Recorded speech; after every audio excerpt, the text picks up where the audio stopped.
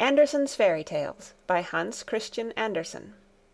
The Emperor's New Clothes. Many years ago there was an emperor who was so excessively fond of new clothes that he spent all his money in dress. He did not trouble himself in the least about his soldiers, nor did he care to go either to the theatre or the chase, except for the opportunities then afforded him for displaying his new clothes. He had a different suit for each hour of the day, and as of any other king or emperor one is accustomed to say, "He is sitting in council," it was always said of him, "The emperor is sitting in his wardrobe." Time passed merrily in the large town which was his capital. Strangers arrived every day at the court. One day 2 rogues, calling themselves weavers, made their appearance. They gave out that they knew how to weave stuffs of the most beautiful colors and elaborate patterns, the clothes manufactured from which should have the wonderful property of remaining invisible to everyone who was unfit for the office he held, or who was extraordinarily simple in character. "These must indeed be splendid clothes," thought the emperor. "Had I such a suit, I might at once find out what men in my realms are unfit for their office, and also be able to distinguish the wise from the foolish. This stuff must be woven for me immediately." And he caused large sums of money to be given to both the weavers, in order that they might begin their work directly. So the 2 pretended weavers set up 2 looms, and affected to work very busily, though in reality they did nothing at all. They asked for the most delicate silk and the purest gold thread, put both into their own knapsacks, and then continued their pretended work at the empty looms until late at night. "I should like to know how the weavers are getting on with my cloth," said the emperor to himself, after some little time had elapsed. He was, however, rather embarrassed when he remembered that a simpleton, or one unfit for his office, would be unable to see the manufacture. To be sure, he thought he had nothing to risk in his own person, but yet he would prefer sending somebody else to bring him intelligence about the weavers and their work before he troubled himself in the affair. All the people throughout the city had heard of the wonderful property the cloth was to possess, and all were anxious to learn how wise or how ignorant their neighbors might prove to be. "I will send my faithful old minister to the weavers," said the emperor at last, after some deliberation. "He will be best able to see how the cloth looks, for he is a man of sense, and no one can be more suitable for his office than he is." So the faithful old minister went into the hall where the knaves were working with all their might at their empty looms. "What can be the meaning of this?" thought the old man, opening his eyes very wide. "I cannot discover the least bit of thread on the looms." However, he did not express his thoughts aloud. The impostors requested him very courteously to be so good as to come nearer their looms, and then asked him whether the design pleased him, and whether the colors were not very beautiful, at the same time pointing to the empty frames. The poor old minister looked and looked. He could not discover anything on the looms, for a very good reason, viz., there was nothing there. "What?" thought he again. "Is it possible that I am a simpleton? I have never thought so myself, and no one must know it now if I am so. Can it be that I am unfit for my office? No, that must not be said either. I will never confess that I could not see the stuff." "Well, Sir Minister," said one of the knaves, still pretending to work, "you do not say whether the stuff pleases you." "Oh, it is excellent," replied the old minister, looking at the loom through his spectacles. "The pattern and the colors, yes, I will tell the emperor without delay how very beautiful I think them." "We shall be much obliged to you," said the impostors, and then they named the different colors, and described the pattern of the pretended stuff. The old minister listened attentively to their words, in order that he might repeat them to the emperor, and then the knaves asked for more silk and gold, saying that it was necessary to complete what they had begun. However, they put all that was given them into their knapsacks, and continued to work with as much apparent diligence as before at their empty looms. The emperor now sent another officer of his court to see how the men were getting on, and to ascertain whether the cloth would soon be ready. It was just the same with this gentleman as with the minister. He surveyed the looms on all sides, but could see nothing at all but the empty frames. "Does not the stuff appear as beautiful to you as it did to my lord the minister?" asked the impostors of the emperor's second ambassador, at the same time making the same gestures as before, and talking of the design and colours which were not there. "I certainly am not stupid," thought the messenger. "It must be that I am not fit for my good, profitable office. That is very odd. However, no one shall know anything about it." And accordingly he praised the stuff he could not see, and declared that he was delighted with both colours and patterns.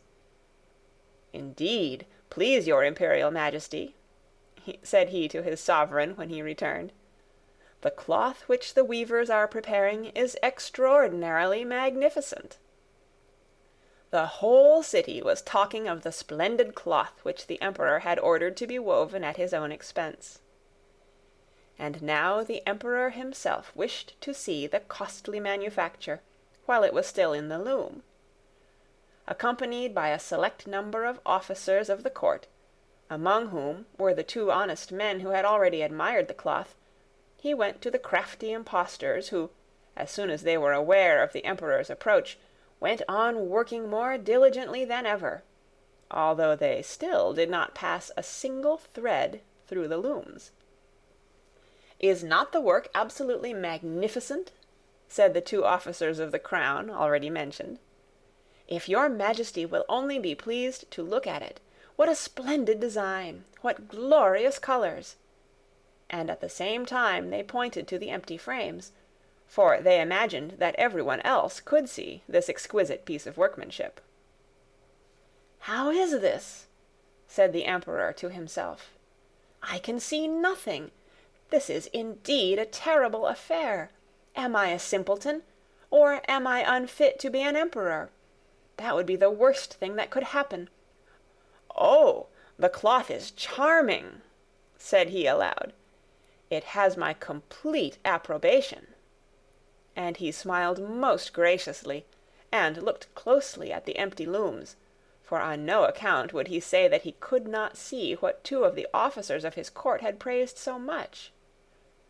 All his retinue now strained their eyes, hoping to discover something on the looms, but they could see no more than the others.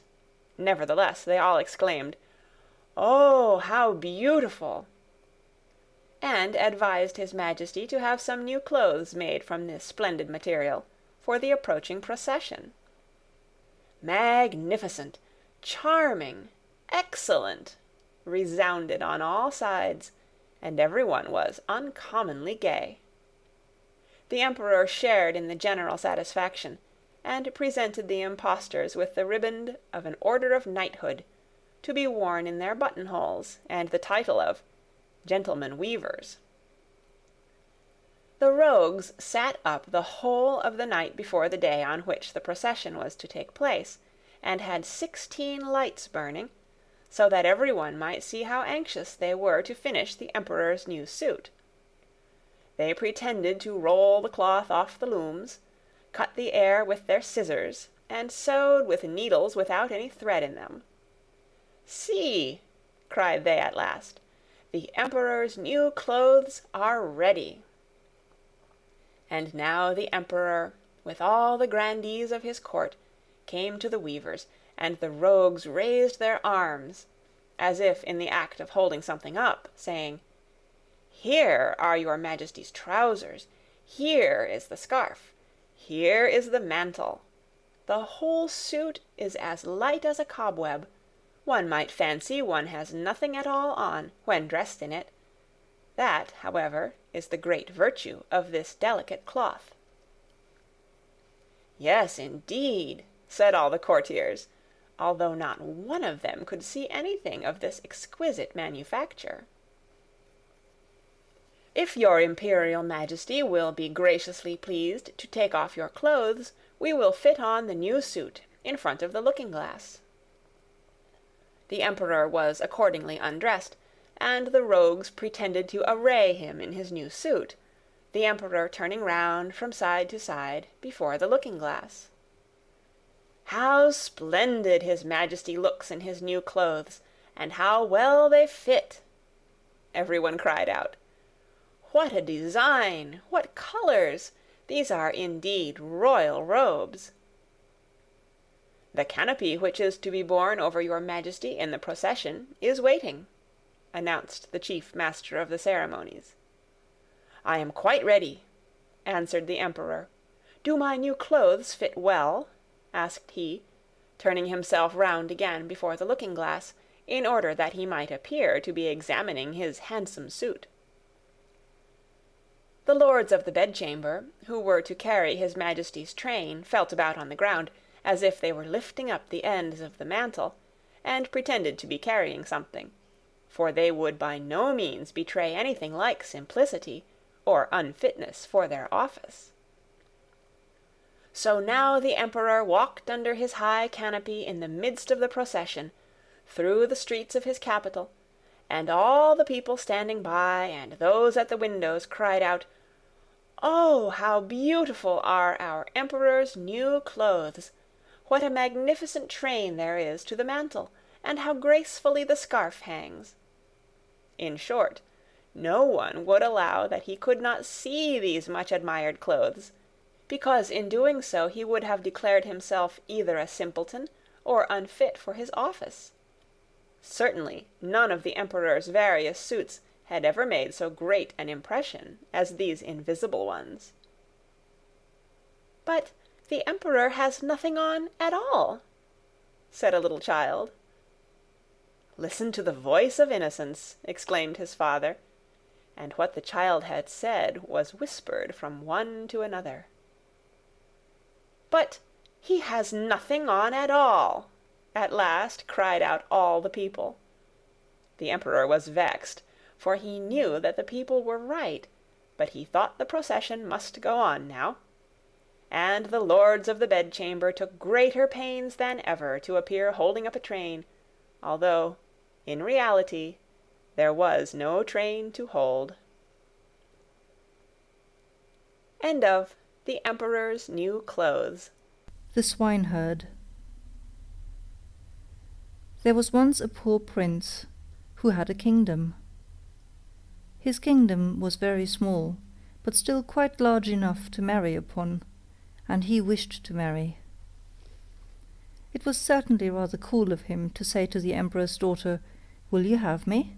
But so he did, for his name was renowned far and wide, and there were 100 princesses who would have answered, "Yes, and thank you kindly."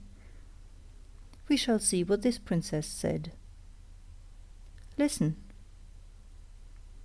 It happened that where the prince's father lay buried, there grew a rose tree, a most beautiful rose tree, which blossomed only once in every 5 years, and even then bore only one flower. But that was a rose. It smelt so sweet that all cares and sorrows were forgotten by him who inhaled its fragrance. And furthermore, the prince had a nightingale, who could sing in such a manner that it seemed as though all sweet melodies dwelt in her little throat. So the princess was to have the rose and the nightingale, and they were accordingly put into large silver caskets and sent to her. The emperor had them brought into a large hall, where the princess was playing visiting with the ladies of the court, and when she saw the caskets with the presents, she clapped her hands for joy. "Ah, if it were but a little pussy-cat," said she, but the rose-tree with its beautiful rose came to view. "Oh, how prettily it is made," said all the court ladies. "It is more than pretty," said the emperor. "It is charming." But the princess touched it, and was almost ready to cry. "Fie, papa," said she. "It is not made at all. It is natural." "Let us see what is in the other casket before we get into a bad humour," said the Emperor. So the nightingale came forth, and sang so delightfully that at first no one could say anything ill-humoured of her. "Superbe! Charmant!" exclaimed the ladies, for they all used to chatter French, each one worse than her neighbour. "How much the bird reminds me of the musical box that belonged to our blessed Empress," said an old knight. "Oh, yes, these are the same tones, the same execution." "Yes, yes," said the Emperor, and he wept like a child at the remembrance. "I will still hope that it is not a real bird," said the Princess.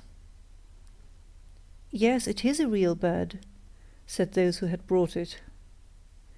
"Well, then let the bird fly," said the Princess, and she positively refused to see the prince. However, he was not to be discouraged. He daubed his face over brown and black, pulled his cap over his ears, and knocked at the door. "Good day to my lord the Emperor," said he. "Can I have employment at the palace?" "Why, yes," said the Emperor. "I want someone to take care of the pigs, for we have a great many of them." So the prince was appointed imperial swineherd. He had a dirty little room close by the pigsty, and there he sat the whole day and worked. By the evening he had made a pretty little kitchen pot.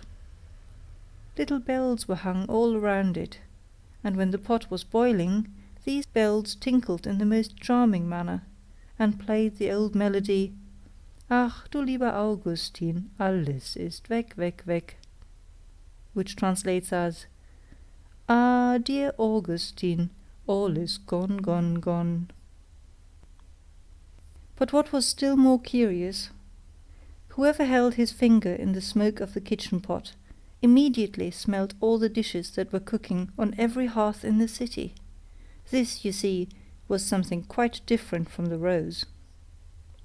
Now the princess happened to walk that way, and when she heard the tune she stood quite still, and seemed pleased, for she could play Lieber Augustin.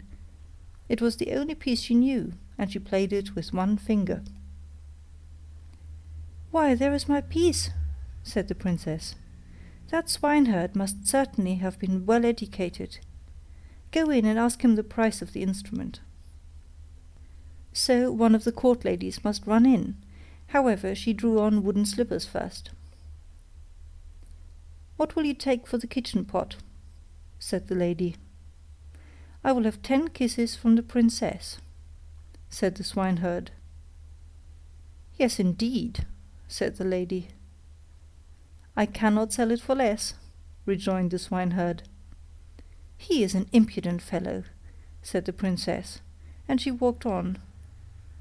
But when she had gone a little way, the bells tinkled so prettily, "Ach, du lieber Augustin, alles ist weg, weg, weg." "Stay," said the princess. "Ask him if you will have 10 kisses from the ladies of the court." "No, thank you," said the swineherd. 10 kisses from the princess, or I keep the kitchen pot myself." "That must not be either," said the princess. "But do you all stand before me, that no one may see us." And the court ladies placed themselves in front of her, and spread out their dresses. The swineherd got 10 kisses, and the princess the kitchen pot. That was delightful. The pot was boiling the whole evening, and the whole of the following day. They knew perfectly well what was cooking at every fire throughout the city, from the chamberlains to the cobblers. The court ladies danced and clapped their hands. "We know who has soup and who has pancakes for dinner today, who has cutlets and who has eggs. How interesting!" "Yes, but keep my secret, for I am an emperor's daughter." The swineherd, that is to say, the prince, for no one knew that he was other than an ill-favoured swineherd, let not a day pass without working at something. He at last constructed a rattle, which, when it was swung around, played all the waltzes and jig tunes which have ever been heard since the creation of the world. "Ah, that is superb!" said the princess when she passed by. "I have never heard prettier compositions. Go in and ask him the price of the instrument, but mind, he shall have no more kisses." "He will have 100 kisses from the princess," said the lady who had been to ask. "I think he is not in his right senses," said the princess, and walked on, but when she had gone a little way she stopped again. "One must encourage art," said she. "I am the emperor's daughter. Tell him he shall, as on yesterday, have 10 kisses from me, and may take the rest from the ladies of the court." "Oh, but we should not like that at all," said they. "What are you muttering?" asked the princess. "If I can kiss him, surely you can. Remember that you owe everything to me." So the ladies were obliged to go to him again. "100 kisses from the princess," said he, "or else let everyone keep his own." "Stand around," said she, and the ladies stood round her whilst the kissing was going on. "What can be the reason for such a crowd close by the pigsty?" said the emperor, who happened just then to step out on the balcony. He rubbed his eyes and put on his spectacles. "They are the ladies of the court. I must go down and see what they are about." So he pulled up his slippers at the heel, for he had trodden them down. As soon as he had got into the courtyard, he moved very softly, and the ladies were so much engrossed with counting the kisses, that all might go on fairly, that they did not perceive the emperor. He rose on his tiptoes. "What is all this?" said he, when he saw what was going on, and he boxed the princess's ear with his slipper, just as the swineherd was taking the 86th kiss. "March out," said the emperor, for he was very angry, and both princess and swineherd were thrust out of the city. The princess now stood and wept, the swineherd scolded, and the rain poured down. "Alas, unhappy creature that I am," said the princess. "If I had but married the handsome young prince! Ah, how unfortunate I am!" And the swineherd went behind a tree, washed the black and brown colour from his face, threw off his dirty clothes, and stepped forth in his princely robes. He looked so noble that the princess could not help bowing before him. "I am come to despise thee," said he. "Thou wouldst not have an honourable prince. Thou couldst not prize the rose and the nightingale, but thou wast ready to kiss the swineherd for the sake of a trumpery plaything. Thou art rightly served." He then went back to his own little kingdom, and shut the door of his palace in her face. Now she might well sing, "Ach, du lieber Augustin, alles ist weg, weg, weg." End of The Swineherd. The Real Princess. There was once a prince who wished to marry a princess, but then she must be a real princess. He traveled all over the world in hopes of finding such a lady, but there was always something wrong. Princesses he found in plenty, but whether they were real princesses, it was impossible for him to decide, for now one thing, now another, seemed to him not quite right about the ladies. At last he returned to his palace quite cast down, because he wished so much to have a real princess for his wife. One evening a fearful tempest arose. It thundered and lightened, and the rain poured down from the sky in torrents. Besides, it was as dark as pitch. All at once there was heard a violent knocking at the door, and the old king, the prince's father, went out himself to open it. It was a princess who was standing outside the door. What with the rain and the wind, she was in a sad condition. The water trickled down from her hair, and her clothes clung to her body. She said she was a real princess. "Ah, we shall soon see that," thought the old Queen Mother. However, she said not a word of what she was going to do, but went quietly into the bedroom, took all the bedclothes off the bed, and put 3 little peas on the bedstead. She then laid 20 mattresses, one upon another, over the 3 peas, and put 20 feather beds over the mattresses. Upon this bed the princess was to pass the night.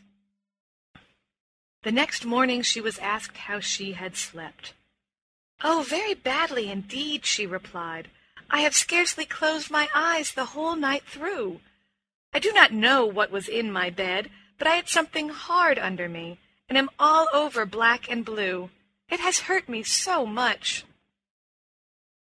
Now it was plain that the lady must be a real princess, since she had been able to feel the 3 little peas through 20 mattresses and 20 feather beds. None but a real princess could have had such a delicate sense of feeling. The prince accordingly made her his wife, being now convinced that he had found a real princess. The 3 peas were, however, put into the cabinet of curiosities, where they are still to be seen, provided they are not lost. Wasn't this a lady of real delicacy? End of The Real Princess. The Shoes of Fortune. 1. A Beginning. Every author has some peculiarity in his descriptions or in his style of writing. Those who do not like him magnify it, shrug up their shoulders, and exclaim, "There he is again!" I, for my part, know very well how I can bring about this movement and this exclamation. It would happen immediately if I were to begin here, as I intended to, with "Rome has its Corso, Naples its Toledo." "Ah, that Andersen, there he is again," they would cry. Yet I must, to please my fancy, continue quite quietly and add, "But Copenhagen has its East Street." Here, then, we will stay for the present. In one of the houses not far from the New Market a party was invited. A very large party, in order, as is often the case, to get a return invitation from the others. One half of the company was already seated at the card table, the other half awaited the result of the stereotyped preliminary observation of the lady of the house. "Now let us see what we can do to amuse ourselves." They had got just so far, and the conversation began to crystallize, as it could but do with the scanty stream which the commonplace world supplied. Amongst other things, they spoke of the Middle Ages. Some praised that period as far more interesting, far more poetical than our own too sober present. Indeed, Councillor Knapp defended this opinion so warmly that the hostess declared immediately on his side, and both exerted themselves with unwearied eloquence. The councillor boldly declared the time of King Hans to be the noblest and most happy period. Footnote: A.D. 1482 to 1513. End of footnote. While the conversation turned on this subject, and was only for a moment interrupted by the arrival of a journal that contained nothing worth reading, we will just step out into the antechamber, where cloaks, mackintoshes, sticks, umbrellas, and shoes were deposited. Here sat 2 female figures, a young and an old one. One might have thought at first they were servants come to accompany their mistresses home, but on looking nearer, one soon saw they could scarcely be mere servants. Their forms were too noble for that, their skin too fine, the cut of their dresses too striking. 2 fairies were they. The younger, it is true, was not Dame Fortune herself, but one of the waiting maids of her handmaidens who carry about the lesser good things that she distributes. The other looked extremely gloomy. It was Care. She always attends to her own serious business herself, as then she is sure of having it done properly. They were telling each other, with a confidential interchange of ideas, where they had been during the day. The messenger of fortune had only executed a few unimportant commissions, such as saving a new bonnet from a shower of rain, etc., but what she had yet to perform was something quite unusual. "I must tell you," said she, "that today is my birthday, and in honor of it, a pair of walking shoes or galoshes has been entrusted to me, which I am to carry to mankind. These shoes possess the property of instantly transporting him who has them on to the place or the period in which he most wishes to be. Every wish, as regards time or place or state of being, will be immediately fulfilled, and so at last man will be happy here below." "Do you seriously believe that?" replied Care in a severe tone of reproach. No, he will be very unhappy, and will assuredly bless the moment when he feels that he has freed himself from the fatal shoes. Stupid nonsense, said the other angrily. I will put them here by the door. Someone will make a mistake for certain and take the wrong ones. He will be a happy man. Such was their conversation.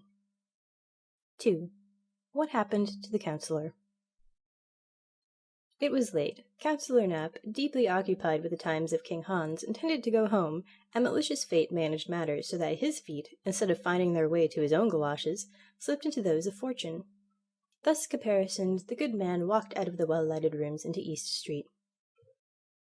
By the magic power of the shoes, he was carried back to the time of King Hans, on which account his foot very naturally sank in the mud and puddles of the street, there having been in those days no pavement in Copenhagen. Well, this is too bad. How dirty it is here, sighed the councillor. As to a pavement, I can find no traces of one, and all the lamps, it seems, have gone to sleep. The moon was not yet very high. It was besides rather foggy, so that in the darkness all objects seemed mingled in chaotic confusion. At the next corner hung a votive lamp before a Madonna, but the light it gave was little better than none at all. Indeed, he did not observe it before he was exactly under it, and his eyes fell upon the bright colours of the pictures which represented the well-known group of the Virgin and the infant Jesus. That is probably a waxworks show, thought he, and the people delay taking down their sign in hopes of a late visitor or two. A few persons in the costume of the time of King Hans passed quickly by him. How strange they look! The good folks come probably from a masquerade. Suddenly was heard the sound of drums and fifes. The bright blaze of a fire shot up from time to time, and its ruddy gleams seemed to contend with the bluish light of the torches. The councillor stood still and watched a most strange procession pass by. First came a dozen drummers, who understood pretty well how to handle their instruments. Then came halberdiers, and some armed with crossbows. The principal person in the procession was a priest. Astonished at what he saw, the councillor asked what was the meaning of all this mummery, and who that man was. "That's the Bishop of Zealand," was the answer. "Good heavens, what has taken possession of the bishop?" sighed the councillor, shaking his head. It certainly could not be the bishop, even though he was considered the most absent man in the whole kingdom, and people told the drollest anecdotes about him. Reflecting on the matter, and without looking right or left, the councillor went through East Street and across the Habro-Platz. The bridge leading to Palace Square was not to be found. Scarcely trusting his senses, the nocturnal wanderer discovered a shallow piece of water, and here fell in with two men who very comfortably were rocking to and fro in a boat. "Does your honour want to cross the ferry to the home?" asked they. "Across to the home?" said the councillor, who knew nothing of the age in which he at the moment was. "No, I am going to Christianshafen, to Little Market Street." Both men stared at him in astonishment. "Oh, they just tell me where the bridge is," said he. "It is really unpardonable that there are no lamps here, and it is as dirty as if one had to wade through a morass." The longer he spoke with the boatmen, the more unintelligible did their language become to him. "I don't understand your Bornholmish dialect," said he at last, angrily, and turning his back upon them. He was unable to find the bridge. There was no railway either. "It is really disgraceful what a state this place is in," muttered he to himself. Never had his age, with which, however, he was always grumbling, seemed so miserable as on this evening. "I'll take a hackney coach," thought he. But where were the hackney coaches? Not one was to be seen. "I must go back to the Newmarket. There, it is hoped, I shall find some coaches, for if I don't, I shall never get safe to Christianshafen." So off he went in the direction of East Street, and had nearly got to the end of it when the moon shone forth. "God bless me, what wooden scaffolding is that which they have set up there?" cried he involuntarily as he looked at Eastgate, which in those days was at the end of East Street. He found, however, a little side door open, and through this he went, and stepped into our Newmarket of the present time. It was a huge, desolate plain. Some wild bushes stood up here and there, while across the field flowed a broad canal or river. Some wretched hovels for the Dutch sailors, resembling great boxes, and after which the place was named, lay about in confused disorder on the opposite bank. "I either behold a fata morgana, or I am regularly tipsy," whimpered out the councillor. "But what's this?" He turned round anew, firmly convinced that he was seriously ill. He gazed at the street formerly so well known to him, and now so strange in appearance, and looked at the houses more attentively. Most of them were of wood, slightly put together, and many had a thatched roof. "No, I am far from well," sighed he. "And yet I drank only 1 glass of punch. But I cannot suppose it was, too, really very wrong to give us punch and hot salmon for supper. I shall speak about it at the first opportunity. I have half a mind to go back again and say what I suffer. But no, that would be too silly, and heaven only knows if they are up still. He looked for the house, but it had vanished. It is really dreadful, groaned he with increasing anxiety. I cannot recognize East Street again. There is not a single decent shop from one end to the other. Nothing but wretched huts can I see anywhere, just as if I were at Ringstead. Oh, I am ill. I can scarcely bear myself any longer. Where the deuce can the house be? It must be here on this very spot, yet there is not the slightest idea of resemblance. To such a degree has everything changed this night. At all events, here are some people up and stirring. Oh, I am certainly very ill. He now hit upon a half-open door, through a chink of which a faint light shone. It was a sort of hostelry of those times, a kind of public house. The room had some resemblance to the clay-floored halls in Holstein. A pretty numerous company, consisting of seamen, Copenhagen burghers, and a few scholars, sat here in deep converse over their Peter cans, and gave little heed to the person who entered.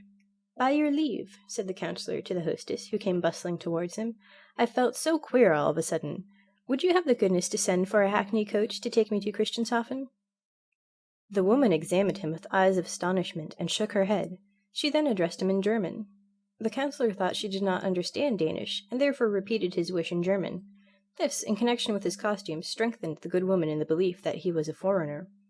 That he was ill, she comprehended directly, so she brought him a pitcher of water, which tasted certainly pretty strong of the sea, although it had been fetched from the well. The counsellor supported his head on his hand, drew a long breath, and thought over all the wondrous things he saw around him. "Is this the daily news of the evening?" he asked mechanically, as he saw the hostess push aside a large sheet of paper. The meaning of this counsellorship query remained, of course, a riddle to her, yet she handed him the paper without replying. It was a coarse woodcut representing a splendid meteor, as seen in the town of Cologne, which was to be read below in bright letters. "That is very old," said the counsellor, whom this piece of antiquity began to make considerably more cheerful. "Pray, how did you come into possession of this rare print? It is extremely interesting, although the whole is a mere fable. Such meteorous appearances are to be explained in this way, that they are the reflections of the aurora borealis, and it is highly probable they are caused principally by electricity." Those persons who were sitting nearest him and heard his speech stared at him in wonderment, and one of them rose, took off his hat respectfully, and said with a serious countenance, "You are no doubt a very learned man, monsieur." "Oh no," answered the counsellor, "I can only join in conversations on this topic and on that, as indeed one must do according to the demands of the world at present." "Modestia is a fine virtue," continued the gentleman. "However, as to your speech, I must say mihi secus viditer, yet I am willing to suspend my judicium." "May I ask with whom I have the pleasure of speaking?" said the counsellor. "I am a bachelor in theologia," answered the gentleman with a stiff reverence. This reply fully satisfied the counsellor. The title suited the dress. "He is certainly," thought he, "some village schoolmaster, some queer old fellow, such as one still meets with in Jutland."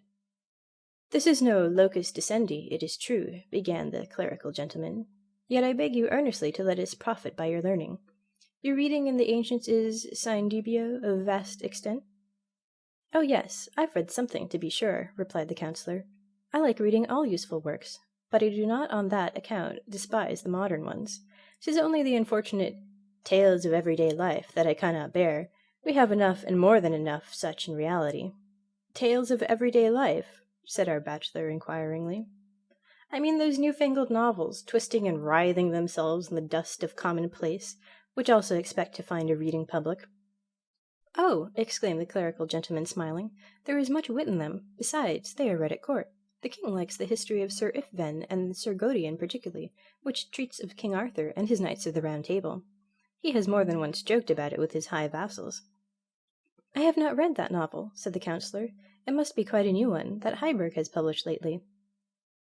"No," answered the theologian of the time of King Hans. "That book is not written by a Heiberg, but was imprinted by Godfrey von Geiman." "Oh, is that the author's name?" said the counsellor. "It is a very old name, and, as well as I recollect, he was the first printer that appeared in Denmark." "Yes, he is our first printer," replied the clerical gentleman hastily. So far all went on well. Some one of the worthy burghers now spoke of the dreadful pestilence that had raged in the country a few years back, meaning that of 1484. The counsellor imagined it was the cholera that was meant, which people made so much fuss about, and the discourse passed off satisfactorily enough. The War of the Buccaneers of 1490 was so recent that it could not fail being alluded to. The English pirates had, they said, most shamefully taken their ships while in the roadstead, and the councillor, before whose eyes the herostratic event of 1801 still floated vividly, agreed entirely with the others in abusing the rascally English. Footnote. Herostratus, or Eratosstratus, an Ephesian, who wantonly set fire to the famous temple of Diana in order to commemorate his name by so uncommon an action. End of footnote. With other topics he was not so fortunate. Every moment brought about some new confusion, and threatened to become a perfect babel, for the worthy bachelor was really too ignorant, and the simplest observations of the councillor sounded to him too daring and fantastical. They looked at one another from the crown of the head to the soles of the feet, and when matters grew to too high a pitch, then the bachelor talked Latin in the hope of being better understood, but it was of no use after all. "What's the matter?" asked the hostess, plucking the councillor by the sleeve, and now his recollection returned, for in the course of the conversation he had entirely forgotten all that had preceded it. "Merciful God, where am I?" he exclaimed in agony, and while he so thought, all his ideas and feelings of overpowering dizziness, against which he struggled with the utmost power of desperation, encompassed him with renewed force. "Let us drink claret and mead and Bremen beer," shouted one of the guests, "and you shall drink with us." Two maidens approached. One wore a cap of two staring colors, denoting the class of persons to which she belonged. They poured out the liquor and made the most friendly gesticulations, while a cold perspiration trickled down the back of the poor councillor. "What's to be the end of this? What's to become of me?" he groaned. But he was forced, in spite of his opposition, to drink with the rest. They took hold of the worthy man, who, hearing on every side that he was intoxicated, did not in the least doubt the truth of this certainly not very polite assertion, but on the contrary implored the ladies and gentlemen present to procure him a hackney coach. They, however, imagined he was talking Russian. Never before, he thought, had he been in such a coarse and ignorant company. One might almost fancy the people had turned heathens against him. "It is the most dreadful moment of my life. The whole world is leagued against me." But suddenly it occurred to him that he might stoop down under the table, and then creep unobserved out of the door. He did so, but just as he was going, the others remarked what he was about. They laid hold of him by the legs, and now, happily for him, off fell his fatal shoes, and with them the charm was at an end. The councillor saw quite distinctly before him a lantern burning, and behind this a large handsome house. All seemed to him in proper order as usual. It was East Street, splendid and elegant as we now see it. He lay with his feet towards the doorway, and exactly opposite sat the watchman asleep. "Gracious heaven!" said he, "have I lain here in the street and dreamed? Yes, 'tis East Street. How splendid and light it is! But really it is terrible what an effect that one glass of punch must have had on me." 2 minutes later he was sitting in a hackney coach and driving to Frederikshafen. He thought of the distress and agony he had endured, and praised from the very bottom of his heart the happy reality, our own time, which, with all its deficiencies, is yet much better than that in which, so much against his inclination, he had lately been. 3. The Watchman's Adventure. "Why, there is a pair of galoshes, as sure as I'm alive," said the watchman, awaking from a gentle slumber. "They belong, no doubt, to the lieutenant who lives over the way. They lay close to the door." The worthy man was inclined to ring and deliver them at the house, for there was still a light in the window, but he did not like disturbing the other people in their beds, and so very considerately he left the matter alone. "Such a pair of shoes must be very warm and comfortable," said he. "The leather is so soft and supple. They fitted his feet as though they had been made for him. 'Tis a curious world we live in," continued he, soliloquizing. "There's the lieutenant now, who might go quietly to bed if he chose, where no doubt he could stretch himself at his ease. But does he do it? No, he saunters up and down his room, because, probably, he has enjoyed too many of the good things of this world at his dinner. That's a happy fellow! He has neither an infirm mother, nor a whole troop of everlastingly hungry children to torment him. Every evening he goes to a party, where his nice supper costs him nothing. Would to heaven I could but change with him! How happy should I be!" While expressing his wish, the charm of the shoes which he had put on began to work. The watchman entered into the being and nature of the lieutenant. He stood in the handsomely furnished apartment, and held between his fingers a small sheet of rose-colored paper, on which some verses were written indeed by the officer himself, for who has not, at least once in his life, had a lyrical moment? And if one then marks down one's thoughts, poetry is produced. But here it was written: "Oh, were I rich!" Oh, were I rich, such was my wish, yea, such, when hardly 3 feet high I longed for much. Oh, were I rich, an officer were I, with sword and uniform and plume so high, and the time came, and officer was I. But yet I grew not rich, alas, poor me, have pity thou, who all man's wants dost see. I sat one evening, sunk in dreams of bliss, a maid of 7 years old gave me a kiss. I at that time was rich in posy, and tales of old, though poor as poor can be, but all she asked for was this posy. Then was I rich, but not in gold, poor me, as thou dost know, who all men's hearts canst see. Oh, were I rich, oft asked I for this boon. The child grew up to womanhood full soon. She is so pretty, clever, and so kind. Oh, did she know what's hidden in my mind? A tale of old, would she to me were kind. But I'm condemned to silence, oh, poor me, as thou dost know, who all men's hearts canst see. Oh, were I rich in calm and peace of mind, my grief you then would not here written find. O thou to whom I do my heart devote, O read this page of glad days now remote, a dark, dark tale which I to-night devote. Dark is the future now, alas, poor me, have pity thou, who all men's pains dost see. Such verses as these people write when they are in love, but no man in his senses ever thinks of printing them. Here one of the sorrows of life, in which there is real poetry, gave itself vent, not that barren grief which the poet may only hint at, but never depict in its detail, misery and want. That animal necessity, in short, to snatch at least at a fallen leaf of the breadfruit tree, if not at the fruit itself. The higher the position in which one finds oneself transplanted, the greater is the suffering. Every day necessity is the stagnant pool of life. No lovely picture reflects itself therein. Lieutenant, love, and lack of money, that is a symbolic triangle, or much the same as the half of the shattered die of fortune. This the lieutenant felt most poignantly, and this was the reason he leant his head against the window and sighed so deeply. The poor watchman out there in the street is far happier than I. He knows not what I term privation. He has a home, a wife, and children who weep with him over his sorrows, who rejoice with him when he is glad. Oh, far happier were I, could I exchange with him my being, with his desires, and with his hopes perform the weary pilgrimage of life. Oh, he is 100 times happier than I. In the same moment the watchman was again watchman. It was the shoes that caused the metamorphosis by means of which, unknown to himself, he took upon him the thoughts and feelings of the officer. But, as we have just seen, he felt himself in his new situation much less contented, and now preferred the very thing which but some minutes before he had rejected.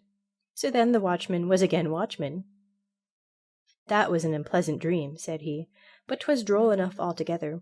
I fancied that I was the lieutenant over there, and yet the thing was not very much to my taste after all. I missed my good old mother and the dear little ones, who almost tear me to pieces for sheer love. He seated himself once more and nodded. The dream continued to haunt him, for he still had the shoes on his feet. A falling star shone in the dark firmament. There falls another star, said he.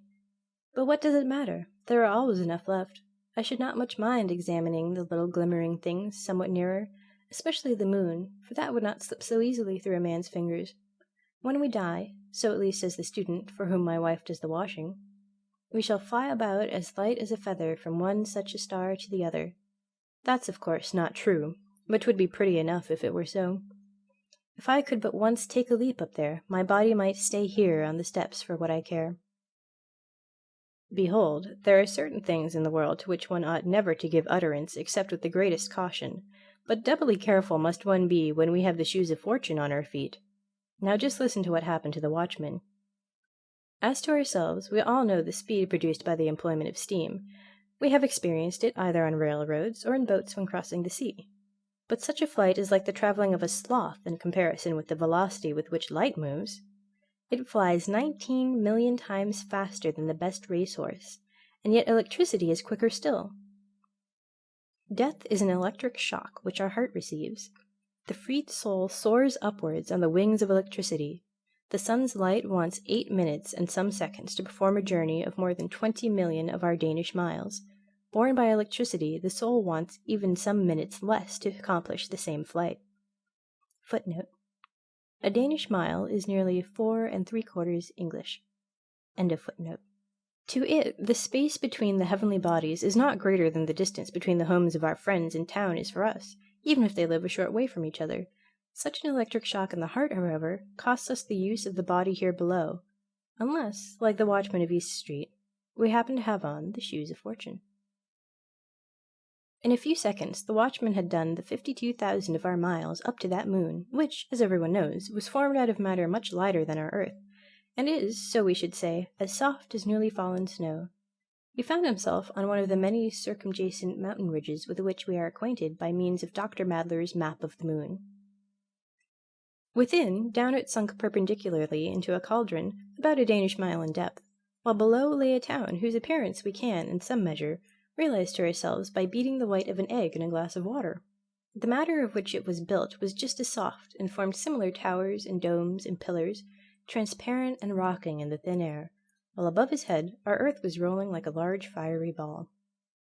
He perceived immediately a quantity of beings who were certainly what we call men, yet they looked different to us. A far more correct imagination than that of the pseudo-Herschel had created them, and if they had been placed in rank and file and copied by some skilful painter's hand, one would, without doubt, have exclaimed involuntarily, "What a beautiful arabesque!" Footnote. This relates to a book published some years ago in Germany, and said to be by Herschel, which contained a description of the moon and its inhabitants, written with such a semblance of truth that many were deceived by the imposture. End of footnote. Probably a translation of the celebrated moon hoax, written by Richard A. Locke, and originally published in New York. They had a language, too, but surely nobody can expect that the soul of the watchman should understand it.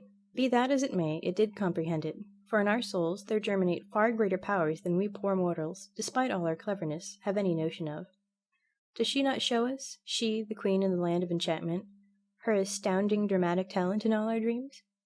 There every acquaintance appears and speaks upon the stage, so entirely in character, and with the same tone of voice, that none of us, when awake, were able to imitate it.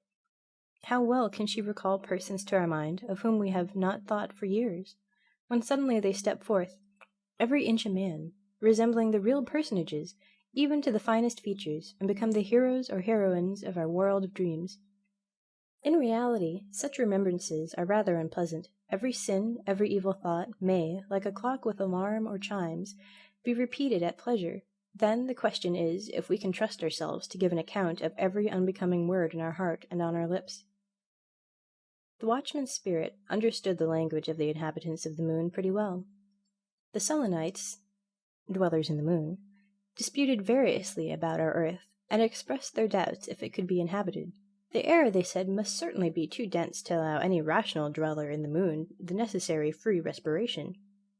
They considered the moon alone to be inhabited. They imagined it was the real heart of the universe or planetary system, on which the genuine cosmopolites, or citizens of the world, dwelt. What strange things what strange things Selenites sometimes take into their heads!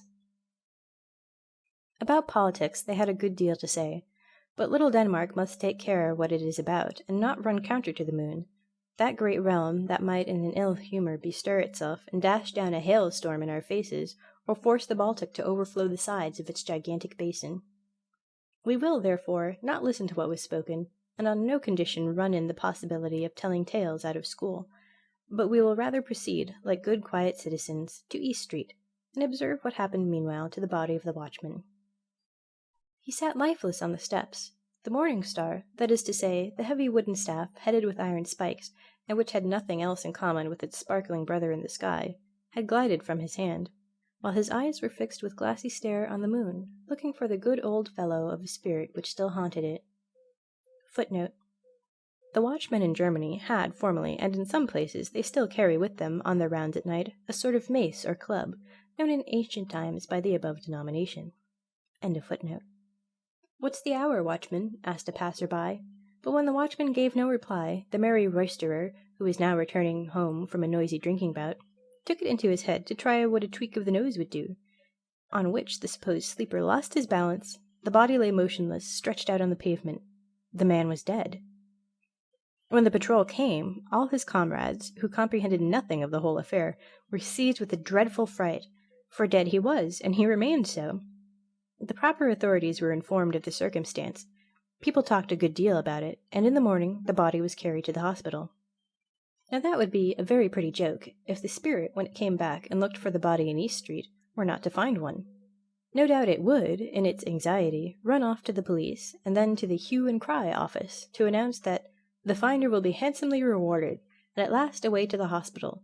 Yet we may boldly assert that the soul is shrewdest when it shakes off every fetter and every sort of leading string. The body only makes it stupid.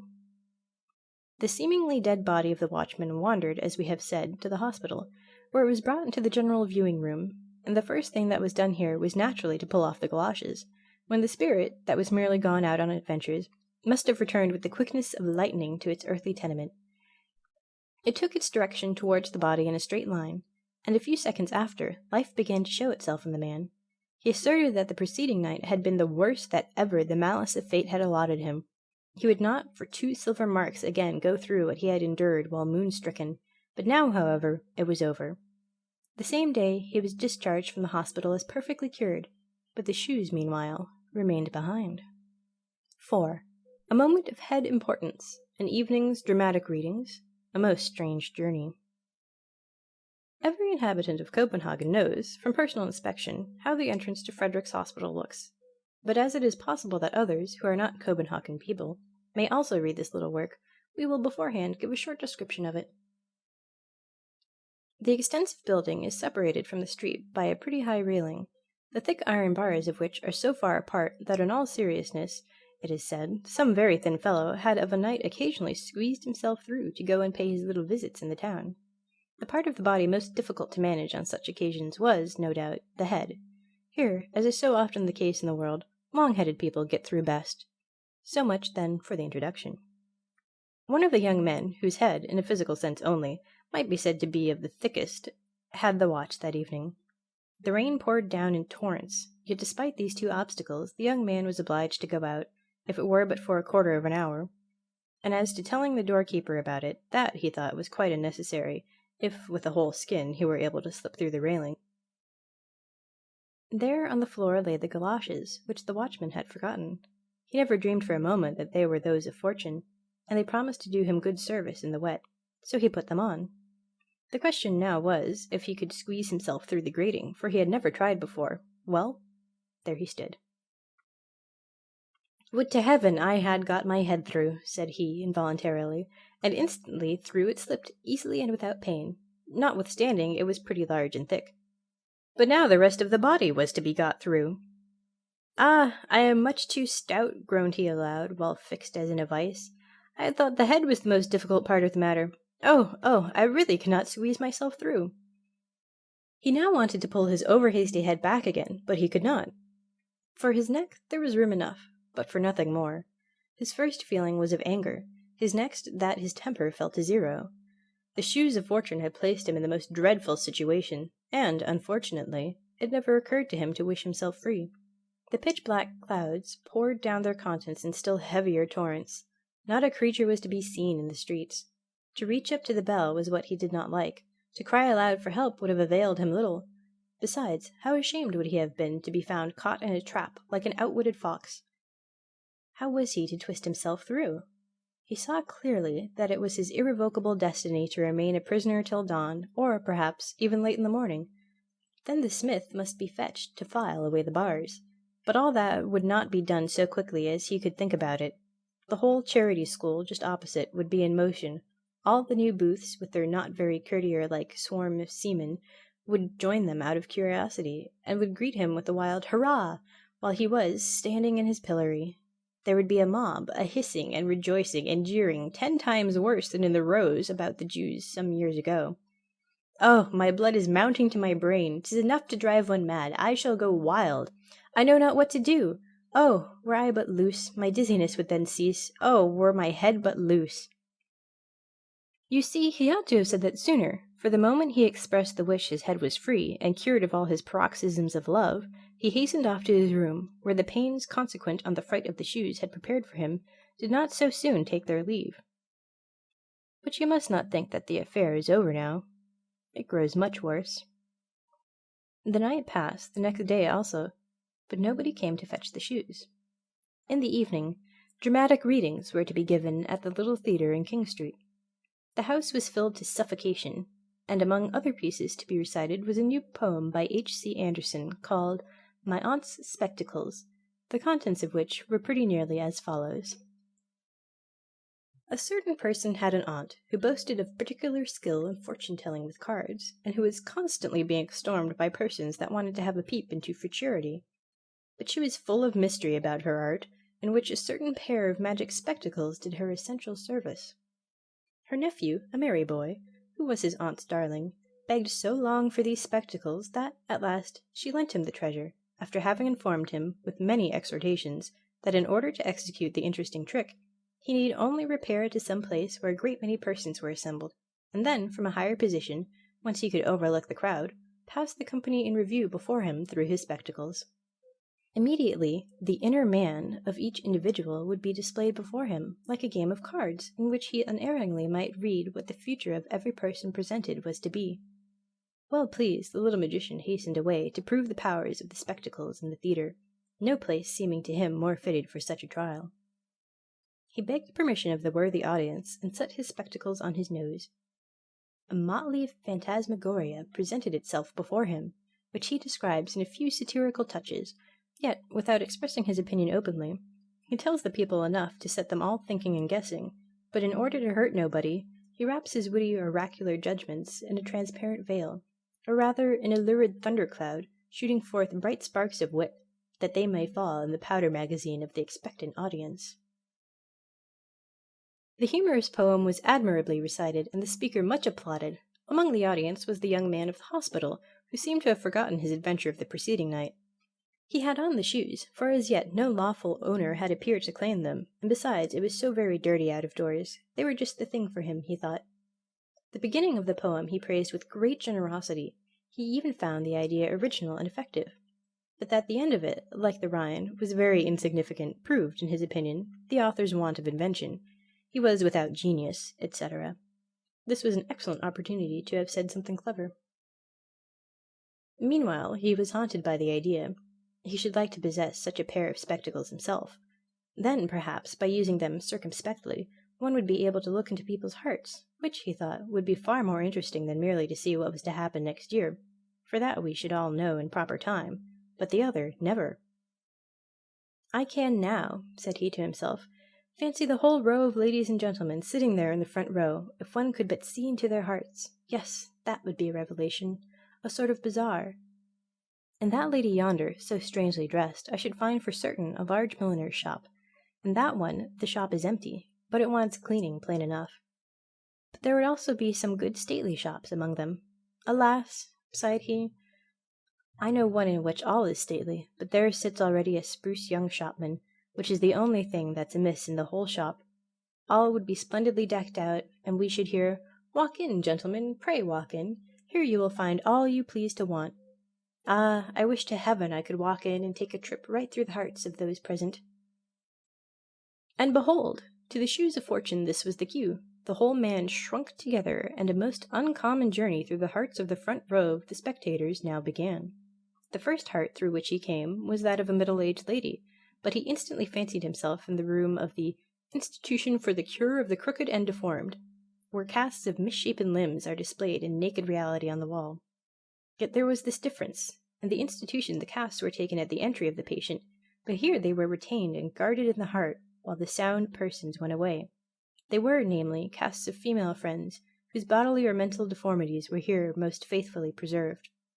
With the snake-like writhings of an idea, he glided into another female heart, but this seemed to him like a large holy fane, temple. The white dove of innocence fluttered above the altar. How gladly would he have sunk upon his knees, but he must away to the next heart. Yet he still heard the pealing tones of the organ, and he himself seemed to have become a newer and a better man. He felt unworthy to tread the neighbouring sanctuary which a poor garret, with a sick bedridden mother, revealed. But God's warm sun streamed through the open window. Lovely roses nodded from the wooden flower boxes on the roof, and 2 sky-blue birds sang rejoicingly, while the sick mother implored God's richest blessings on her pious daughter. He now crept on hands and feet through a butcher's shop. At least on every side, and above and below, there was naught but flesh. It was the heart of a most respectable rich man, whose name is certain to be found in the directory. He was now in the heart of the wife of this worthy gentleman. It was an old, dilapidated, mouldering dovecot. The husband's portrait was used as a weathercock, which was connected in some way or other with the doors, and so they opened and shut of their own accord whenever the stern old husband turned around. Hereupon he wandered into a boudoir formed entirely of mirrors, like the one in Castle Rosenberg, but here the glass is magnified to an astonishing degree.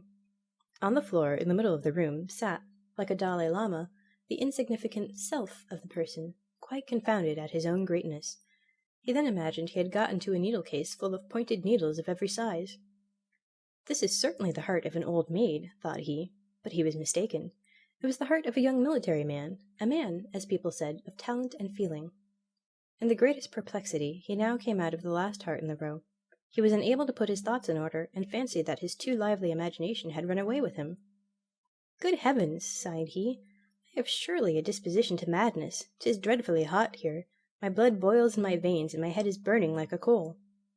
And he now remembered the important event of the evening before, how his head had got jammed in between the iron railings of the hospital. That's what it is, no doubt, said he. I must do something in time. Under such circumstances, a Russian bath might do me good. I only wish I were already in the upper bank. Footnote. In these Russian vapor baths, the person extends himself on a bank or form, and as he gets accustomed to the heat, moves to another higher up towards the ceiling, where, of course, the vapor is warmest. In this manner he ascends gradually to the highest. End of footnote. And so there he lay on the uppermost bank in the vapor bath, but with all his clothes on, in his boots and galoshes, while the hot drops fell scalding from the ceiling on his face. "Hullo!" cried he, leaping down. The bathing attendant on his side uttered a loud cry of astonishment when he beheld in the bath a man completely dressed. The other, however, retained sufficient presence of mind to whisper to him, "'Tis a bet, and I have won it." But the first thing he did as soon as he got home was to have a large blister put on his chest and back to draw out his madness. The next morning he had a sore chest and a bleeding back, and, excepting the fright, that was all that he had gained by the shoes of fortune. 5. Metamorphosis of the copying clerk. The watchman, whom we have certainly not forgotten, thought meanwhile of the galoshes he had found and taken with him to the hospital. He now went to fetch them, and as neither the lieutenant nor anybody else in the street claimed them as his property, they were delivered over to the police office. Footnote. As on the continent, in all law and police practices nothing is verbal, but any circumstance, however trifling, is reduced to writing. The labor, as well as the number of papers that thus accumulate, is enormous. In a police office, consequently, we find copying clerks among many other scribes of various denominations, of which, it seems, our hero was one. End of footnote. Why, I declare, the shoes look just like my own, said one of the clerks, eyeing the newly found treasure, whose hidden powers even he, sharp as he was not able to discover.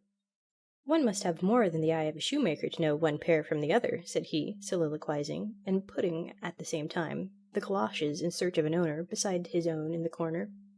Here, sir, said one of the men, who, panting, brought him a tremendous pile of papers. The copying clerk turned round and spoke a while with the man about the reports and legal documents in question, but when he had finished, and his eye fell again on the shoes, he was unable to say whether those to the left or those to the right belonged to him. At all events, it must be those which are wet, thought he, but this time, in spite of his cleverness, he guessed quite wrong, for it was just those of fortune which played as it were into his hands, or, rather, on his feet. And why, I should like to know, are the police never to be wrong? So he put them on quickly, stuck his papers in his pocket, and took besides a few under his arm, intending to look them through at home to make the necessary notes. It was noon, and the weather, that had threatened to rain, began to clear up, while gaily dressed holiday folks filled the streets. A little trip to Fredericksburg would do me no great harm, thought he, for I, poor beast of burden that I am, have so much to annoy me that I don't know what a good appetite is. 'Tis a bitter crust, alas, at which I am condemned to gnaw. Nobody could be more steady or quiet than this young man. We therefore wish him joy of the excursion with all our heart, and it will certainly be beneficial for a person who leads so sedentary a life. In the park he met a friend, one of our young poets, who told him that the following day he should set out on his long-intended tour. "So you are going away again," said the clerk. "You are a very free and happy being. We others are chained by the leg and held fast to our desk." Yes, but it is a chain, friend, which ensures you the blessed bread of existence, answered the poet. You need feel no care for the coming morrow. When you are old, you receive a pension. True, said the clerk, shrugging his shoulders, and yet you are the better off. To sit at one's ease and poetize, that is a pleasure. Everybody has something agreeable to say to you, and you are always your own master. No, friend, you should but try what it is to sit from one year's end to the other occupied with and judging the most trivial matters. The poet shook his head, the copying clerk did the same. Each one kept to his own opinion, and so they separated. It's a strange race, those poets, said the clerk, who was very fond of soliloquizing. I should like some day, just for a trial, to take such nature upon me and be a poet myself. I am very sure I should make no such miserable verses as the others. Today, methinks, is a most delicious day for a poet. Nature seems anew to celebrate her awakening into life.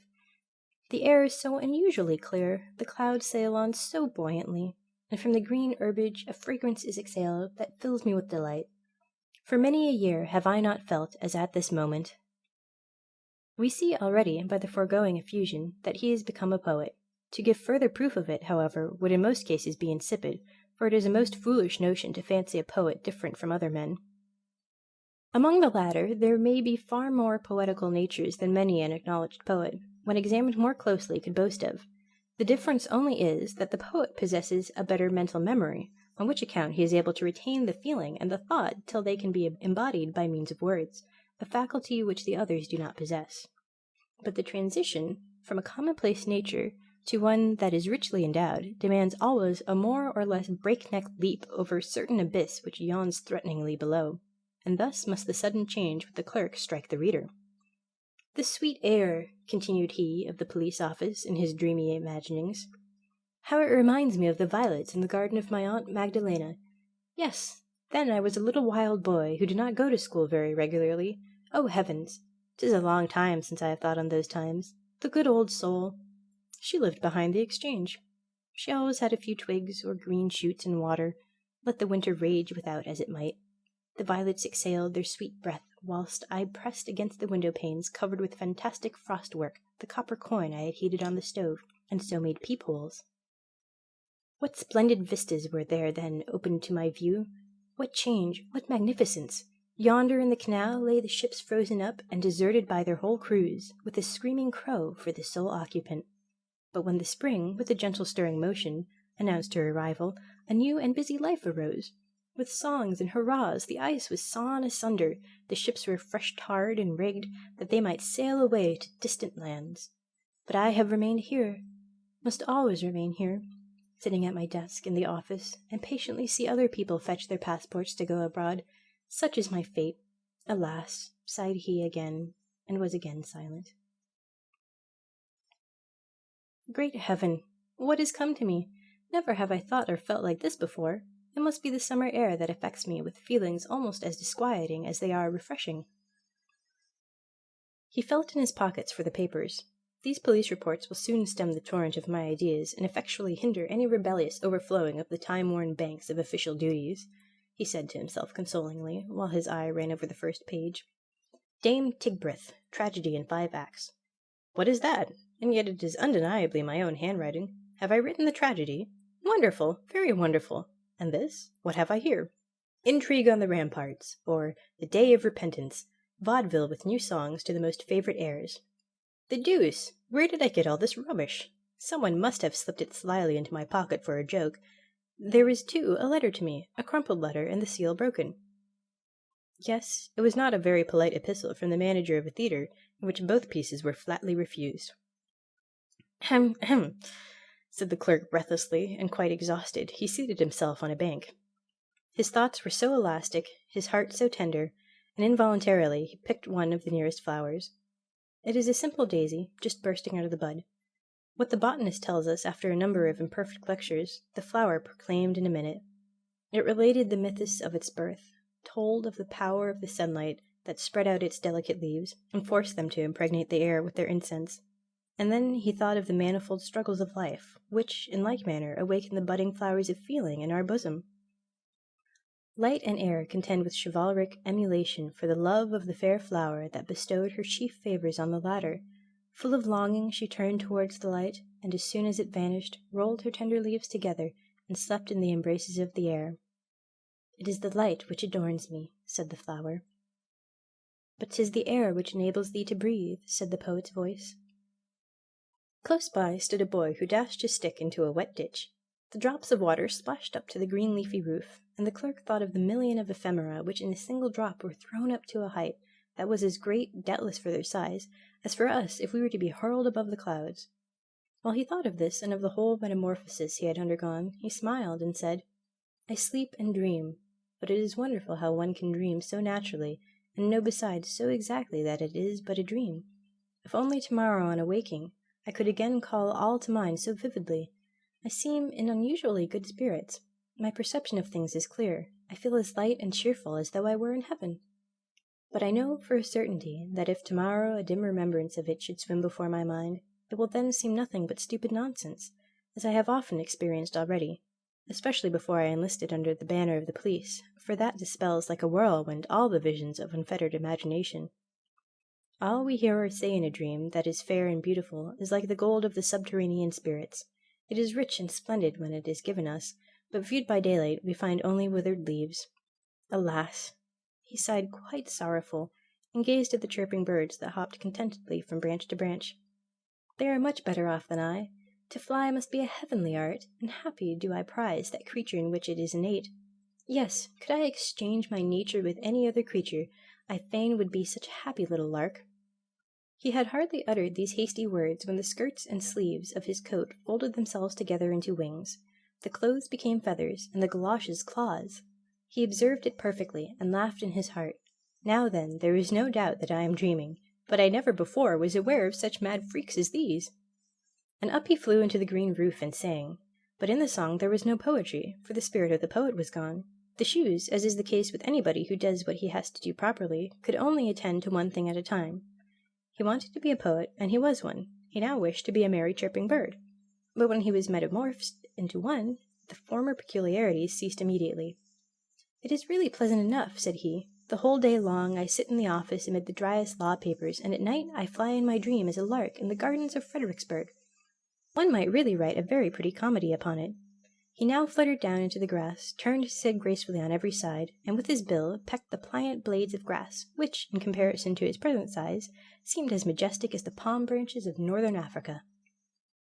Unfortunately, the pleasure lasted but a moment.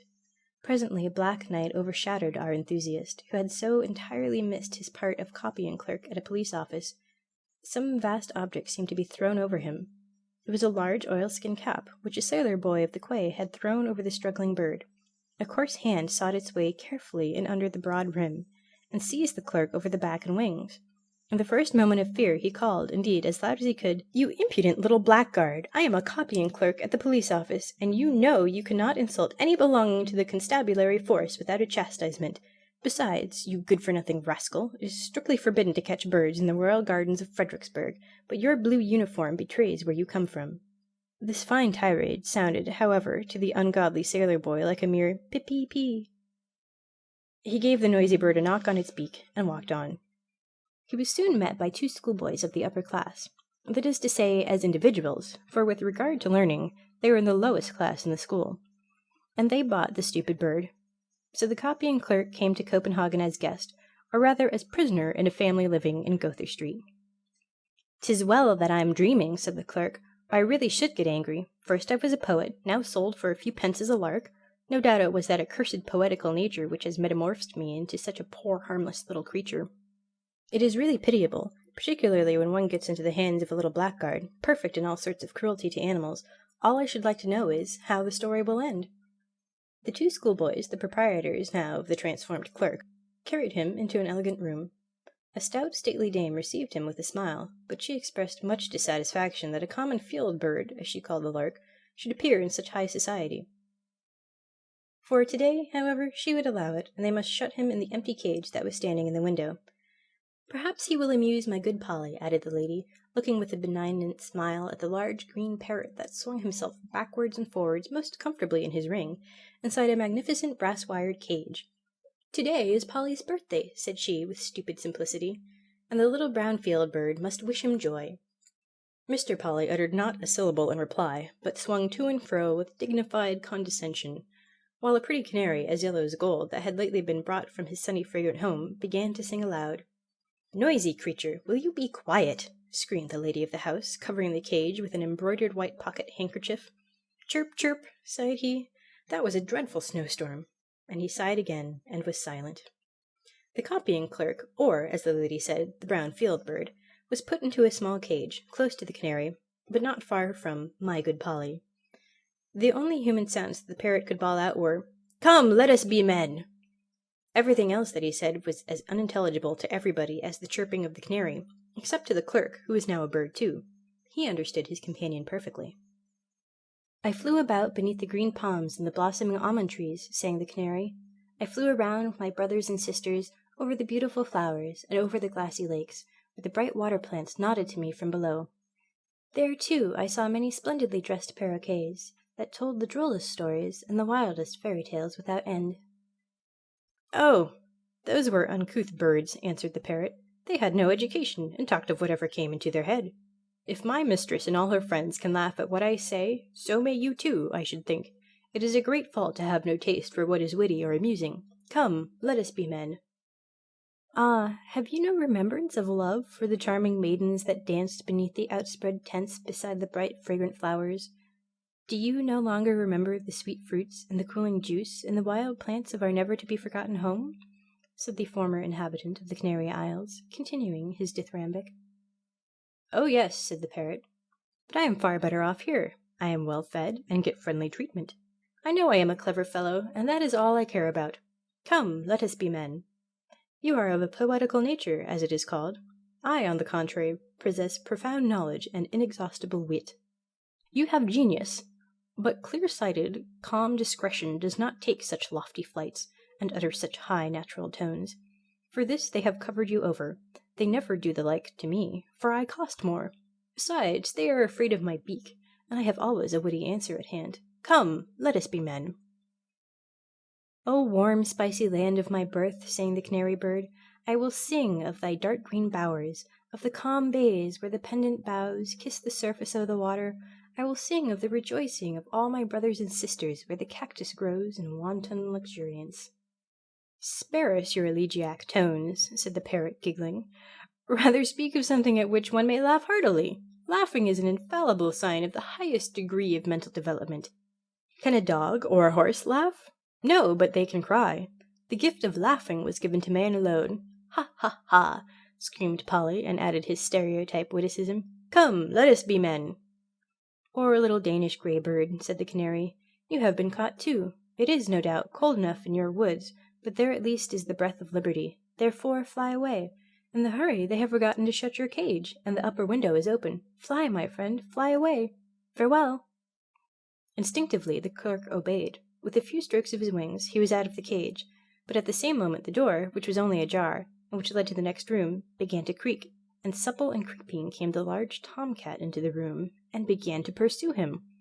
The frightened canary fluttered about in his cage, the parrot flapped his wings and cried, "Come, let us be men!" The clerk felt a mortal fright and flew through the window, far away over the houses and streets. At last he was forced to rest a little. The neighbouring house had a something familiar about it. The window stood open. He flew in. It was his own room. He perched upon the table. "Come, let us be men," said he, involuntarily imitating the chatter of the parrot, and at the same moment he was again a copying clerk, but he was sitting in the middle of the table. "Heaven help me!" cried he. "How did I get up here? And so buried in sleep, too. After all, that was a very unpleasant, disagreeable dream that haunted me. The whole story is nothing but silly, stupid nonsense." 6. The best the galoshes gave. The following day, early in the morning, while the clerk was still in bed, someone knocked at his door. It was his neighbour, a young divine, who lived on the same floor. He walked in. "Lend me your galoshes," said he. "It is so wet in the garden, though the sun is shining most invitingly. I should like to go out a little." He got the galoshes, and he was soon below in a little duodecimo garden, where between two immense walls a plum tree and an apple tree were standing. Even such a little garden as this was considered in the metropolis of Copenhagen as a great luxury. The young man wandered up and down the narrow paths, as well as the prescribed limits would allow. The clock struck 6. Without was heard the horn of a postboy. To travel, exclaimed he, overcome by most painful and passionate remembrances. That is the happiest thing in the world. That is the highest aim of all my wishes. Then, at last, would the agonizing restlessness be allayed, which destroys my existence. But it must be far, far away.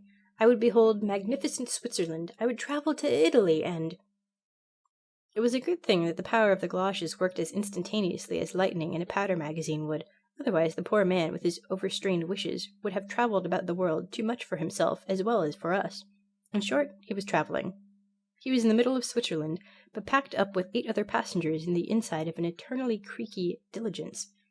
His head ached till it almost split, his weary neck could hardly bear the heavy load, and his feet, pinched by his torturing boots, were terribly swollen. He was in an intermediate state between sleeping and waking, at variance with himself and with his company, within the country and with the government.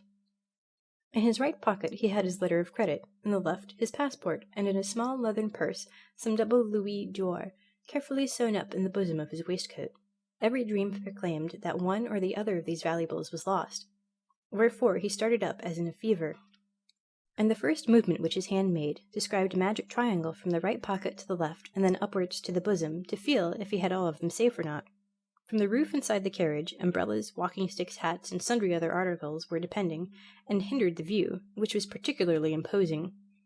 He now endeavoured as well as he was able to dispel his gloom, which was caused by outward chance circumstances merely, and on the bosom of nature imbibed the milk of purest human enjoyment. Grand, solemn, and dark was the whole landscape around. The gigantic pine forests on the pointed crags seemed almost like little tufts of heather, coloured by the surrounding clouds. It began to snow, a cold wind blew, and roared as though it were seeking a bride.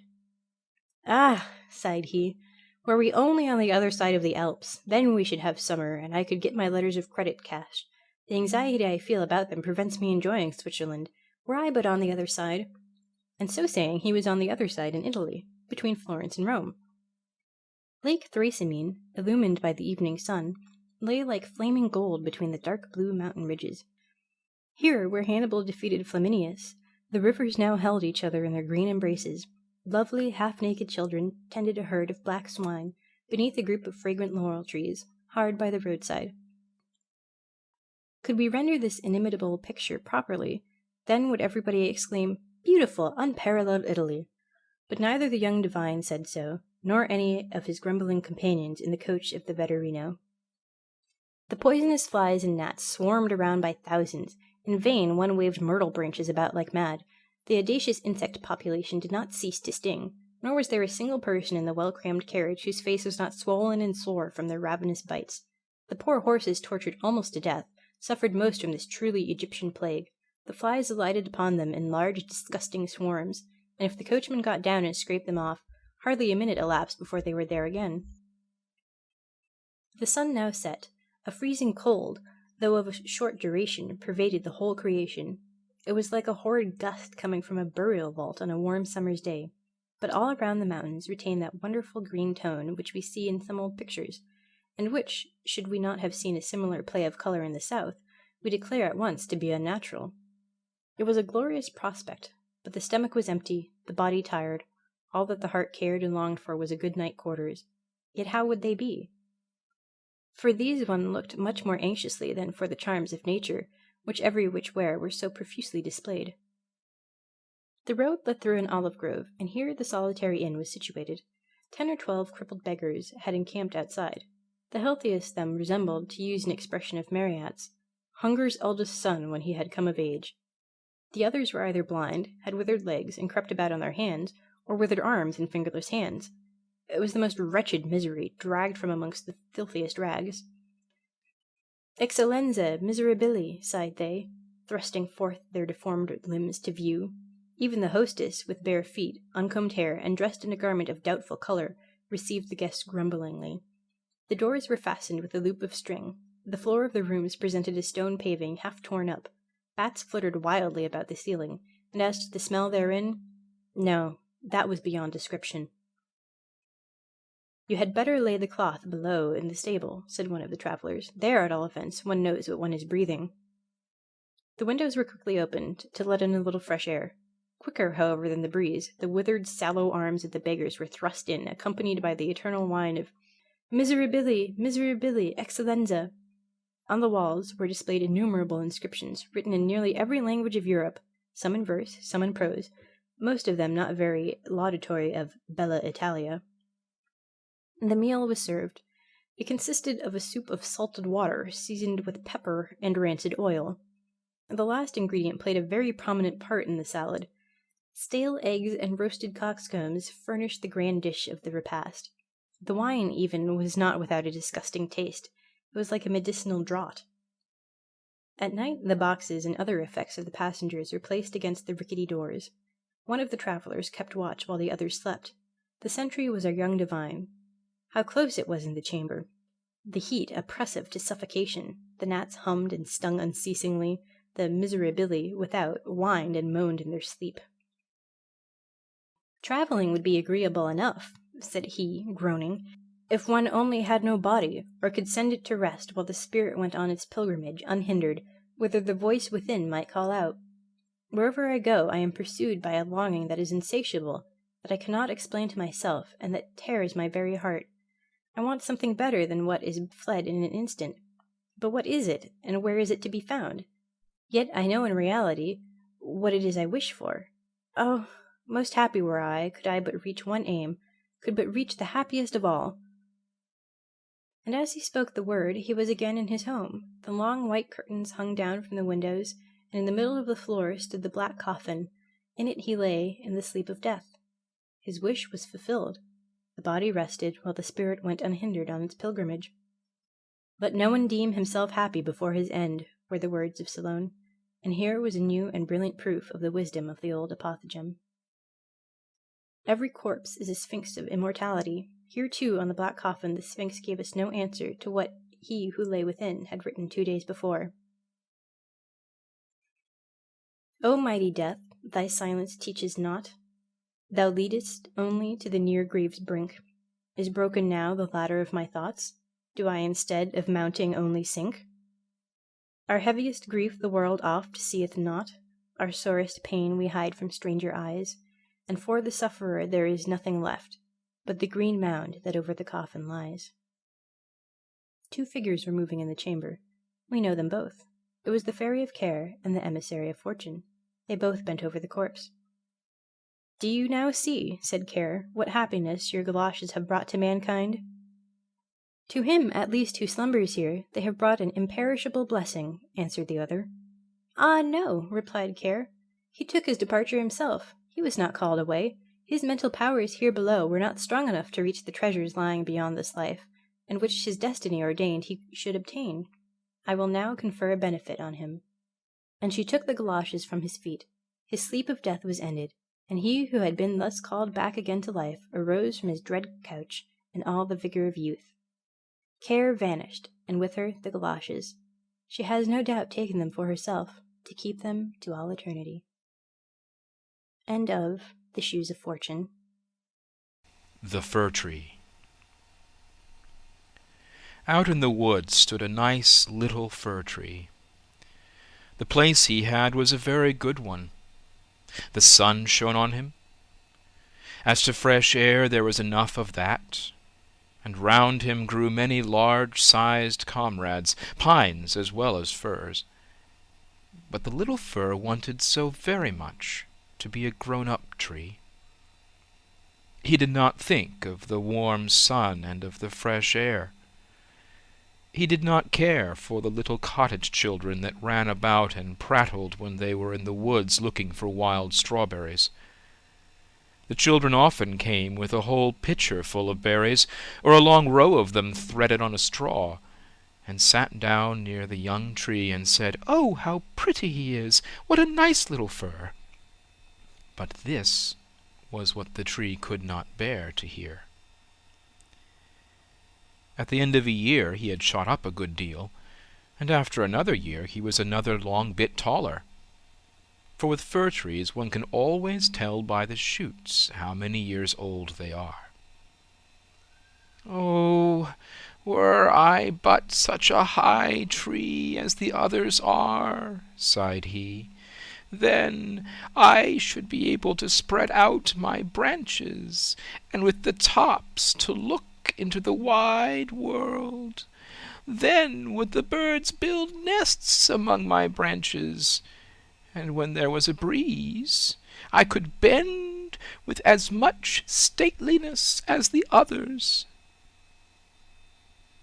Neither the sunbeams, nor the birds, nor the red clouds which morning and evening sailed above him gave the little tree any pleasure.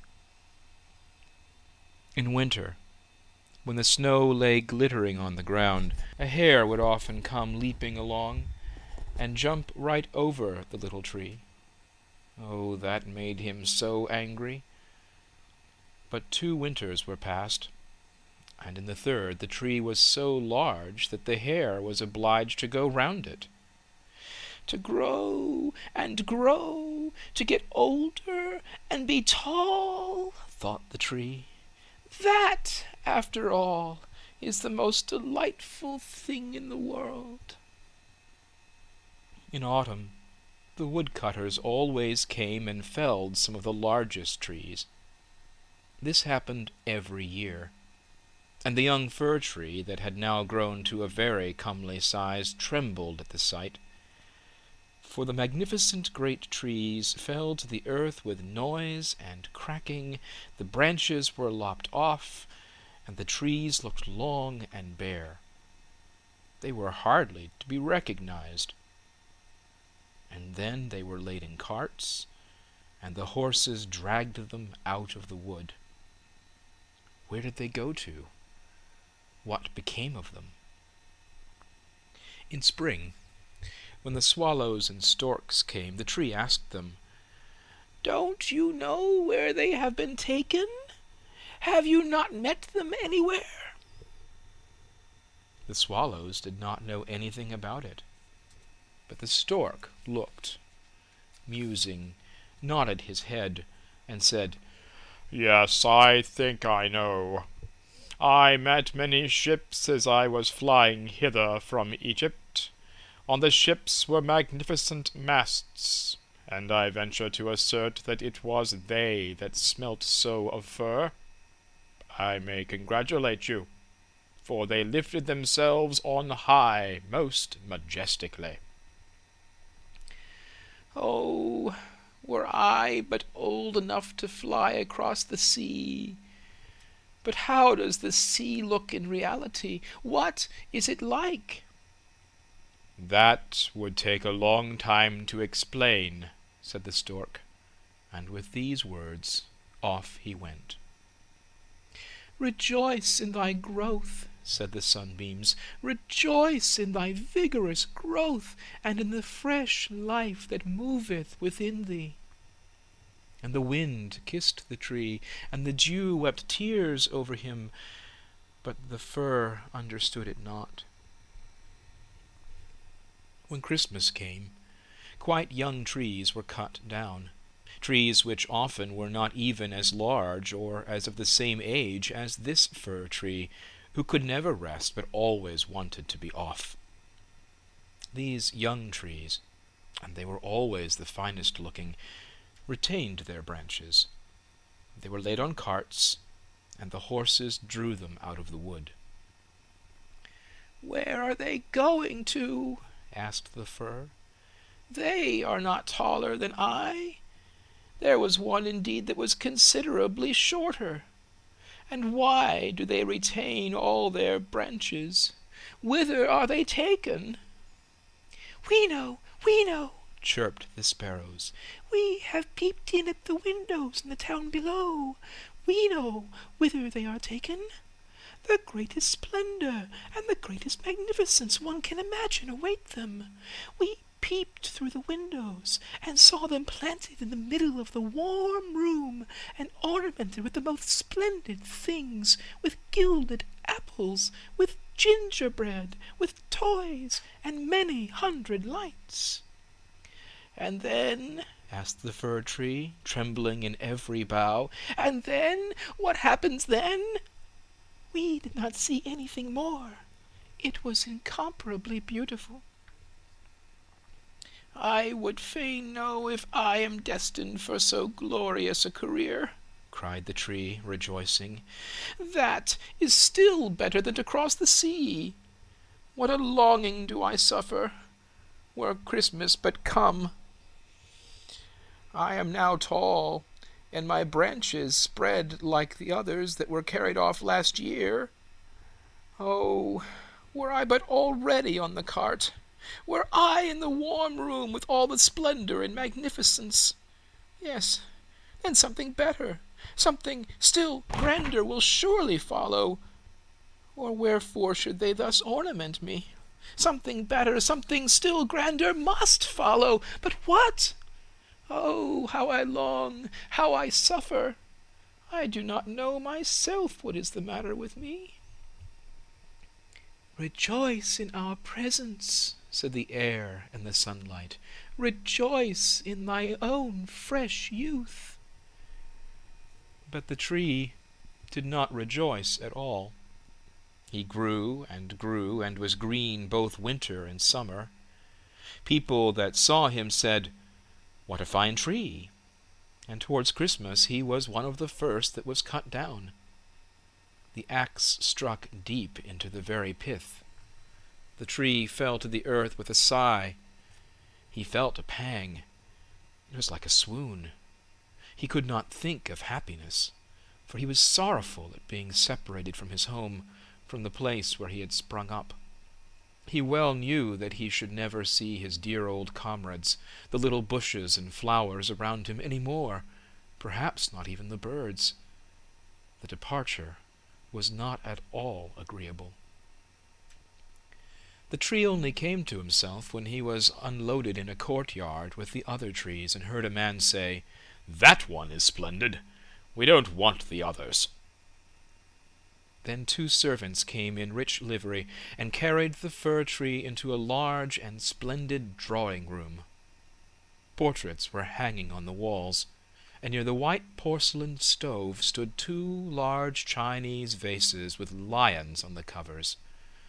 There, too, were large easy-chairs, silken sofas, large tables full of picture books and full of toys worth hundreds and hundreds of crowns.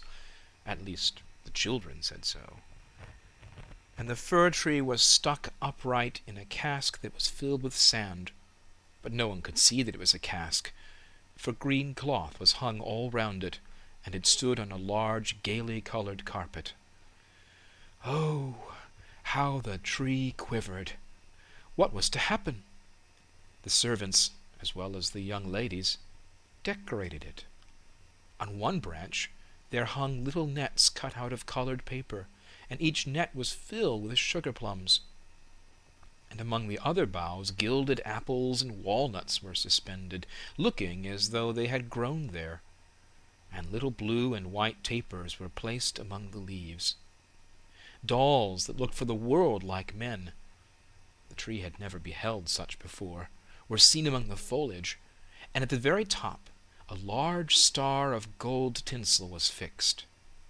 It was really splendid, beyond description splendid. "This evening," they all said, "how it will shine this evening!" "Oh," thought the tree, "if the evening were but come, if the tapers were but lighted, and then I wonder what will happen. Perhaps the other trees from the forest will come to look at me. Perhaps the sparrows will beat against the window panes.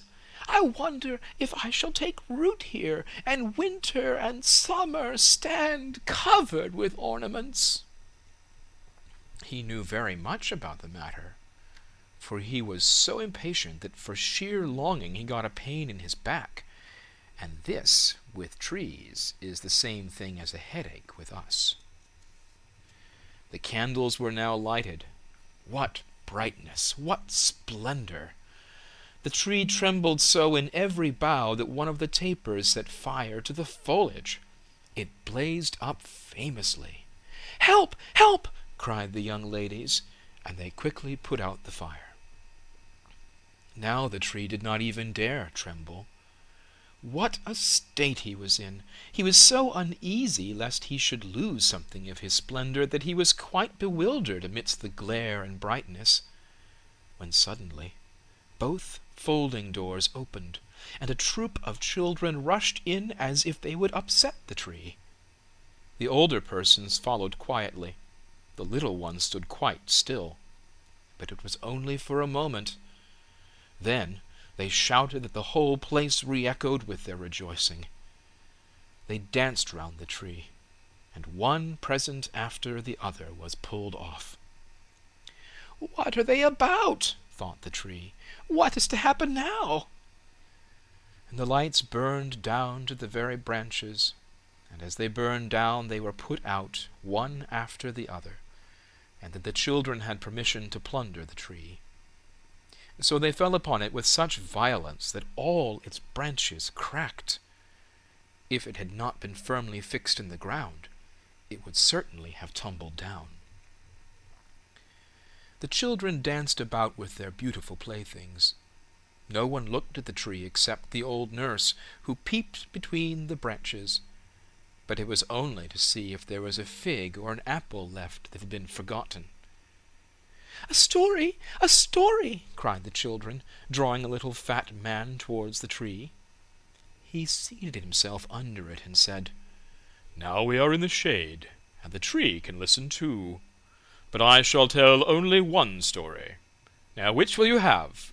That about Ivedy Avedy, or about Humpty Dumpty, who tumbled downstairs, and yet after all came to the throne and married the princess?"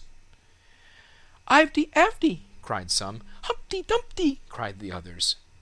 There was such a bawling and screaming. The fir tree alone was silent, and he thought to himself, "Am I not to bawl with the rest? Am I to do nothing whatever?" For he was one of the company, and had done what he had to do.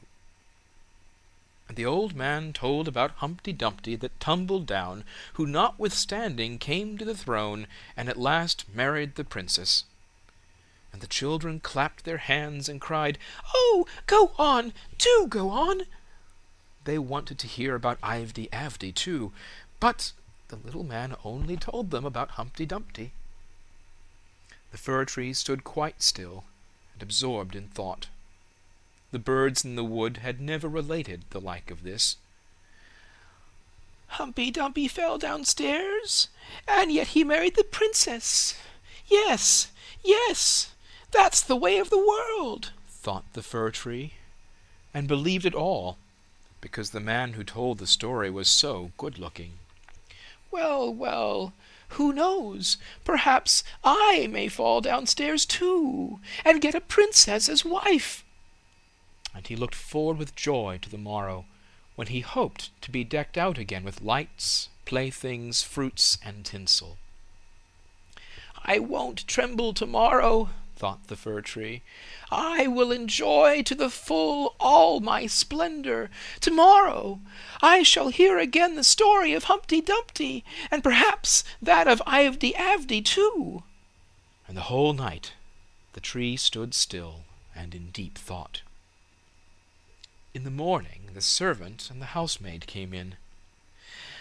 "Now the splendor will begin again," thought the fir. But they dragged him out of the room, and up the stairs, into the loft. And here, in a dark corner, where no daylight could enter, they left him. "What's the meaning of this?" thought the tree. "What am I to do here? What shall I hear now, I wonder?"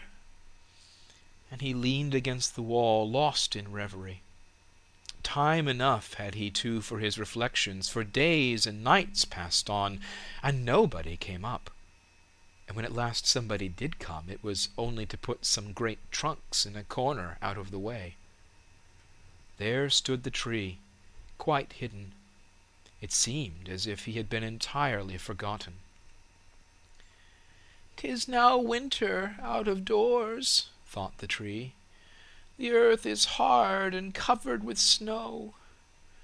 Men cannot plant me now, and therefore I have been put up here under shelter till the springtime comes. How thoughtful that is! How kind man is, after all! If it only were not so dark here, and so terribly lonely. Not even a hare. And out in the woods it was so pleasant, when the snow was on the ground and the hare leaped by. Yes, even when he jumped over me. But I did not like it then. It really is terribly lonely here. Squeak, squeak, said Little Mouse at the same moment, peeping out of his hole, and then another little one came. They snuffed about the fir tree and rustled among the branches. "It is dreadfully cold," said the mouse. "But for that, it would be delightful here, old fir, wouldn't it?" "I am by no means old," said the fir tree. "There's many a one considerably older than I am." "Where do you come from?" asked the mice, "and what can you do?" They were so extremely curious. "Tell us about the most beautiful spot on the earth. Have you ever been there? Were you never in the larder, where cheeses lie on the shelves, and hams hang from above, where one dances about on tallow candles, that place where one enters lean and comes out again fat and portly?" "I know no such place," said the tree, "but I know the wood, where the sun shines and where the little birds sing." And then he told all about his youth, and the little mice had never heard the like before, and they listened and said, "Well, to be sure, how much you have seen! How happy you must have been!" "I?" said the fir tree, thinking over what he had himself related. "Yes, in reality, those were happy times." And then he told them about Christmas Eve, when he was decked out with cakes and candles. "Oh," said the little mice, "how fortunate you have been, old fir tree!" "I am by no means old," said he. "I came from the wood this winter. I am in my prime, and am only rather short for my age." "What delightful stories you know," said the mice. And the next night they came with 4 other little mice, who were to hear what the tree recounted. And the more he related, the more he remembered himself. And it appeared as if those times had been happy times. "But they may still come. They may still come. Humpy Dumpy fell downstairs, and yet he got a princess." And he thought at the moment of a nice little birch tree growing out in the woods. To that fir, that would be a really charming princess. "Who is Humpy Dumpy?" asked the mice. So then the fir tree told the whole fairy tale, for he could remember every single word of it, and the little mice jumped for joy up to the very top of the tree. Next night 2 more mice came, and on Sunday 2 rats even. But they said the stories were not interesting, which vexed the little mice, and they too now began to think them not so very amusing either. "Do you know only one story?" asked the rats. "Only that one," answered the tree. "I heard it on my happiest evening, but I did not then know how happy I was." "It is a very stupid story. Don't you know one about bacon and tallow candles? Can't you tell any larder stories?" "No," said the tree. "Then good-bye," said the rats, and they went home. At last the little mice stayed away also, and the tree sighed. "After all, it was very pleasant when the sleek little mice sat round me, and listened to what I told them. Now that too is over.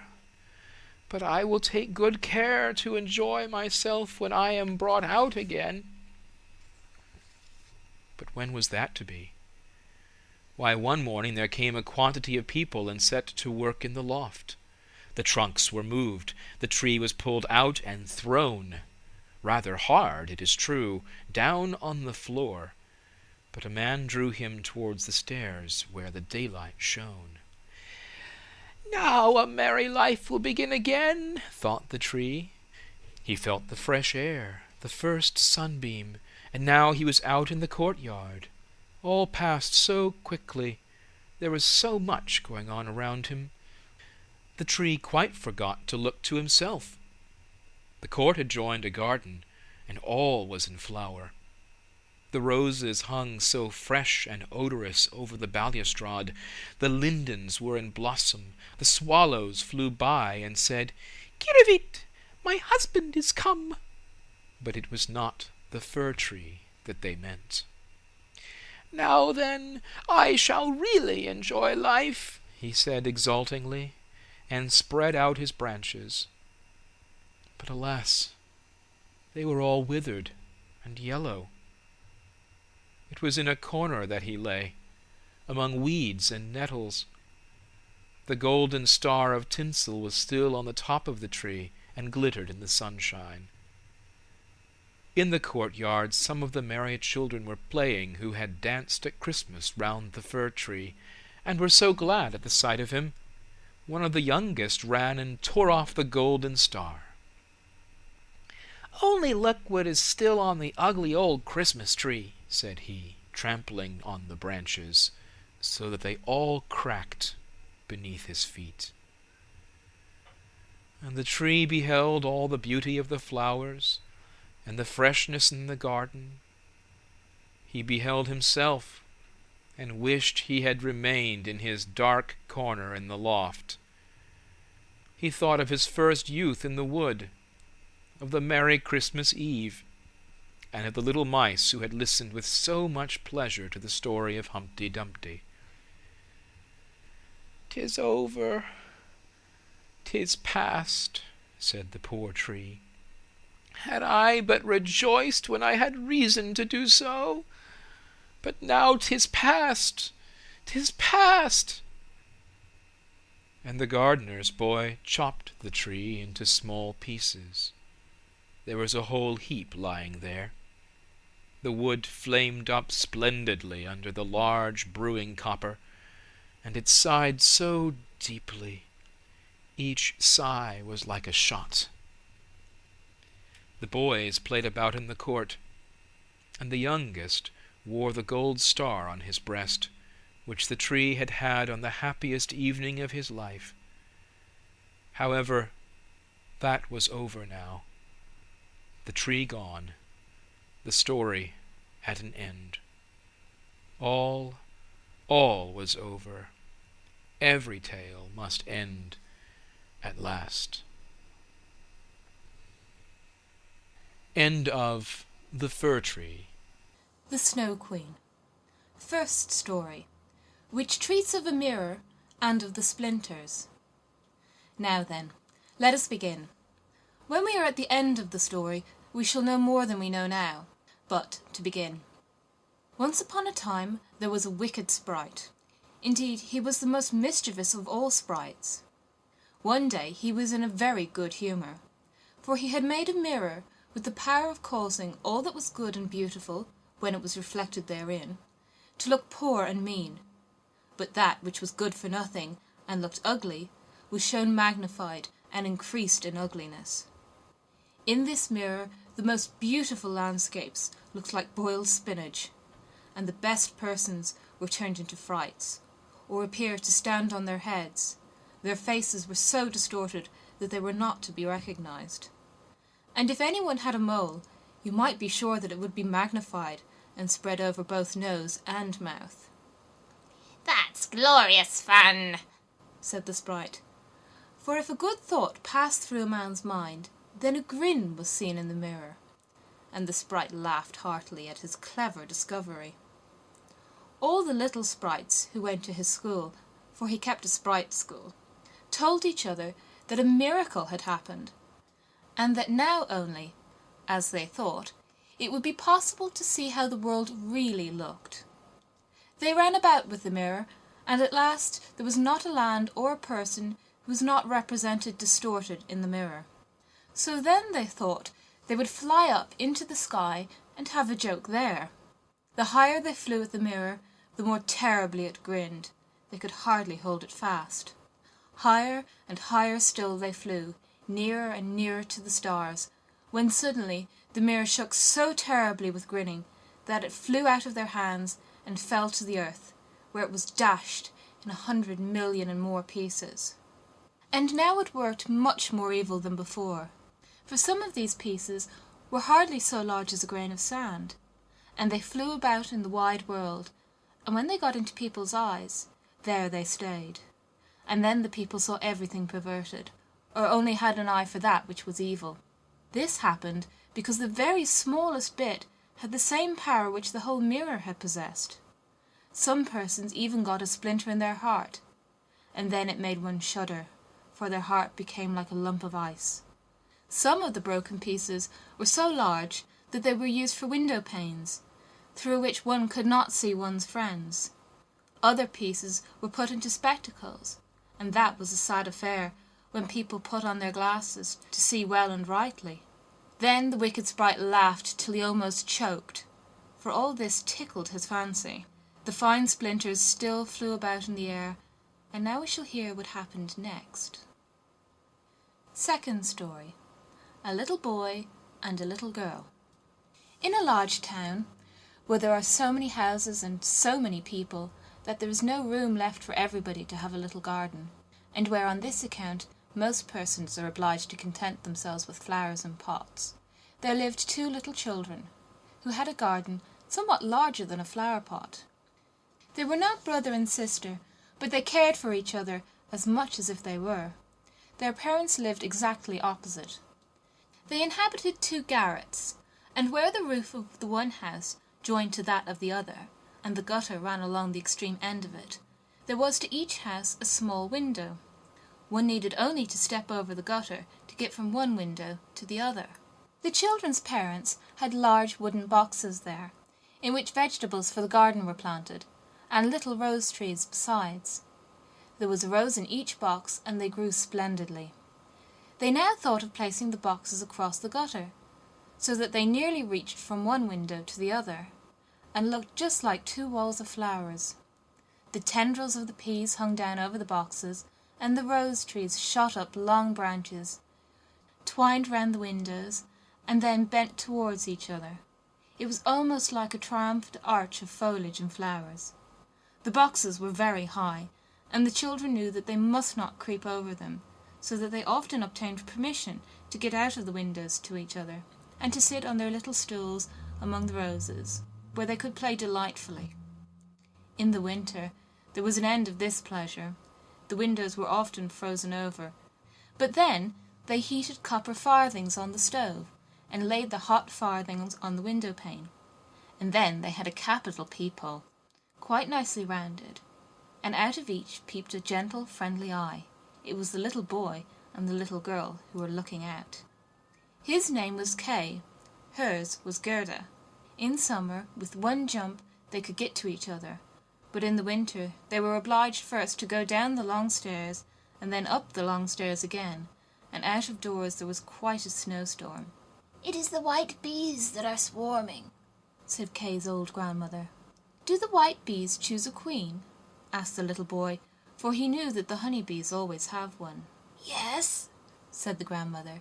She flies where the swarm hangs in the thickest clusters. She is the largest of all, and she can never remain quietly on the earth, but goes up again into the black clouds. Many a winter's night she flies through the streets of the town and peeps in at the windows, and then they freeze in so wondrous a manner that they look like flowers. Yes, I have seen it, said both the children, and so they knew that it was true. Can the Snow Queen come in? Asked the little girl. Only let her come in, said the little boy. "Then I'd put her on the stove, and she'd melt." And then his grandmother patted his head and told him other stories. In the evening, when little Kay was at home and half undressed, he climbed up on the chair by the window and peeped out of the little hole. A few snowflakes were falling, and one, the largest of all, remained lying on the edge of a flower pot. The flake of snow grew larger and larger, and at last it was like a young lady, dressed in the finest white gauze, made of 1,000,000 little flakes, like stars.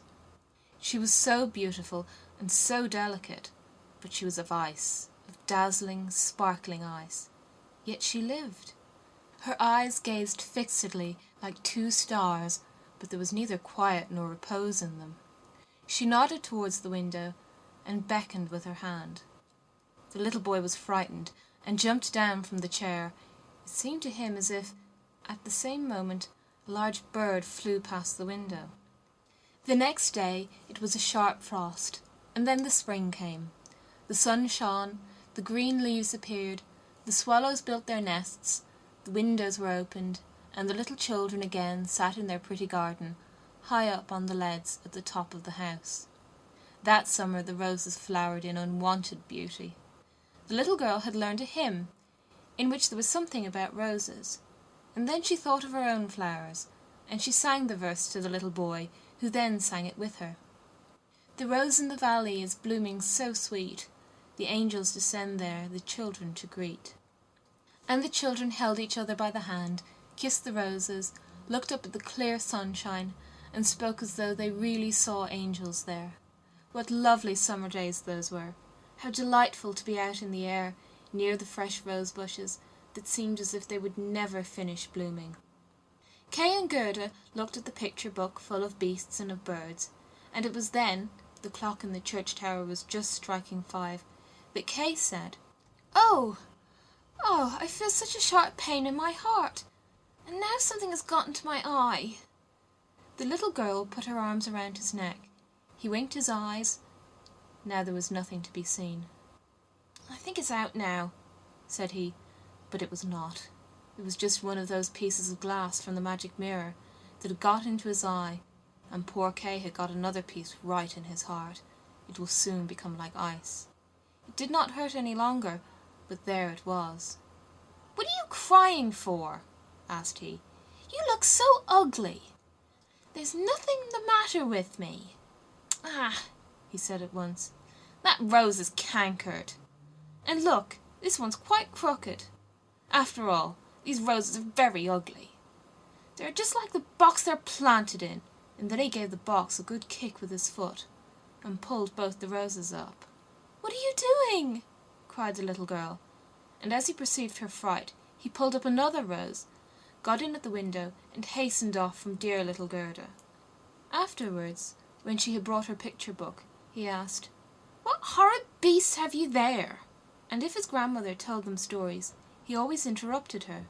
Besides, if he could manage it, he would get behind her, put on her spectacles, and imitate her way of speaking. He copied all her ways, and then everybody laughed at him. He was soon able to imitate the gait and manner of everyone in the street. Everything that was peculiar and displeasing in them, that Kay knew how to imitate, and at such times all the people had said, "The boy is certainly very clever." But it was the glass he had got in his eye, the glass that was sticking in his heart, which made him tease even little Gerda, whose whole soul was devoted to him. His games now were quite different to what they had formerly been. They were so very knowing. One winter's day, when the flakes of snow were flying about, he spread the skirts of his blue coat and caught the snow as it fell. "Look through this glass, Gerda," said he, and every flake seemed larger and appeared like a magnificent flower, or a beautiful star. It was splendid to look at. "Look how clever," said Kay. "That's much more interesting than real flowers. They are as exact as possible. There's not a fault in them, if they did not melt." It was not long after this that Kay came one day with large gloves on and his little sled at his back, and bawled right into Gerda's ears, "I have permission to go out into the square where the others are playing," and off he was in a moment. There, in the marketplace, some of the boldest of the boys used to tie their sledges to the carts as they passed by. And so they were pulled along and got a good ride. It was so capital. Just as they were in the very height of their amusement, a large sled passed by. It was painted quite white, and there was someone in it, wrapped up in a rough white mantle of fur, with a rough white fur cap on his head. The sled drove round the square twice, and Kay tied on his sled as quickly as he could, and off he drove with it. On they went, quicker and quicker, into the next street, and the person who drove turned round to Kay and nodded to him in a friendly manner, just as if they knew each other. Every time he was going to untie his sled, the person nodded to him, and then Kay sat quiet, and so on they went, till they came outside the gates of the town. Then the snow began to fall so thickly that the little boy could not see an arm's length before him, but still on he went. When suddenly he let go the string he held in his hand in order to get loose from the sled, but it was of no use. Still the little vehicle rushed on with the quickness of the wind. He then cried as loud as he could, but no one heard him. The snow drifted and the sled flew on, and sometimes it gave a jerk, as though they were driving over hedges and ditches. He was quite frightened, and he tried to repeat the Lord's Prayer, but all he could do, he was only able to remember the multiplication table. The snowflakes grew larger and larger, till at last they looked just like great white fowls. Suddenly they flew on one side. The large sled stopped, and the person who drove rose up. It was a lady. Her cloak and cap were of snow.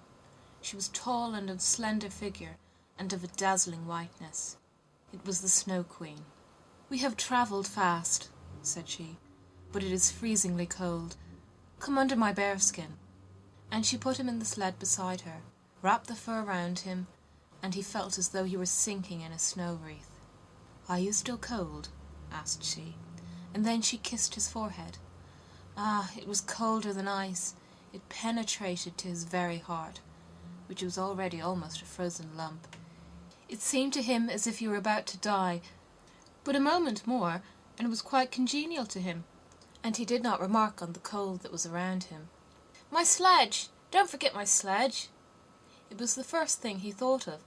It was there, tied to one of the white chickens, who flew along with it on his back behind the large sledge. The Snow Queen kissed Kay once more, and then he forgot little Gerda, grandmother, and all whom he'd left at his home. "Now you will have no more kisses," said she, "or else I should kiss you to death." Kay looked at her. She was very beautiful. A more clever or a more lovely countenance he could not fancy to himself. And she no longer appeared of ice as before, when she sat outside the window and beckoned to him. In his eyes she was perfect. He did not fear her at all, and told her that he could calculate in his head, and with fractions even, that he knew the number of square miles there were in the different countries, and how many inhabitants they contained, and she smiled while he spoke.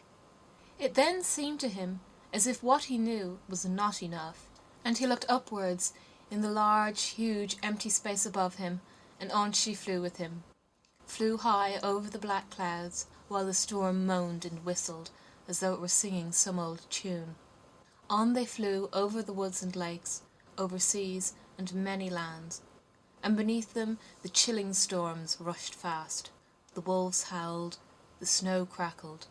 Above them flew large screaming crows, but higher up appeared the moon, quite large and bright, and it was on that Kay gazed during the long, long winter's night, while by day he slept at the feet of the Snow Queen.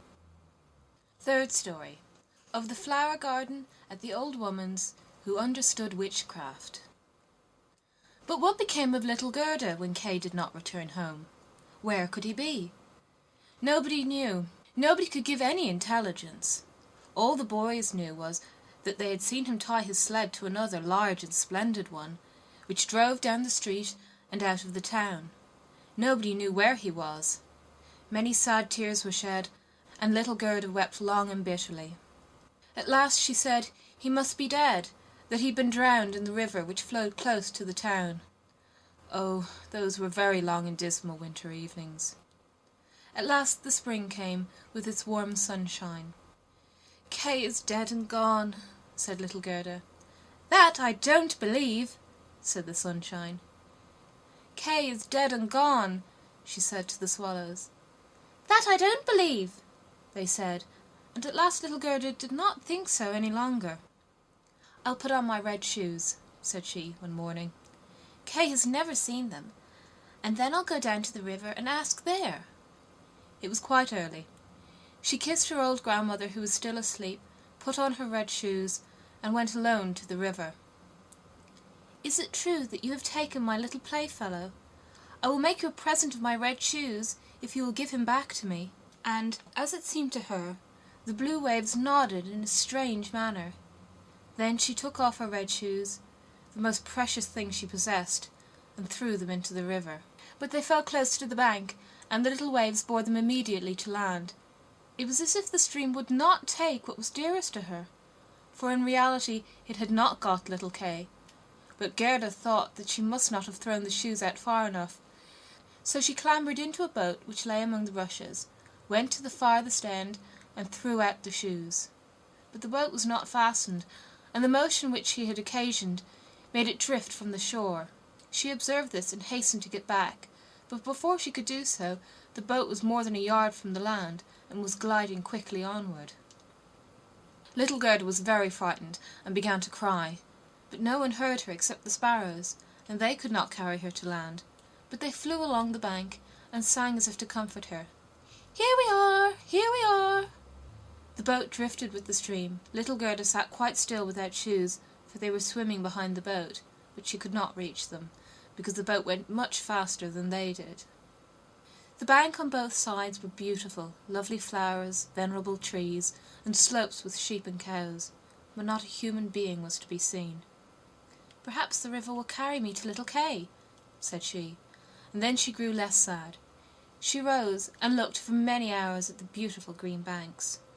Presently she sailed by a large cherry orchard, where there was a little cottage with curious red and blue windows. It was thatched, and before it 2 wooden soldiers stood sentry, and presented arms when anyone went past. Gerda called to them, for she thought they were alive, but they, of course, did not answer. She came close to them, for the stream drifted the boat quite near the land. Gerda called still louder, and an old woman then came out of the cottage, leaning upon a crooked stick. She had a large, broad-brimmed hat on, painted with the most splendid flowers. "Poor little child," said the old woman. "How did you get upon the large rapid river, to be driven about so in the wide world?" And then the old woman went into the river, caught hold of the boat with her crooked stick, drew it to the bank, and lifted little Gerda out. And Gerda was so glad to be on dry land again, but she was rather afraid of the strange old woman. "But come, tell me who you are, and how you came to be here," said she. And Gerda told her all. The old woman shook her head and said, "Ahem, ahem." And when Gerda had told her everything, and asked her if she had not seen little Kay, the woman answered that he had not passed there, but he no doubt would come, and she told her not to be cast down, but taste her cherries, and look at her flowers, which were finer than any in a picture book, each of which could tell a whole story. She then took Gerda by the hand, led her into the little cottage, and locked the door. The windows were very high up. The glass was red, blue, and green, and the sunlight shone through quite wondrously in all sorts of colours. On the table stood the most exquisite cherries, and Gerda ate as many as she chose, for she had permission to do so. While she was eating, the old woman combed her hair with a golden comb, and her hair curled and shone with a lovely golden colour round that sweet little face, which was so round and so like a rose. "I have often longed for such a dear little girl," said the old woman. "Now you shall see how well we agree together." And while she combed little Gerda's hair, the child forgot her foster brother Kay more and more, for the old woman understood magic, but she was no evil being. She only practised witchcraft a little for her own private amusement, and now she wanted very much to keep little Gerda. She therefore went out into the garden, stretched out her crooked stick towards the rose bushes, which, beautifully as they were blowing, all sank into the earth, and no one could tell where they had stood. The old woman feared that if Gerda should see the roses, she would then think of her own, and would remember little Kay, and run away from her. She now led Gerda into the flower garden. Oh, what odour and what loveliness was there! Every flower that one could think of, and of every season, stood there in fullest bloom. No picture book could be gayer or more beautiful. Gerda jumped for joy, and played till the sun set behind the tall cherry tree. She then had a pretty bed, with a red silken coverlet filled with blue violets. She fell asleep, and had as pleasant dreams as ever a queen on her wedding day. The next morning she went to play with the flowers in the warm sunshine, and thus passed away a day.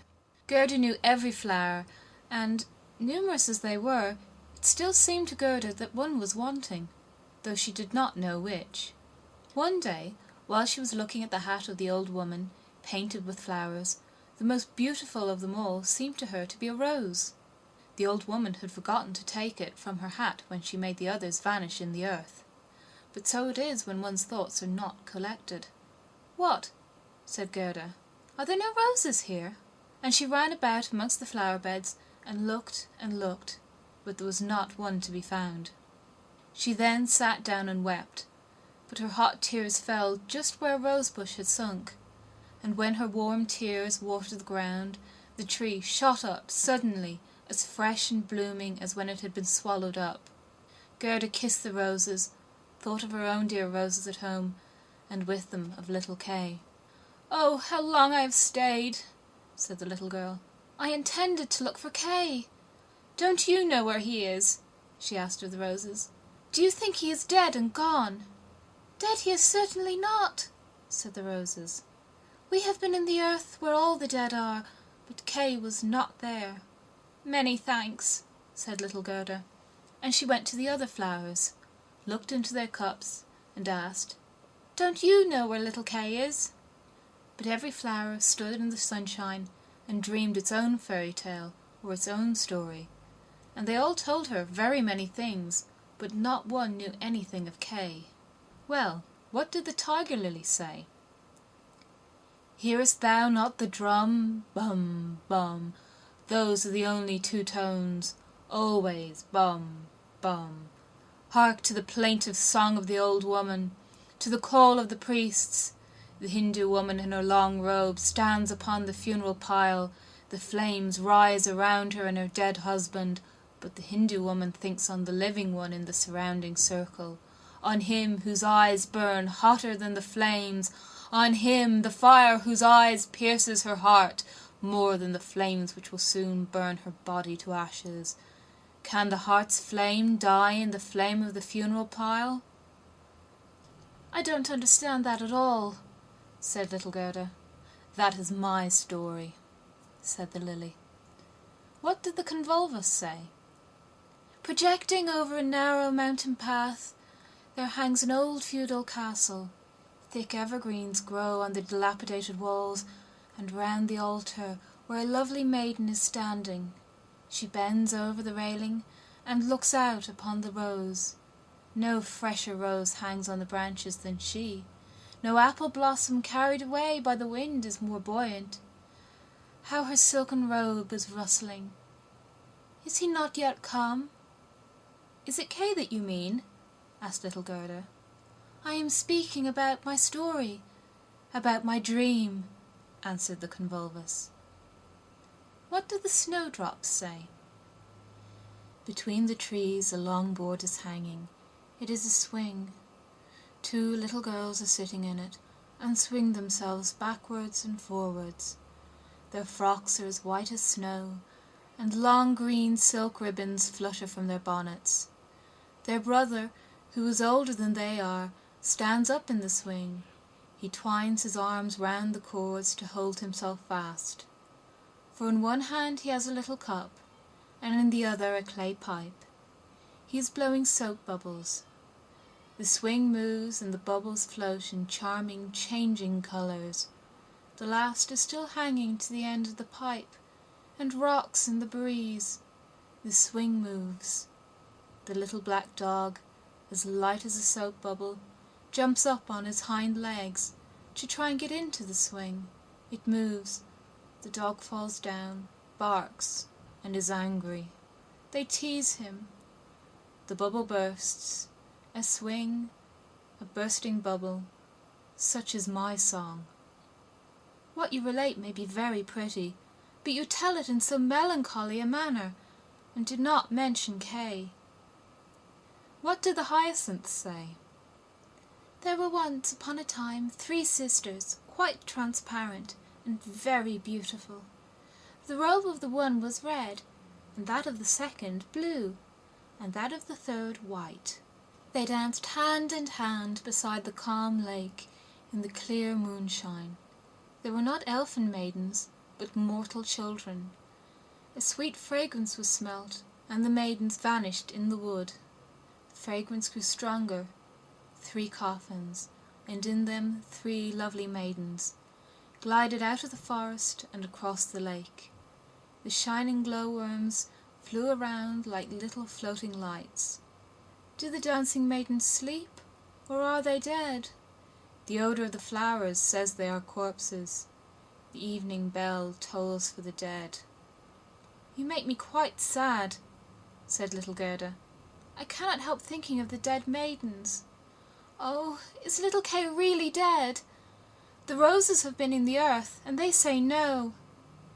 Ding dong, sounded the hyacinth bells. We do not toll for little Kay. We do not know him. That is our way of singing, the only one we have. And Gerda went to the ranunculuses that looked forth from among the shining green leaves. You are a little bright sun, said Gerda. Tell me if you know where I can find my playfellow. And the ranunculuses shone brightly, and looked again at Gerda. What song could the ranunculus sing? It was one that said nothing about Kay either. In a small court the bright sun was shining in the first days of spring. The beams glided down the white walls of a neighbour's house, and close by the fresh yellow flowers were growing, shining like gold in the warm sun rays. An old grandmother was sitting in the air. Her granddaughter, the poor and lovely servant, was just coming for a short visit. She knows her grandmother. There was gold, pure virgin gold in that blessed kiss. There, that is my little story, said the ranunculus. My poor old grandmother, sighed Gerda. Yes, she is longing for me. No doubt, she is sorrowing for me, as she did for little Kay. But I will soon come home, and then I will bring Kay with me. It is of no use asking the flowers. They only know their own old rhymes, and can tell me nothing. And then she tucked up her frock to enable her to run quicker, but the narcissus gave her a knock on the leg, just as she was going to jump over it. So she stood still, looked at the long yellow flower, and asked, You perhaps know something. And she bent down to the narcissus. And what did it say? I can see myself! I can see myself! Oh, how odorous I am! Up in the little garret there stands, half dressed, a little dancer. She stands now on one leg, now on both. She despises the whole world, yet she lives only in imagination. She pours water out of the teapot over a piece of stuff which she holds in her hand. It is the bodice. Cleanliness is a fine thing. The white dress is hanging on the hook. It was washed in the teapot and dried on the roof. She puts it on, ties a saffron-coloured kerchief round her neck, and then the gown looks whiter. I can see myself! I can see myself! That's nothing to me, said little Gerda. That does not concern me. And then off she ran to the further end of the garden. The gate was locked, but she shook the rusted bolt till it was loosened, and the gate opened, and little Gerda ran off barefooted into the wide world. She looked around her thrice, but no one followed her. At last she could run no longer. She sat down on a large stone, and when she looked about her, she saw that the summer had passed. It was late in the autumn, but that one could not remark in the beautiful garden. where there was always sunshine, and where there were flowers the whole year round. "Dear me, how long I've stayed," said Gerda. "Autumn has come. I must not rest any longer." And she got up to go further. Oh, how tender and wearied her little feet were. All around it looked so cold and raw. The long willow leaves were quite yellow, and the fog dripped from them like water. One leaf fell after the other, and the sloes only stood full of fruit, which set one's teeth on edge. Oh, how dark and comfortless it was in the dreary world. Fourth story. The Prince and Princess. Gerda was obliged to rest herself again, when exactly opposite to her a large raven came hopping over the white snow. He had long been looking at Gerda and shaking his head, and now he said, "Caw! Caw! Good day, good day." He could not say it better, but he felt a sympathy for the little girl, and asked her where she was going all alone. The word alone Gerda understood quite well, and felt how much was expressed by it. So she told the raven her whole history, and asked if he had not seen Kay. The raven nodded very gravely and said, "It may be, it may be." "What? Do you really think so?" cried the little girl, and she nearly squeezed the raven to death, so much did she kiss him. "Gently, gently," said the raven. "I think I know. I think that it may be little Kay, but he has forgotten you for the princess." "Does he live with the princess?" asked Gerda. "Yes, listen," said the raven, "but it will be difficult for me to speak your language. If you understand the raven language, I can tell you better." "No, I have not learnt it," said Gerda, "but my grandmother understands it, and she can speak gibberish too. I wish I had learnt it." "No matter," said the raven. "I will tell you as well as I can. However, it will be bad enough." And then he told all he knew. "In the kingdom where we are now, there lives a princess, who is extraordinarily clever, for she has read all the newspapers in the whole world, and has forgotten them again. So clever is she. She was lately, it is said, sitting on her throne, which is not very amusing after all, when she began humming an old tune, and it was just, 'Oh, why should I not be married?' That song is not without its meaning," said she, and so then she was determined to marry, but she would have a husband who knew how to give an answer when he was spoken to, not one who looked only as if he were a great personage, for that is so tiresome. Then she had all the ladies of the court drummed together, and when they heard her intention, all were very pleased, and said, 'We are very glad to hear of it. It is the very thing we were thinking of.' You may believe every word I say," said the raven, "for I have a tame sweetheart that hops about in the palace quite free, and it was she who told me all this." The newspapers appeared forthwith, with a border of hearts and the initials of the princess, and therein you might read that every good-looking young man who was at liberty to come to the palace and speak to the princess, and he who spoke in such ways as showed he felt himself at home there, that one the princess would choose for her husband. "Yes, yes," said the raven, "you may believe it. It is as true as I am sitting here. People came in crowds. There was a crush and a hurry, but no one was successful either on the first or the second day.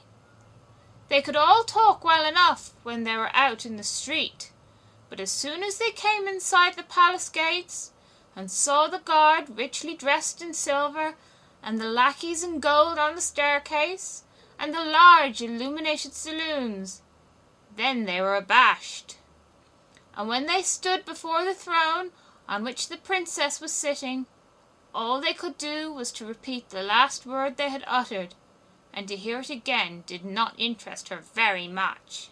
It was just as if the people within were under a charm, and had fallen into a trance, till they came out again into the street. For then, oh then, they could chatter enough. There was a whole row of them, standing from the town gates to the palace. I was there myself to look," said the Raven. "Then they grew hungry and thirsty, but from the palace they got nothing whatever, not even a glass of water. Some of the cleverest, it is true, had taken bread and butter with them, but none shared it with his neighbour, for each thought, 'Let him look hungry, and then the princess won't have him.'" "But Kay, little Kay," said Gerda, "when did he come? Was he among the number?" "Patience, patience! We are just coming to him. It was on the third day, when a little personage, without horse or equipage, came marching right boldly up to the palace. His eyes shone like yours. He had beautiful long hair, but his clothes were very shabby." "That was Kay!" cried Gerda, with a voice of delight. "Oh, now I've found him!" And she clapped her hands for joy. "He had a little knapsack at his back," said the Raven. "No, that was certainly his sledge," said Gerda. "For when he went away he took a sledge with him." "That may be," said the Raven. "I did not examine him so minutely, but I know from my tame sweetheart that when he came into the courtyard of the palace and saw the bodyguard in silver, the lackeys on the staircase, he was not the least abashed. He nodded and said to them, 'It must be very tiresome to stand on the stairs. For my part, I shall go in.' The saloons were gleaming with lustres. Privy councillors and excellencies were walking about barefooted, and wore gold keys. It was enough to make anyone feel uncomfortable. His boots creaked, too, so loudly, but still he was not at all afraid." "That's Kay for certain," said Gerda. "I know he had on new boots. I heard them creaking in Grandmamma's room." "Yes, they creaked," said the Raven, "and on he went boldly up to the princess, who was sitting on a pearl as large as a spinning wheel. All the ladies of the court, with their attendants and attendants' attendants, and all the cavaliers with their gentlemen and gentlemen's gentlemen, stood round, and the nearer they stood to the door, the prouder they looked. It was hardly possible to look at the gentleman's gentleman, so haughtily did he stand in the doorway." "Oh, it must have been terrible," said little Gerda. "And did Kay get the princess?" "Were I not a raven, I should have taken the princess myself, although I am promised. It is said he spoke as well as I speak when I talk raven language. This I learned from my tame sweetheart. He was bold and nicely behaved. He had not come to woo the princess, but only to hear her wisdom. She pleased him, and he pleased her." Yes, yes, for certain, that was Kay," said Gerda. "He was so clever, he could reckon fractions in his head. Oh, won't you take me to the palace?" "That is very easily said," answered the Raven. "But how are we to manage it? I'll speak to my tame sweetheart about it. She must advise us, for so much I must tell you. Such a little girl as you are will never get permission to enter." "Oh, yes, I shall," said Gerda. "When Kay hears that I'm here, he will come out directly to fetch me." "Wait for me on these steps," said the Raven. He moved his head backwards and forwards and flew away. The evening was closing in when the Raven returned. "Caw, caw," said he. "She sends you her compliments, and here is a roll for you. She took it out of the kitchen. Why, there is bread enough. You are hungry, no doubt. It is not possible for you to enter the palace, for you are barefooted. The guards in silver and the lackeys in gold would not allow it. But do not cry. You shall come in still. My sweetheart knows a little back stair that leads to the bedchamber, and she knows where she can get the key of it.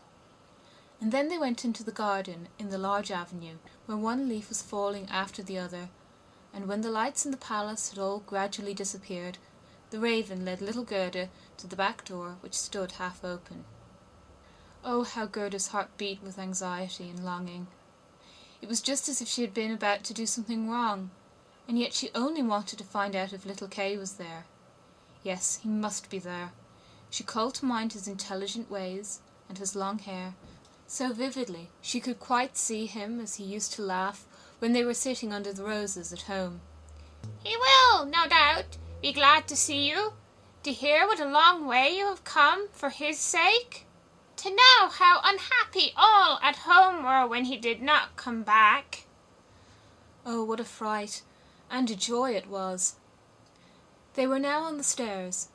A single lamp was burning there, and on the floor stood the tame raven, turning her head on every side and looking at Gerda, who bowed as her grandmother had taught her to do.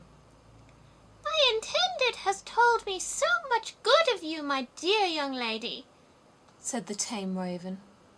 Your tale is very affecting. If you will take the lamp, I will go before. We will go straight on, for we shall meet no one. I think there is somebody just behind us, said Gerda, and something rushed past. It was like shadowy figures on the wall, horses with flowing manes and thin legs, huntsmen, ladies, and gentlemen on horseback. They are only dreams, said the raven. They come to fetch the thoughts of the high personages to the chase. 'Tis well, for now you can observe them in bed all the better. But let me find, when you enjoy honour and distinction, that you possess a grateful heart. Tut! That's not worth talking about, said the raven of the woods. Now they entered the first saloon, which was of rose-coloured satin, with artificial flowers on the wall. Here the dreams were rushing past, but they hastened by so quickly that Gerda could not see the high personages. One hall was more magnificent than the other. One might indeed be well abashed, and at last they came into the bedchamber. The ceiling of the room resembled a large palm tree with leaves of glass, of costly glass, and in the middle, from a thick golden stem, hung 2 beds, each of which resembled a lily. One was white, and in this lay the princess. The other was red, and it was here that Gerda was to look for little Kay. She bent back one of the red leaves, and saw a brown neck. Oh, that was Kay. She called him quite loud by the name, held the lamp towards him. The dreams rushed back again into the chamber. He awoke, turned his head, and it was not little Kay. The prince was only like him about the neck, but he was young and handsome. And out of the white lily leaves the princess peeped too, and asked what was the matter. Then little Gerda cried, and told her whole history, and all that the ravens had done for her. Poor little thing, said the prince and princess. They praised the ravens very much, and told them they were not at all angry with them, but they were not to do so again. However, they should have a reward. "Will you fly about here at liberty?" asked the princess. "Or would you like to have a fixed appointment as court ravens, with all the broken bits from the kitchen?" And both the ravens nodded, and begged for a fixed appointment, for they thought of their old age, and said, "It is a very good thing to have a provision for our old age." And the prince got up and let Gerda sleep in his bed, and more than this he could not do. She folded her little hands and thought, "How good men and animals are," and then fell asleep and slept soundly. All the dreams flew in again, and they now looked like the angels, and they drew a little sledge, in which little Kay sat and nodded his head. But the whole was only a dream, and therefore it all vanished as soon as she awoke. The next day she was dressed from head to foot in silk and velvet. They offered to let her stay at the palace and lead a happy life, but she begged to have a little carriage with a horse in front, and for a small pair of shoes. Then, she said, she would again go forth in the wide world and look for Kay. Shoes and a muff were given her, and she was too dressed very nicely. And when she was about to set off, a new carriage stopped before the door. It was of pure gold, and the arms of the prince and princess shone like a star upon it. The coachman, the footman, and the outriders, for outriders there were too, all wore golden crowns. The prince and princess assisted her into the carriage themselves, and wished her all success. The Raven of the Woods, who was now married, accompanied her for the first 3 miles.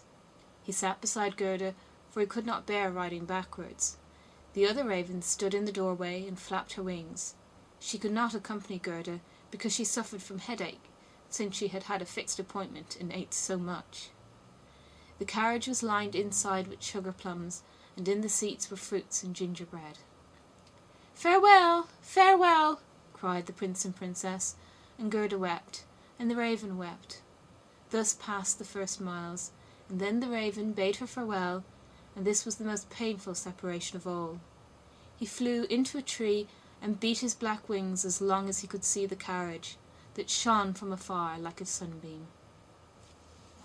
Fifth story. The Little Robber Maiden. They drove through the dark wood, but the carriage shone like a torch, and it dazzled the eyes of the robbers, so that they could not bear to look at it. "'Tis gold! 'Tis gold!" they cried, and they rushed forward, seized the horses, knocked down the little postilion, the coachman, and the servants, and pulled little Gerda out of the carriage. How plump, how beautiful she is! She must have been fed on nut kernels," said the old female robber, who had a long scrubby beard and bushy eyebrows that hung down over her eyes. "She's as good as a fatted lamb. How nice she will be!" And then she drew out a knife, the blade of which shone so that it was quite dreadful to behold. "Oh!" cried the woman at the same moment. She had been bitten in the ear by her own little daughter, who hung at her back and was so wild and unmanageable that it was quite amusing to see her. "You naughty child!" said the mother, and now she had not time to kill Gerda. "She shall play with me," said the little robber child. "She shall give me her muff and her pretty frock, and she shall sleep in my bed." And then she gave her mother another bite, so that she jumped and ran around with the pain, and the robbers laughed and said, "Look how she's dancing with the little one." "I will go into the carriage," said the little robber maiden, and she would have her will, for she was very spoiled and very headstrong. She and Gerda got in, and then away they drove over the stumps of the felled trees, deeper and deeper into the woods. The little robber maiden was as tall as Gerda, but stronger, broader-shouldered, and of dark complexion. Her eyes were quite black. They looked almost melancholy. She embraced little Gerda and said, "They shall not kill you as long as I am not displeased with you. You are, doubtless, a princess." "No," said little Gerda, who then related all that had happened to her and how much she cared about little Kay. The little robber maiden looked at her with a serious air, nodded her head slightly, and said, "They shall not kill you, even if I'm angry with you. Then I will do it myself." And she dried Gerda's eyes, and put both her hands in the handsome muff, which was so soft and warm. At length the carriage stopped. They were in the midst of the courtyard of a robber's castle. It was full of cracks from top to bottom, and out of the openings magpies and rooks were flying, and the great bulldogs, each of which looked as if he could swallow a man, jumped up, but they did not bark, for that was forbidden. In the midst of the large, old, smoking hall burnt a great fire on the stone floor. The smoke disappeared under the stones, and had to seek its own egress. In an immense cauldron soup was boiling, and rabbits and hares were being roasted on a spit. "You shall sleep with me tonight, with all my animals," said the little robber maiden. They had something to eat and drink, and then went into a corner where straw and carpets were lying. Beside them, on laths and perches, sat nearly 100 pigeons, all asleep, seemingly. But yet they moved a little when the robber maiden came. "They are all mine," said she, at the same time seizing one that was next to her by the legs, and shaking it so that its wings fluttered. "Kiss it!" cried the little girl, and flung the pigeon into Gerda's face. "Up there is the rabble of the wood," continued she, pointing to several laths, which were fastened before a hole high up in the wall. That's the rabble. They would all fly away immediately if they were not well fastened in. And here's my dear old back." And she laid hold of the horns of a reindeer that had a bright copper ring round its neck, and was tethered to the spot. "We are obliged to lock this fellow in too, or he would make his escape. Every evening I tickle his neck with my sharp knife. He is so frightened at it." And the little girl drew forth a long knife from a crack in the wall, and let it glide over the reindeer's neck. The poor animal kicked, the girl laughed, and pulled Gerda into bed with her. "Do you intend to keep your knife while you sleep?" asked Gerda, looking at it rather fearfully. "I always sleep with the knife," said the little robber maiden. "There is no knowing what may happen. But tell me now, once more, all about little Kay, and why you started off in the wide world alone." And Gerda related all, from the very beginning. The wood pigeons cooed above in their cage, and the others slept. The little robber maiden wound her arm around Gerda's neck, held a knife in the other hand, and snored so loud that everybody could hear her. But Gerda could not close her eyes, for she did not know whether she was to live or die. The robbers sat round the fire, sang and drank, and the old female robber jumped about so that it was quite dreadful for Gerda to see her. Then the wood pigeons said, "Coo! Coo! We have seen little Kay. A white hen carries his sledge, and he himself sat in the carriage of the Snow Queen, who passed here, down just over the wood, as we lay on our nest. She blew upon us young ones, and all died except we two. Coo! Coo!" "What is it that you say up there?" cried little Gerda. "Where did the Snow Queen go to? Do you know anything about it?" "She has no doubt gone to Lapland, for there is always snow and ice there. Only ask the reindeer, who's tethered there." "Ice and snow is there. There it is, glorious and beautiful," said the reindeer. "One can spring about in the large shining valleys. The Snow Queen has her summer tent there, but her fixed abode is high up, towards the North Pole, on the island called Spitzbergen."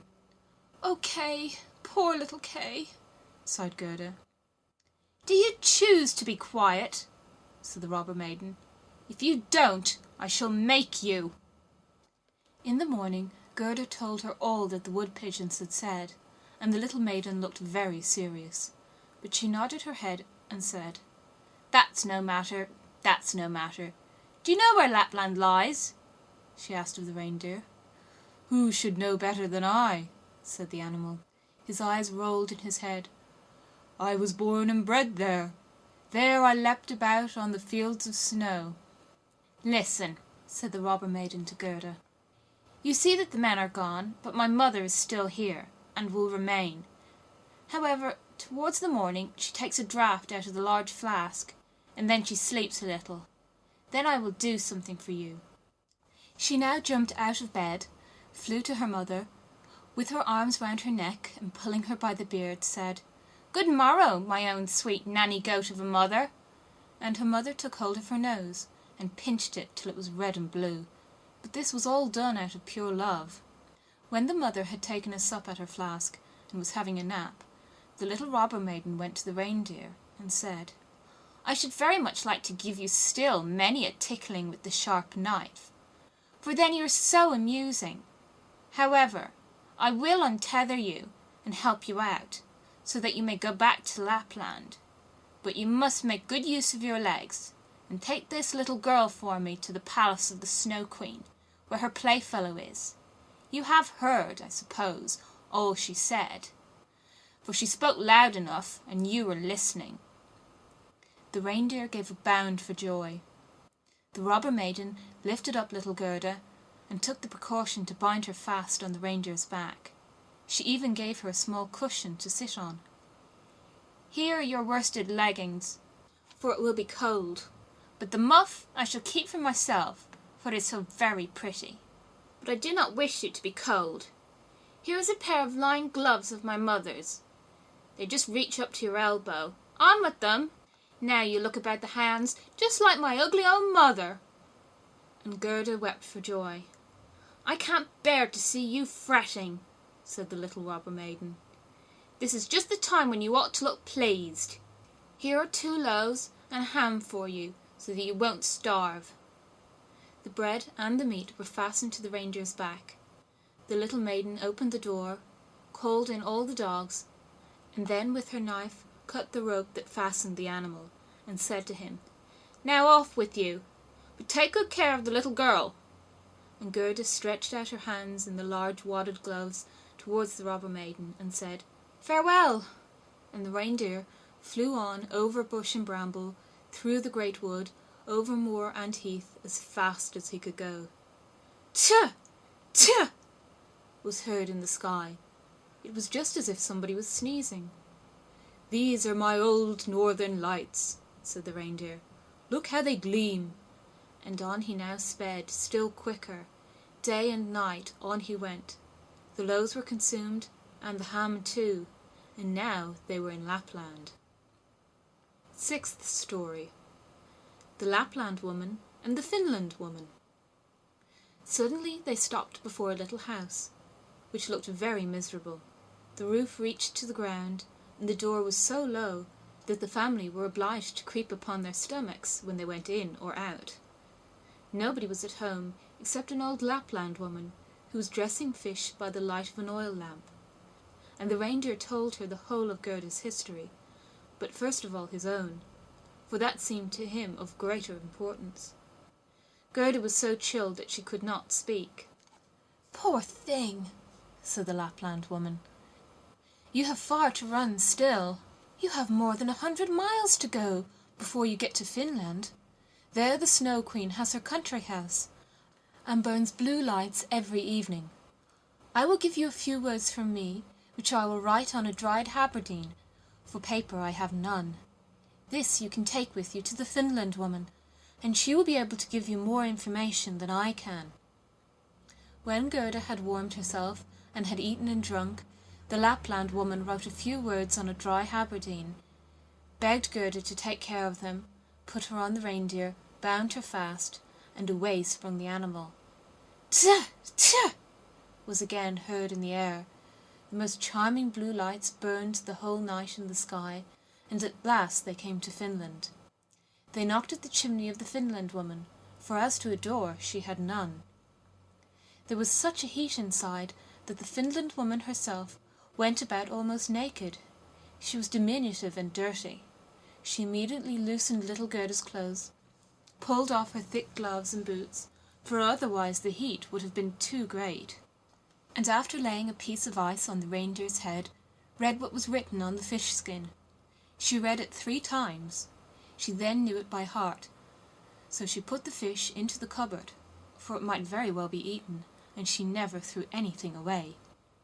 Then the reindeer related his own story first, and afterwards that of little Gerda, and the Finland woman winked her eyes, but said nothing. "You are so clever," said the reindeer. "You can, I know, twist all the winds of the world together in a knot. If the seaman looses one knot, then he has a good wind. If a second, then it blows pretty stiffly, but if he undoes the 3rd and 4th, then it rages, so that the forests are upturned. Will you give the little maiden a potion, so that she may possess the strength of 12 men and vanquish the Snow Queen?" "The strength of 12 men?" said the Finland woman. "Much good that would be." Then she went to a cupboard and drew out a large skin rolled up. When she had unrolled it, strange characters were to be seen written thereon, and the Finland woman read at such a rate that the perspiration trickled down her forehead. But the reindeer begged so hard for little Gerda, and Gerda looked so imploringly, with tearful eyes at the Finland woman, that she winked and drew the reindeer aside into a corner, where they whispered together, while the animal got some fresh ice put on his head. "'Tis true little Kay is at the Snow Queen's, and finds everything there quite to his taste, and he thinks it is the very best place in the world. But the reason of that is, he has a splinter of glass in his eye and in his heart. These must be got out first, otherwise he will never go back to mankind, and the Snow Queen will retain her power over him.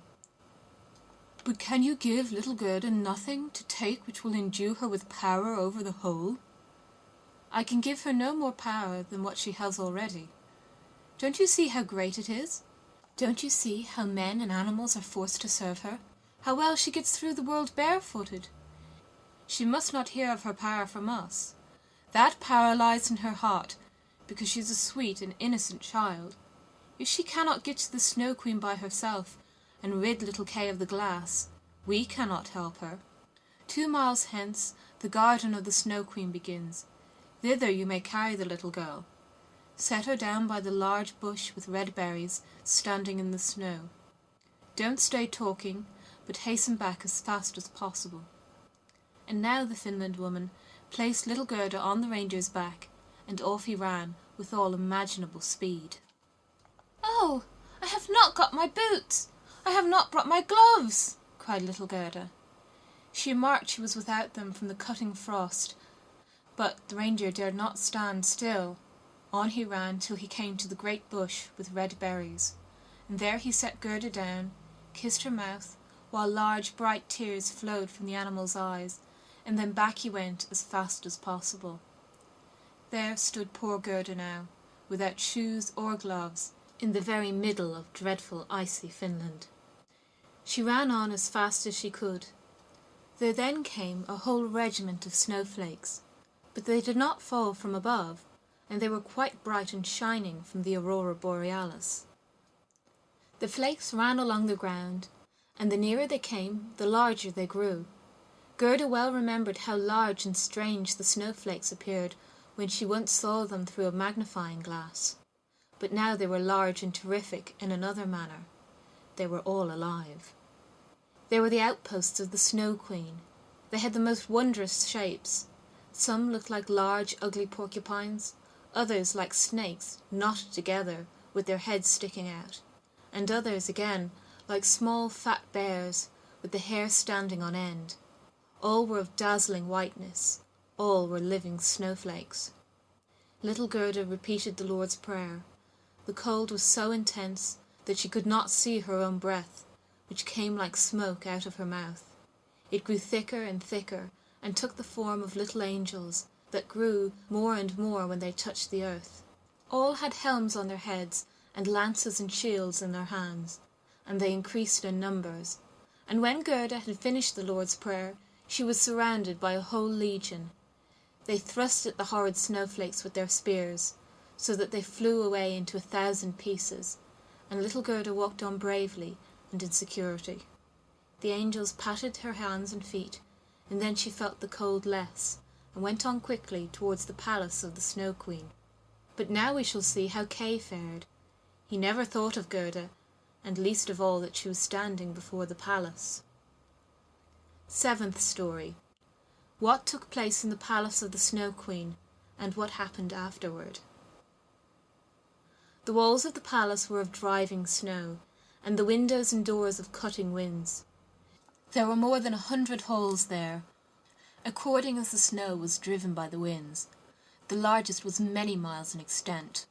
All were lighted up by the powerful aurora borealis, and all were so large, so empty, so icy cold, and so resplendent. Mirth never reigned there. There was never even a little bear ball, with the storm for music, while the polar bears went on their hind legs and showed off their steps. Never a little tea party of white young lady foxes. Vast, cold, and empty were the halls of the Snow Queen. The northern lights shone with such precision that one could tell exactly when they were at their highest or lowest degree of brightness. In the middle of the empty, endless hall of snow was a frozen lake. It was cracked in 1,000 pieces, but each piece was so like the other that it seemed the work of a cunning artificer. In the middle of this lake sat the Snow Queen when she was at home, and then she said she was sitting in the mirror of understanding, and that this was the only one and the best thing in the world. Little Kay was quite blue, yes, nearly black with cold, but he did not observe it, for she had kissed away all feelings of cold from his body, and his heart was a lump of ice. He was dragging along some pointed flat pieces of ice, which he laid together in all possible ways, for he wanted to make something with them.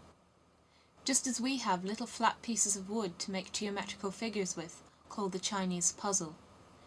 Kay made all sorts of figures, the most complicated, for it was an ice puzzle for the understanding. In his eyes the figures were extraordinarily beautiful, and of the utmost importance, for the bit of glass which was in his eye caused this. He found whole figures which represented a written word, but he never could manage to represent just the word he wanted. That word was eternity, and the Snow Queen had said, "If you can discover that figure, you shall be your own master, and I shall make you a present of the whole world and a pair of new skates." But he could not find it out. "I am going now to warm lands," said the Snow Queen. "I must have a look down into the black cauldrons." It was the volcanoes Vesuvius and Etna that she meant. "I will give them just a coating of white, for that is as it ought to be. Besides, it is good for the oranges and the grapes." And then away she flew, and Kay sat quite alone in the empty halls of ice that were miles long, and looked at the blocks of ice, and thought till his skull was almost cracked. There he sat, quite benumbed and motionless. One would have imagined he was frozen to death. Suddenly little Gerda stepped through the great portal into the palace.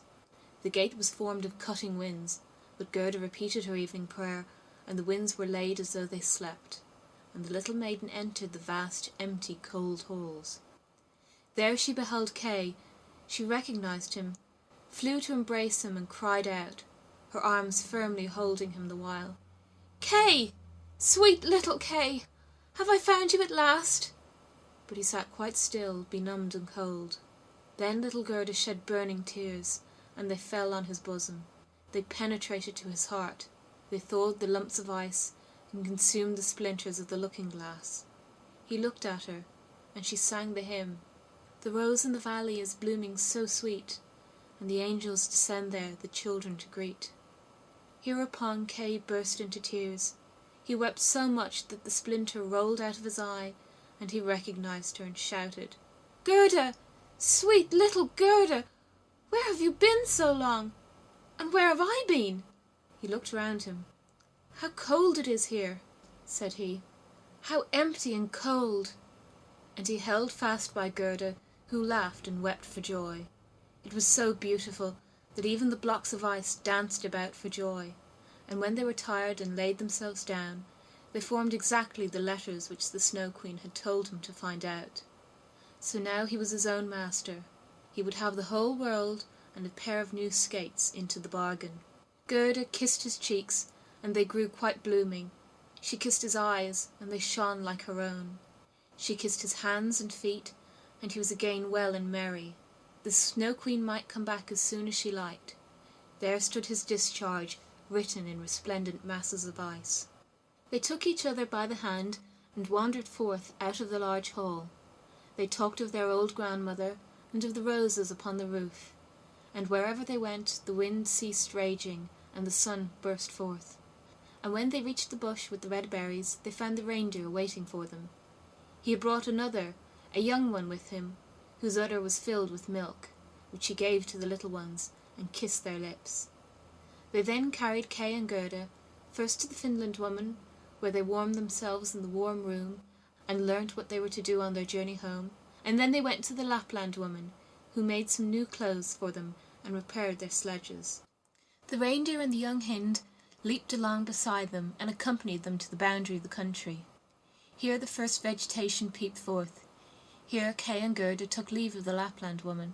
"Farewell, farewell," they all said, and the first green buds appeared.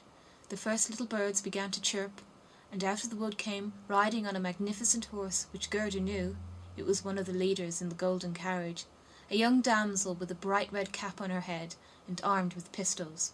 It was the little robber maiden, who, tired of being at home, had determined to make a journey to the north, and afterwards in another direction, if that did not please her. She recognized Gerda immediately, and Gerda knew her too. It was a joyful meeting. "You are a fine fellow for tramping about," she said to little Kay. "I should like to know, faith, if you deserve that one should run from one end of the world to the other for your sake." But Gerda patted her cheeks and inquired for the prince and princess. "They are gone abroad," said the other. "But the raven?" asked little Gerda. "Oh, the raven is dead," she answered. "His tame sweetheart is a widow, and wears a bit of black worsted round her leg. She laments most piteously, but it's all mere talk and stuff. Now tell me, what have you been doing, and how you managed to catch him?" And Gerda and Kay both told their story.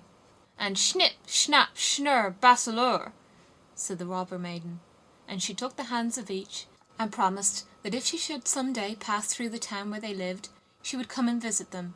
And then away she rode. Kay and Gerda took each other's hand. It was lovely spring weather, with abundance of flowers and of verdure. The church bells rang, and the children recognized the high towers and the large town. It was that in which they dwelt. They entered and hastened up to their grandmother's room, where everything was standing as formerly. The clock said tick-tack, and the finger moved round. But as they entered, they remarked that they were now grown up. The roses on the leads hung blooming in at the open window. There stood the little children's chairs, and Kay and Gerda sat down on them, holding each other by the hand. They had both forgotten the cold, empty splendour of the Snow Queen, as though it had been a dream. The grandmother sat in the bright sunshine and read aloud from the Bible. "Unless ye become as little children, ye cannot enter the kingdom of heaven." And Kay and Gerda looked in each other's eyes, and all at once they understood the old hymn. The rose in the valley is blooming so sweet, and the angels descend there, the children to greet. There sat the two grown-up persons, grown up and yet children, children at least in heart, and it was summer-time. Summer, glorious summer. End of The Snow Queen. The Leapfrog. A flea, a grasshopper, and a leapfrog once wanted to see which could jump highest, and they invited the whole world, and everybody else besides who chose to come to see the festival. 3 famous jumpers were they, as everyone would say, when they all met together in the room. "I will give my daughter to him who jumps highest," exclaimed the king, "for it is not so amusing where there is no prize to jump for." The flea was the first to step forward. He had exquisite manners, and bowed to the company on all sides, for he had noble blood, and was, moreover, accustomed to the society of man alone, and that makes a great difference. Then came the grasshopper. He was considerably heavier, but he was well-mannered, and wore a green uniform, which he had by right of birth. He said, moreover, that he belonged to a very ancient Egyptian family, and that in the house where he then was, he was thought much of. The fact was, he had been just brought out of the fields, and put in a pasteboard house, 3 stories high, all made of court cards, with the coloured side inwards, and doors and windows cut out of the body of the Queen of Hearts. "I sing so well," said he, "that 16 native grasshoppers who have chirped from infancy, and yet got no house built of cards to live in, grew thinner than they were before, for sheer vexation when they heard me." It was thus that the flea and the grasshopper gave an account of themselves, and thought they were quite good enough to marry a princess. The leapfrog said nothing, but people gave it as their opinion that he therefore thought the more, and when the house-dog snuffed at him with his nose, he confessed the leapfrog was of good family. The old councillor, who had had 3 orders given him to make him hold his tongue, asserted that the leapfrog was a prophet, for that one could see on his back if there would be a severe or mild winter, and that was what one could not see even on the back of the man who writes the almanac. "I say nothing, it is true," exclaimed the king, "but I have my own opinion notwithstanding." Now the trial was to take place. The flea jumped so high that nobody could see where he went to, so they all asserted he had not jumped at all, and that was dishonourable. The grasshopper jumped only half as high, but he leaped into the king's face, who said that was ill-mannered. The leap-frog stood still for a long time, lost in thought. It was believed at last he would not jump at all. "I only hope he is not unwell," said the house-dog, when, pop! He made a jump all on one side into the lap of the princess, who was sitting on a little golden stool close by. Hereupon the king said, "There is nothing above my daughter. Therefore, to bound up to her is the highest jump that can be made. But for this one must possess understanding, and the leap-frog has shown that he has understanding. He is brave and intellectual." And so he won the princess. "It's all the same to me," said the flea. "She may have the old leap-frog for all I care. I jumped the highest. But in this world merit seldom meets its reward. A fine exterior is what people look at nowadays." The flea then went into foreign service, where, it is said, he was killed. The grasshopper sat without on a green bank, and reflected on worldly things, and he said too, "Yes, a fine exterior is everything. A fine exterior is what people care about." And then he began chirping his peculiar melancholy song, from which we have taken this history, and which may, very possibly, be all untrue, although it does stand here printed in black and white. End of The Leap-frog. The Elder Bush. Once upon a time there was a little boy who had taken cold. He had gone out and got his feet wet, though nobody could imagine how it had happened, for it was quite dry weather. So his mother undressed him, put him to bed, and had the teapot brought in, to make him a good cup of elder-flower tea. Just at that moment the merry old man came in, who lived up atop of the house all alone, for he had neither wife nor children, but he liked children very much, and knew so many fairy tales that it was quite delightful. "Now drink your tea," said the boy's mother, "then perhaps you may hear a fairy tale." "If I had but something new to tell," said the old man, "but how did the child get his feet wet?" "That is the very thing that nobody can make out," said his mother. "Am I to hear a fairy tale?" asked the little boy. "Yes, if you can tell me exactly, for I must know that first, how deep the gutter is in the little street opposite, that you must pass through in going to school." "Just up to the middle of my boot," said the child, "but then I must go into the deep hole." "Aha! That's where the wet feet came from," said the old man. "I ought now to tell you a story, but I don't know any more." "You can make one in a moment," said the little boy. "My mother says that all you look at can be turned into a fairy tale, and that you can find a story in everything." "Yes, but such tales and stories are good for nothing. The right sort come of themselves. They tap at my forehead and say, 'Here we are.'" "Won't there be a tap soon?" asked the little boy. And his mother laughed, put some elder-flowers in the teapot, and poured boiling water on them. "Do tell me something, pray do." "Yes, if a fairy tale would come of its own accord, but they are proud and haughty, and come only when they choose." "Stop," he said all on a sudden. "I have it. Pay attention. There is one in the teapot." And the little boy looked at the teapot. The cover rose more and more, and the elder-flowers came forth so fresh and white, and shot up long branches. Out of the spout even did they spread themselves on all sides, and grew larger and larger. It was a splendid elder bush, a whole tree, and it reached into the very bed and pushed the curtains aside. How it bloomed, and what an odor! In the middle of the bush sat a friendly-looking old woman in a most strange dress. It was quite green, like the leaves of the elder, and was trimmed with large white elder flowers, so that at first one could not tell whether it was a stuff or a natural green in real flowers. "What's that woman's name?" asked the little boy. "The Greeks and Romans," said the old man, "called her a dryad, but that we do not understand. The people who live in the new booths have a much better name for her. They call her Old Granny, and she it is to whom you are to pay attention. Now listen, and look at the beautiful elder bush." Just such another large blooming elder tree stands near the new booths. It grew there in the corner of a little miserable courtyard, and under it sat, of an afternoon, in the most splendid sunshine, two old people, an old seaman and his old wife. They had great-grandchildren, and were soon to celebrate the 50th anniversary of their marriage, but they could not exactly recollect the date, and old Granny sat in the tree and looked as pleased as now.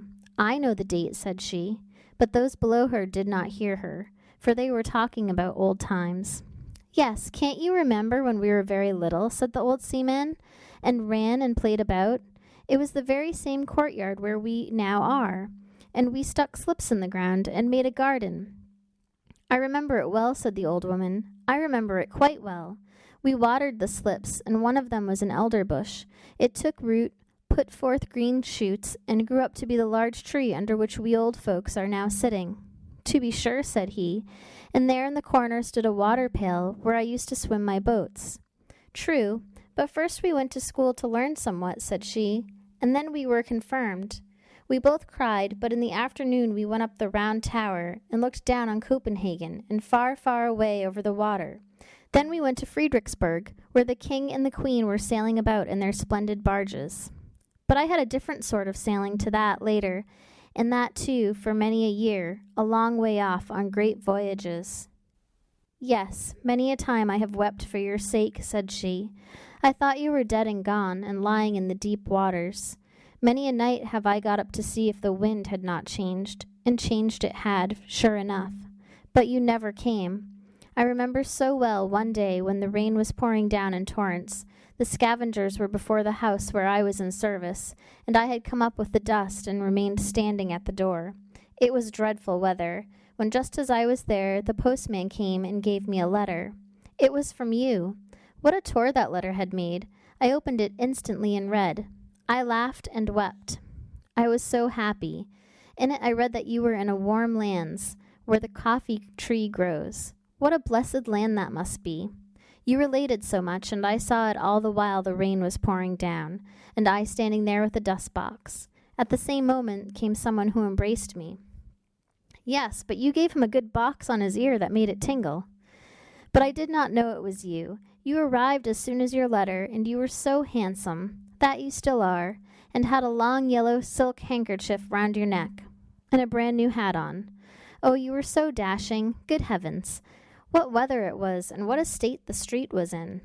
"And then we married," said he. "Don't you remember? And then we had our first little boy, and then Mary, and Nicholas, and Peter, and Christian." "Yes, and how they all grew up to be honest people, and were beloved by everybody." "And their children also have children," said the old sailor. "Yes, those are our grandchildren, full of strength and vigor. It was, methinks, about this season that we had our wedding." "Yes, this very day is the 50th anniversary of the marriage," said old Granny, sticking her head between the two old people, who thought it was their neighbor who nodded to them. They looked at each other and held one another by the hand. Soon after came their children, and their grandchildren, for they knew well enough that it was the day of the 50th anniversary, and had come with their gratulations that very morning. But the old people had forgotten it, although they were able to remember all that had happened many years ago. And the elder bush sent forth a strong odor in the sun, that it was just about to set, and shone right in the old people's faces. They both looked so rosy-cheeked, and the youngest of the grandchildren danced around them, and called out quite delighted that there was to be something very splendid that evening, that they were all to have hot potatoes, and old Nanny nodded in the bush, and shouted hurrah with the rest. "But that is no fairy tale," said the little boy, who was listening to the story. "The thing is, you must understand it," said the narrator. "Let us ask old Nanny." "That was no fairy tale, 'tis true," said old Nanny. "But now it's coming. The most wonderful fairy tales grow out of that which is reality. Were that not the case, you know, my magnificent elderbush could not have grown out of the teapot." And then she took the little boy out of bed, laid him on her bosom, and the branches of the elder tree, full of flowers, closed around her.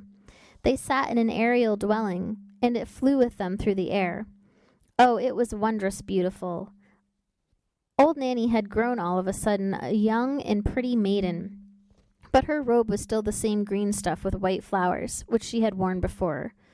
On her bosom she had a real elder-flower, and in her yellow waving hair a wreath of the flowers. Her eyes were so large and blue that it was a pleasure to look at them. She kissed the boy, and now they were of the same age and felt alike. Hand in hand they went out of the bower, and they were standing in the beautiful garden of their home. Near the green lawn Papa's walking-stick was tied, and for the little ones it seemed to be endowed with life. For as soon as they got astride it, the round polished knob was turned into a magnificent neighing head, a long black mane fluttered in the breeze, and 4 slender yet strong legs shot out. The animal was strong and handsome, and away they went at full gallop round the lawn. "Huzzah! Now we are riding miles off," said the boy. "We are riding away to the castle where we were last year." And on they rode round the grass plot. And the little maiden, who, we know, was no one else but old Nanny, kept on crying out, "Now we are in the country. Don't you see the farmhouse yonder? And there is the elder tree standing beside it, and the cock is scraping away the earth for the hens. Look, how he struts. And now we are close to the church. It lies high upon the hill, between the large oak trees, one of which is half decayed. And now we are by the smithy, where the fire is blazing, and where the half-naked men are banging with their hammers till the sparks fly about. Away, away, to the beautiful country seat." And all that the little maiden, who sat behind on the stick, spoke of, flew by in reality. The boy saw it all, and yet they were only going round the grass plot. Then they played in a side avenue, and marked out a little garden on the earth, and they took elder blossoms from their hair, planted them, and they grew just like those the old people planted when they were children, as related before. They went hand in hand, as the old people had done when they were children, but not to the Round Tower or to Friedrichsburg. No, the little damsel wound her arms round the boy, and then they flew far away through all Denmark. And spring came, and summer, and then it was autumn, and then winter, and 1,000 pictures were reflected in the eye and in the heart of the boy, and the little girl always sang to him, "This you will never forget." And during their whole flight the elder tree smelt so sweet and odorous. He remarked the roses and fresh beeches, but the elder tree had a more wondrous fragrance, for its flowers hung on the breast of the little maiden, and there too did he often lay his head during the flight. "It is lovely here in spring," said the maiden, and they stood in a beechwood that had just put on its first green, where the woodruff at their feet sent forth its fragrance, and the pale red anemone looked so pretty among the verdure. "Oh, would that it were always spring in the sweetly smelling Danish beech forests." "It is lovely here in summer," said she, and she flew past old castles of bygone days of chivalry, where the red walls and the embattled gables were mirrored in the canal, where the swans were swimming, and peered up into the old cool avenues. In the fields the corn was waving like the sea. In the ditches red and yellow flowers were growing. Wild drone flowers and the blooming convolvuluses were creeping in the hedges, and towards evening the moon rose round and large, and the haycocks in the meadow smelt so sweetly. This one never forgets. "It is lovely here in autumn," said the little maiden, and suddenly the atmosphere grew as blue again as before. The forest grew red and green and yellow-colored. The dogs came leaping along, and whole flocks of wildflower flew over the cairn, where blackberry bushes were hanging round the old stones. The sea was dark blue, covered with ships full of white sails, and in the barn old women, maidens, and children were sitting picking hops into a large cask. The young sang songs, but the old told fairy tales of mountain sprites and soothsayers. Nothing could be more charming. "It is delightful here in winter," said the little maiden, and all the trees were covered with hoar-frost. They looked like white corals. The snow crackled underfoot, as if one had new boots on, and one falling star after the other was seen in the sky. The Christmas tree was lighted in the room. Presents were there, and good humor reigned. In the country the violin sounded in the room of the peasant. The newly baked cakes were attacked. Even the poorest child said, "It is really delightful here in winter." Yes, it was delightful, and the little maiden showed the boy everything, and the elder tree still was fragrant, and the red flag and the white cross was still waving, the flag under which the old seamen and the new booths had sailed. And the boy grew up to be a lad, and was to go forth in the wide world far, far away to warm lands where the coffee tree grows. But at his departure the little maiden took an elder blossom from her bosom and gave it to him to keep, and it was placed between the leaves of his prayer book. And when in foreign lands he opened the book, it was always at the place where the keepsake flower lay.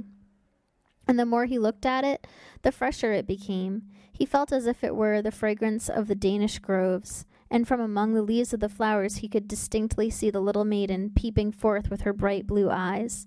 and then she whispered, "It is delightful here in spring, summer, autumn, and winter," and 100 visions glided before his mind.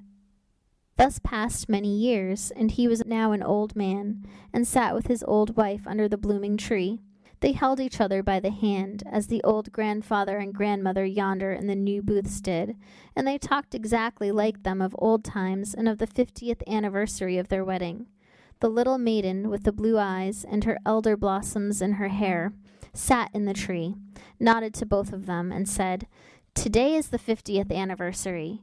And then she took 2 flowers out of her hair and kissed them. First they shone like silver, then like gold, and when they were laid them on the heads of the old people, each flower became a gold crown. So there they both sat, like a king and a queen, under the fragrant tree that looked exactly like an elder. The old man told his wife the story of old Nanny as it had been told to him when a boy, and it seemed to both of them it contained much that resembled their own history, and those parts that were like it pleased them best. "Thus it is," said the little maiden in the tree. "Some call me Old Nanny, others a Dryad, but in reality my name is Remembrance. 'Tis I who sit in the tree that grows and grows. I can remember, I can tell things. Let me see if you have my flowers still." And the old man opened his prayer book. There lay the elder blossom, as fresh as if it had been placed there but a short time before, and Remembrance nodded, and the old people, decked with crowns of gold, sat in the flush of the evening sun. They closed their eyes and, yes, that's the end of the story. The little boy lay in his bed. He did not know if he had dreamed or not, or if he had been listening while someone told him the story. The teapot was standing on the table, but no elder tree was growing out of it, and the old man, who had been talking, was just on the point of going out of the door, and he did go. "How splendid that was," said the little boy. "Mother, I have been to warm countries." "So I should think," said his mother. "When one has drunk 2 good cupfuls of elderflower tea, 'tis likely enough one goes into warm climates."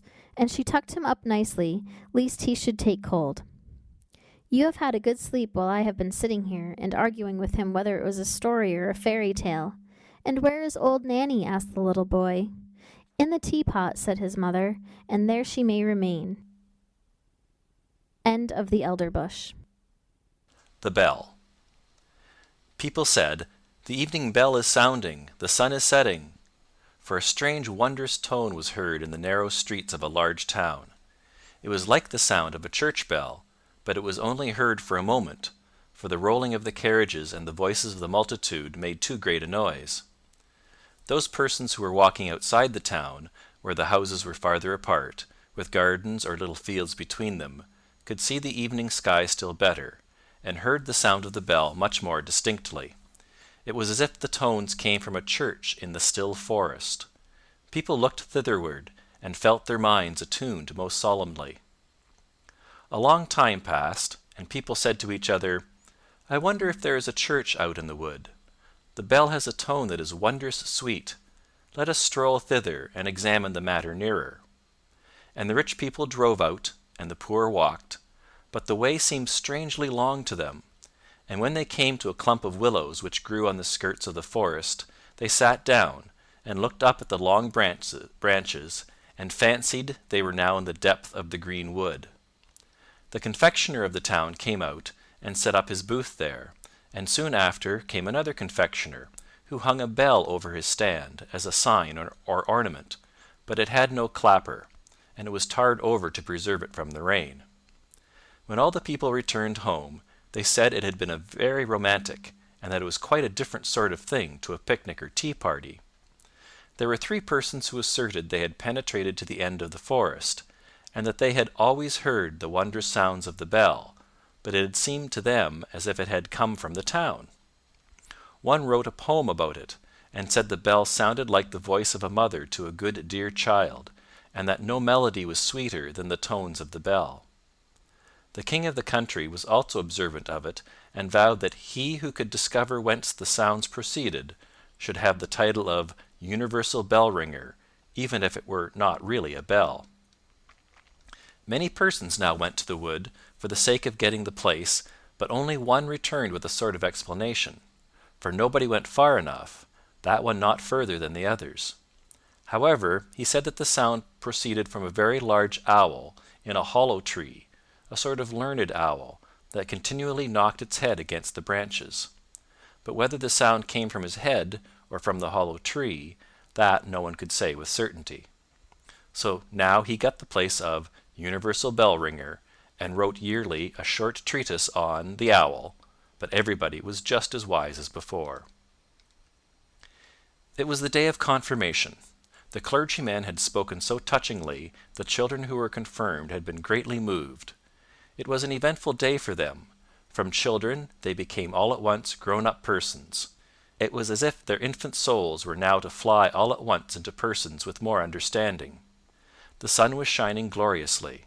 The children that had been confirmed went out of the town, and from the wood was borne towards them the sounds of the unknown bell with wonderful distinctness. They all immediately felt a wish to go thither, all except three. One of them had to go home to try on a ball dress, for it was just the dress and the ball which had caused her to be confirmed this time, for otherwise she would not have come. The other was a poor boy who had borrowed his coat and boots to be confirmed in from the innkeeper's son, and he was to give them back by a certain hour. The third said that he never went to strange places if his parents were not with him, that he had always been a good boy hitherto, and would still be so now that he was confirmed, and that one ought not to laugh at him for it. The others, however, did make fun of him after all. There were three, therefore, that did not go. The others hastened on. The sun shone, the birds sang, and the children sang too, and each held the other by the hand, for as yet they had none of them any high office, and were all of equal rank in the eye of God. But two of the youngest soon grew tired, and both returned to town. Two little girls sat down and twined garlands, so they did not go either. And when the others reached the willow tree, where the confectioner was, they said, "Now we are there." In reality, the bell does not exist. It is only a fancy that people have taken into their heads. At the same moment the bell sounded deep in the wood, so clear and solemnly that 5 or 6 determined to penetrate somewhat further. It was so thick and the foliage so dense that it was quite fatiguing to proceed. Woodruff and anemones grew almost too high. Blooming convolvuluses and blackberry bushes hung in long garlands from tree to tree, where the nightingale sang and the sunbeams were playing. It was very beautiful, but it was no place for girls to go. Their clothes would get so torn. Large blocks of stone lay there, overgrown with moss of every color. The fresh spring bubbled forth and made a strange gurgling sound. "That surely cannot be the bell," said one of the children, lying down and listening. "This must be looked to." So he remained, and let the others go on without him. They afterwards came to a little house, made of branches and the bark of trees. A large wild apple tree bent over it, as if it would shower down all its blessings on the roof, where roses were blooming. The long stems twined round the gable, on which there hung a small bell. Was it that which people had heard? Yes, everybody was unanimous on the subject, except one, who said that the bell was too small and too fine to be heard at so great a distance, and besides it was very different tones to those that could move a human heart in such a manner. It was a king's son who spoke, whereon the others said, "Such people always want to be wiser than everybody else." They now let him go on alone, and as he went his breast was filled more and more with the forest solitude, but he still heard the little bell with which the others were so satisfied, and now and then, when the wind blew, he could also hear the people singing who were sitting at tea where the confectioner had his tent. But the deep sound of the bell rose louder. It was almost as if an organ were accompanying it, and the tones came from the left hand, the side where the heart is placed. A rustling was heard in the bushes, and a little boy stood before the king's son, a boy in wooden shoes, and with so short a jacket that one could see what long wrists he had. Both knew each other. The boy was that one among the children who could not come because he had to go home and return his jacket and boots to the innkeeper's son. This he had done, and was now going on in wooden shoes and in his humble dress, for the bell sounded with so deep a tone and with such strange power that proceed he must. "Why then can we go together?" said the king's son. But the poor child that had been confirmed was quite ashamed. He looked at his wooden shoes, pulled at the short sleeves of his jacket, and said that he was afraid he could not walk so fast. Besides, he thought that the bell must be looked for to the right, for that was the place where all sorts of beautiful things were to be found. "But there we should not meet," said the king's son, nodding at the same time to the poor boy, who went into the darkest, thickest part of the wood, where thorns tore his humble dress, and scratched his face and hands and feet till they bled. The king's son got some scratches too, but the sun shone on his path, and it was him that we will follow, for he was an excellent and resolute youth. "I must and will find the bell," he said, "even if I am obliged to go to the end of the world." The ugly apes sat upon the trees and grinned. "Shall we thrash him?" they said. "Shall we thrash him? He is the son of a king." But on he went, without being disheartened, deeper and deeper into the wood, where the most wonderful flowers were growing. There stood white lilies with blood-red stamina, sky-blue tulips, which shone as they waved in the winds, and apple trees, the apples of which looked exactly like large soap bubbles. So only think how the trees must have sparkled in that sunshine. Around the nicest green meads, where the deer were playing in the grass, grew magnificent oaks and beeches, and if the bark of one of the trees was cracked, there grass and long creeping plants grew in the crevices. And there were large calm lakes there too, in which white swans were swimming, and beat the air with their wings. The king's son often stood still and listened. He thought the bell sounded from the depths of these still lakes, but then he remarked again that the tone proceeded not from there, but farther off, from out the depths of the forest. The sun now set. The atmosphere glowed like fire. It was still in the woods, so very still, and he fell on his knees, sung his evening hymn, and said, "I cannot find what I seek. The sun is going down, and night is coming, the dark, dark night. Yet perhaps I may be able once more to see the round red sun before he entirely disappears. I will climb up yonder rock." And he seized hold of the creeping plants and the roots of trees, climbed up the moist stones where the water snakes were writhing and the toads were croaking, and he gained the summit before the sun had gone quite down. How magnificent was the sight from this height! The sea, the great, the glorious sea, that dashed its long waves against the coast, was stretched out before him, and yonder, where sea and sky meet, stood the sun, like a large shining altar, all melted together in the most glowing colours. And the wood and the sea sang a song of rejoicing, and his heart sang with all the rest. All nature was a vast holy church in which the trees and the buoyant clouds were the pillars, flowers and grass the velvet carpeting, and heaven itself the large cupola. The red colours above faded away as the sun vanished, but 1,000,000 stars were lighted, 1,000,000 lamps shone, and the king's son spread out his arms towards heaven, and wood and sea. When at the same moment, coming by a path to the right, appeared, in his wooden shoes and jacket, the poor boy who had been confirmed with him. He had followed his own path, and had reached the spot just as soon as the son of the king had done. They ran towards each other and stood together hand in hand in the vast church of nature and of poetry, while over them sounded the invisible holy bell. Blessed spirits floated around them and lifted up their voices in a rejoicing hallelujah. End of The Bell. Chapter 10. The Old House. In the street, up there, was a very old house. It was almost 300 years old, for that might be known by reading the great beam on which the date of the year was carved. Together with tulips and hop-vines there were whole verses spelled as in former times, and over every window was a distorted face cut out in the beam. The one story stood forward a great way over the other, and directly under the eaves was a leaden spout with a dragon's head. The rain-water should have run out of the mouth, but it ran out of the belly, for there was a hole in the spout. All the other houses in the street were so new and so neat, with large window panes and smooth walls, one could easily see that they would have nothing to do with the old house, They certainly thought, "How long is that old decayed thing to stand here as a spectacle in the street?" And then the projecting windows stand so far out that no one can see from our windows what happens in that direction.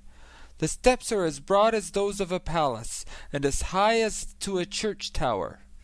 The iron railings look just like the door to an old family vault, and then they have brass tops. That's so stupid.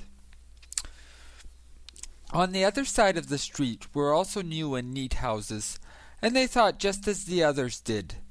But at the window opposite the old house, there sat a little boy with fresh rosy cheeks and bright beaming eyes. He certainly liked the old house best, and that both in sunshine and moonshine. And when he looked across at the wall where the mortar had fallen out, he could sit and find out there the strangest figures imaginable, exactly as the street had appeared before, with steps, projecting windows, and pointed gables. He could see soldiers with halberds and spouts where the water ran, like dragons and serpents. That was a house to look at. And there lived an old man, who wore plush breeches, and had a coat with large brass buttons, and a wig that one could see was a real wig. Every morning there came an old fellow to him, who put his rooms in order, and went on errands. Otherwise the old man in the plush breeches was quite alone in the old house. Now and then he came to the window and looked out, and the little boy nodded to him, and the old man nodded again, and so they became acquaintances. And then they were friends, although they had never spoken to each other, but that made no difference. The little boy heard his parents say, "The old man opposite is very well off, but he is so very, very lonely." The Sunday following, the little boy took something and wrapped it up in a piece of paper, went downstairs, and stood in the doorway.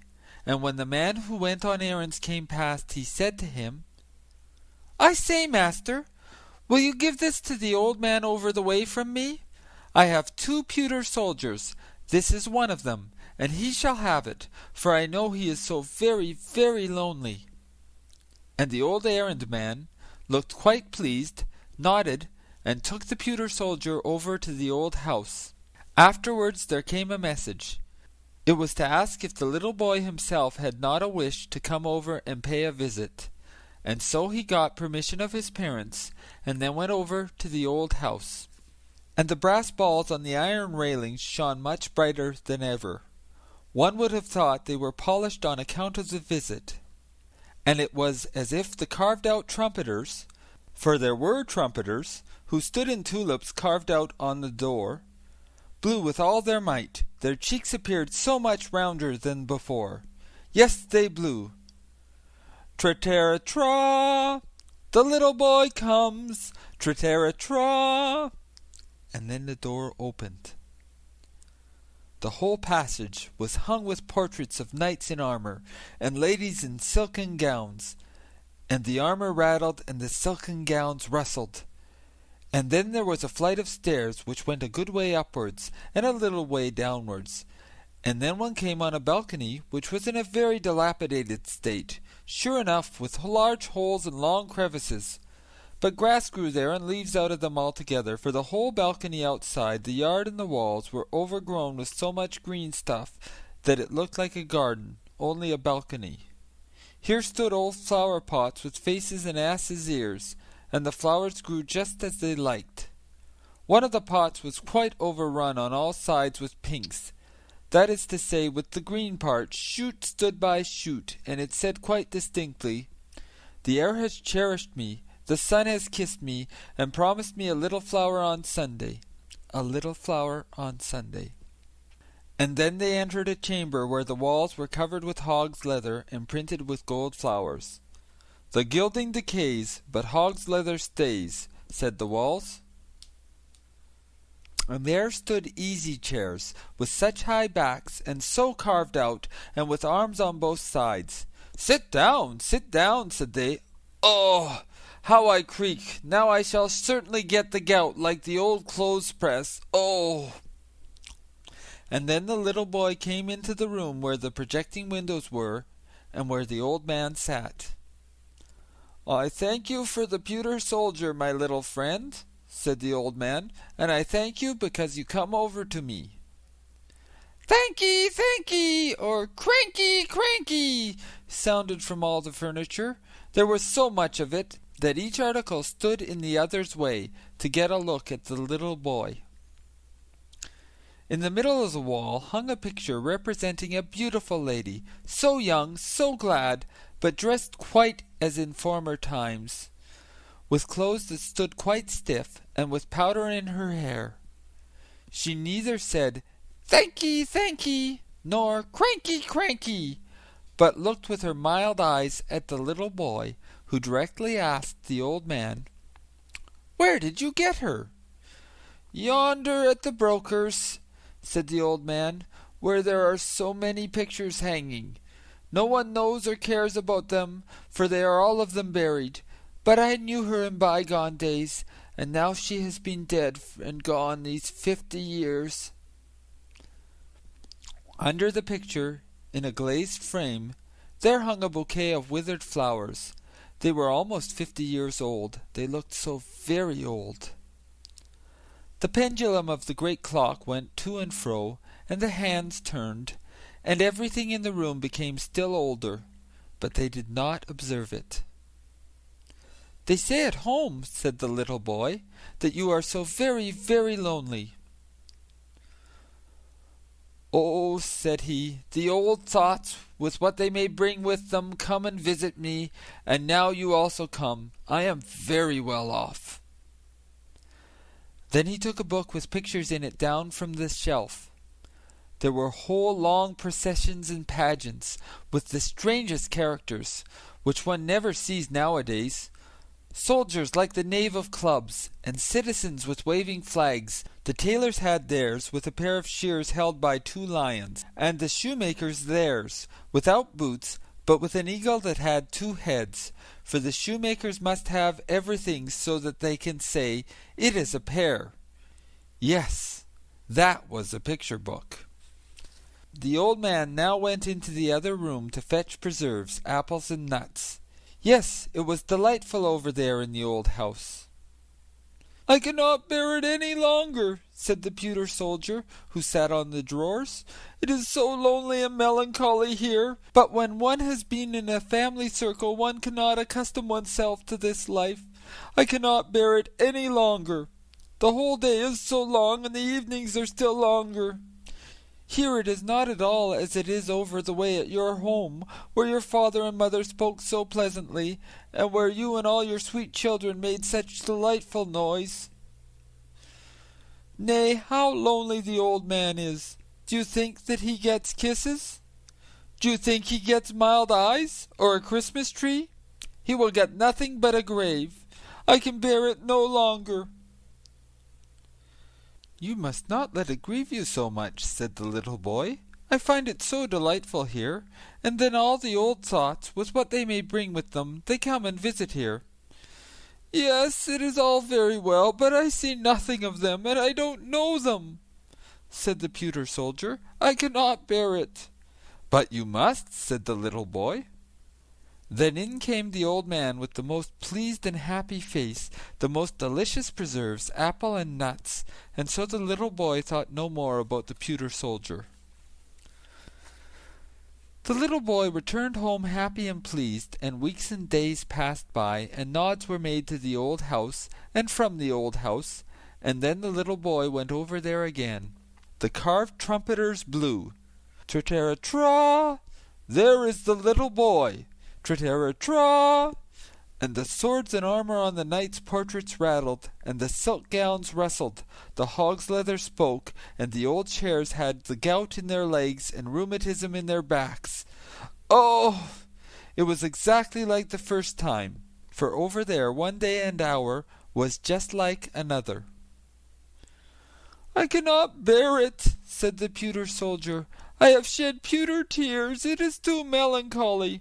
Rather let me go to the wars and lose arms and legs. It would at least be a change. I cannot bear it longer. Now, I know what it is to have a visit from one's old thoughts, with what they may bring with them. I have had a visit from mine, and you may be sure it is no pleasant thing in the end. I was at last about to jump down from the drawers. I saw you all over there at home so distinctly, as if you really were here. It was again that Sunday morning.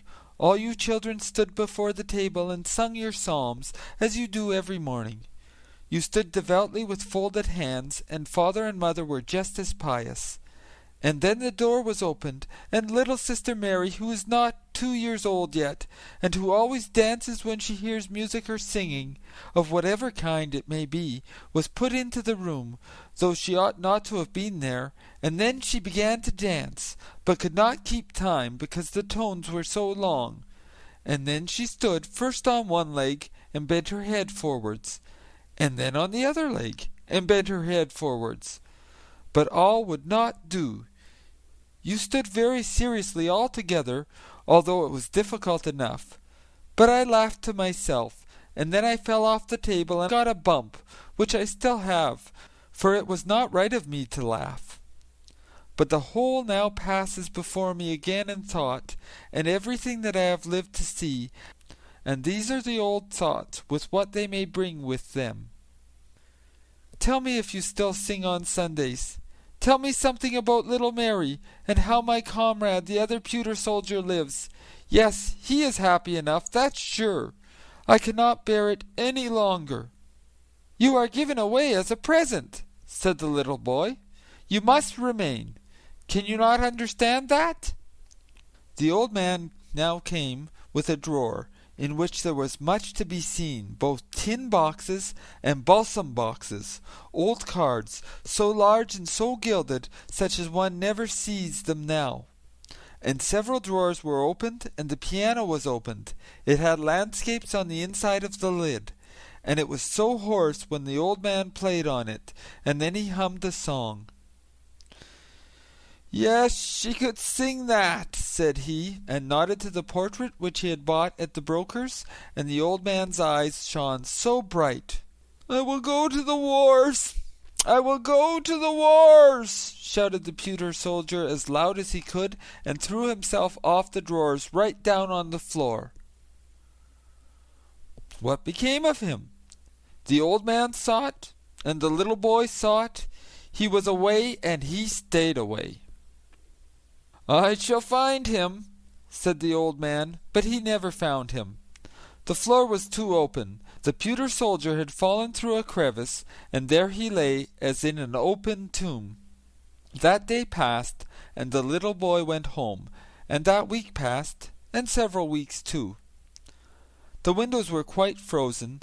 The little boy was obliged to sit and breathe on them to get a peephole over to the old house, and there the snow had been blown into all the carved work and inscriptions. It lay quite up over the steps, just as if there was no one at home. Nor was there anyone at home. The old man was dead. In the evening there was a hearse seen before the door, and he was borne into it in his coffin. He was now to go into the country to lie in his grave. He was driven out there, but no one followed. All his friends were dead, and the little boy kissed his hand to the coffin as it was driven away. Some days afterwards there was an auction at the old house, and the little boy saw from his window how they carried the old knights and the old ladies away. The flower pots with the long ears, the old chairs, and the old clothes presses. Something came here and something came there. The portrait of her who had been found at the broker's came to the broker's again, and there it hung, for no one knew her more. No one cared about the old picture. In the spring they pulled the house down, for, as people said, it was a ruin. One could see from the street right into the room with the hog's leather hanging, which was slashed and torn, and the green grass and leaves about the balcony hung quite wild about the falling beams. And then it was put to rights. That was a relief, said the neighbouring houses. A fine house was built there, with large windows and smooth white walls. But before it, where the old house had in fact stood, was a little garden laid out, and a wild grapevine ran up the wall of the neighbouring house. Before the garden there was a large iron railing with an iron door. It looked quite splendid, and the people stood still and peeped in, and the sparrows hung by scores in the vine and chattered away at each other as well as they could. But it was not about the old house, for they could not remember it. So many years had passed, so many that the little boy had grown to a whole man. Yes, a clever man, and a pleasure to his parents. And he had just been married, and together with his little wife had come to live in the house here where the garden was.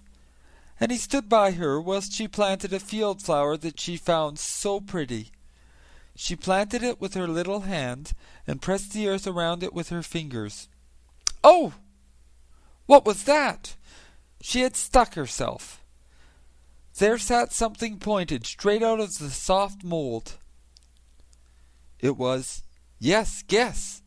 It was the pewter soldier, he that was lost up at the old man, and had tumbled and turned about amongst the timber and the rubbish, and had at last laid for many years in the ground. The young wife wiped the dirt off the soldier, first with a green leaf, and then with her fine handkerchief. It had such a delightful smell that it was to the pewter soldier just as if he had awakened from a trance. "Let me see him," said the young man. He laughed, and then shook his head. "Nay, it cannot be he, but he reminds me of a story about a pewter soldier which I had when I was a little boy." And then he told his wife about the old house and the old man, and about the pewter soldier that he sent over to him because he was so very, very lonely. And he told it as correctly as it had really been, so that the tears came into the eyes of his young wife on account of the old house and the old man. "It may possibly be, however, that it is the same pewter soldier," said she. "I will take care of it and remember all that you have told me, but you must show me the old man's grave." "But I do not know it," said he, "and no one knows it. All his friends were dead, no one took care of it, and I was then a little boy." "How very, very lonely he must have been," said she. "Very, very lonely," said the pewter soldier, "but it is delightful not to be forgotten." "Delightful!" shouted something close by, but no one, except the pewter soldier, saw that it was a piece of the hog's leather hangings. It had lost all its gilding, it looked like a piece of wet clay, but it had an opinion, and it gave it. "The gilding decays, but hog's leather stays." This the pewter soldier did not believe. End of chapter 10. The Old House. The Happy Family. Really, the largest green leaf in this country is a dock leaf. If one holds it before one, it is like a whole apron, and if one holds it over one's head in rainy weather, it is almost as good as an umbrella, for it is so immensely large. The burdock never grows alone, but where there grows one, there always grow several. It is a great delight, and all this delightfulness is snails' food. The great white snails, which persons of quality in former times made fricassees of, ate and said, "Hum, hum, how delicious!" for they thought it tasted so delicate, lived on dock leaves, and therefore burdock seeds were sown. Now there was an old manor house, where they no longer ate snails. They were quite extinct.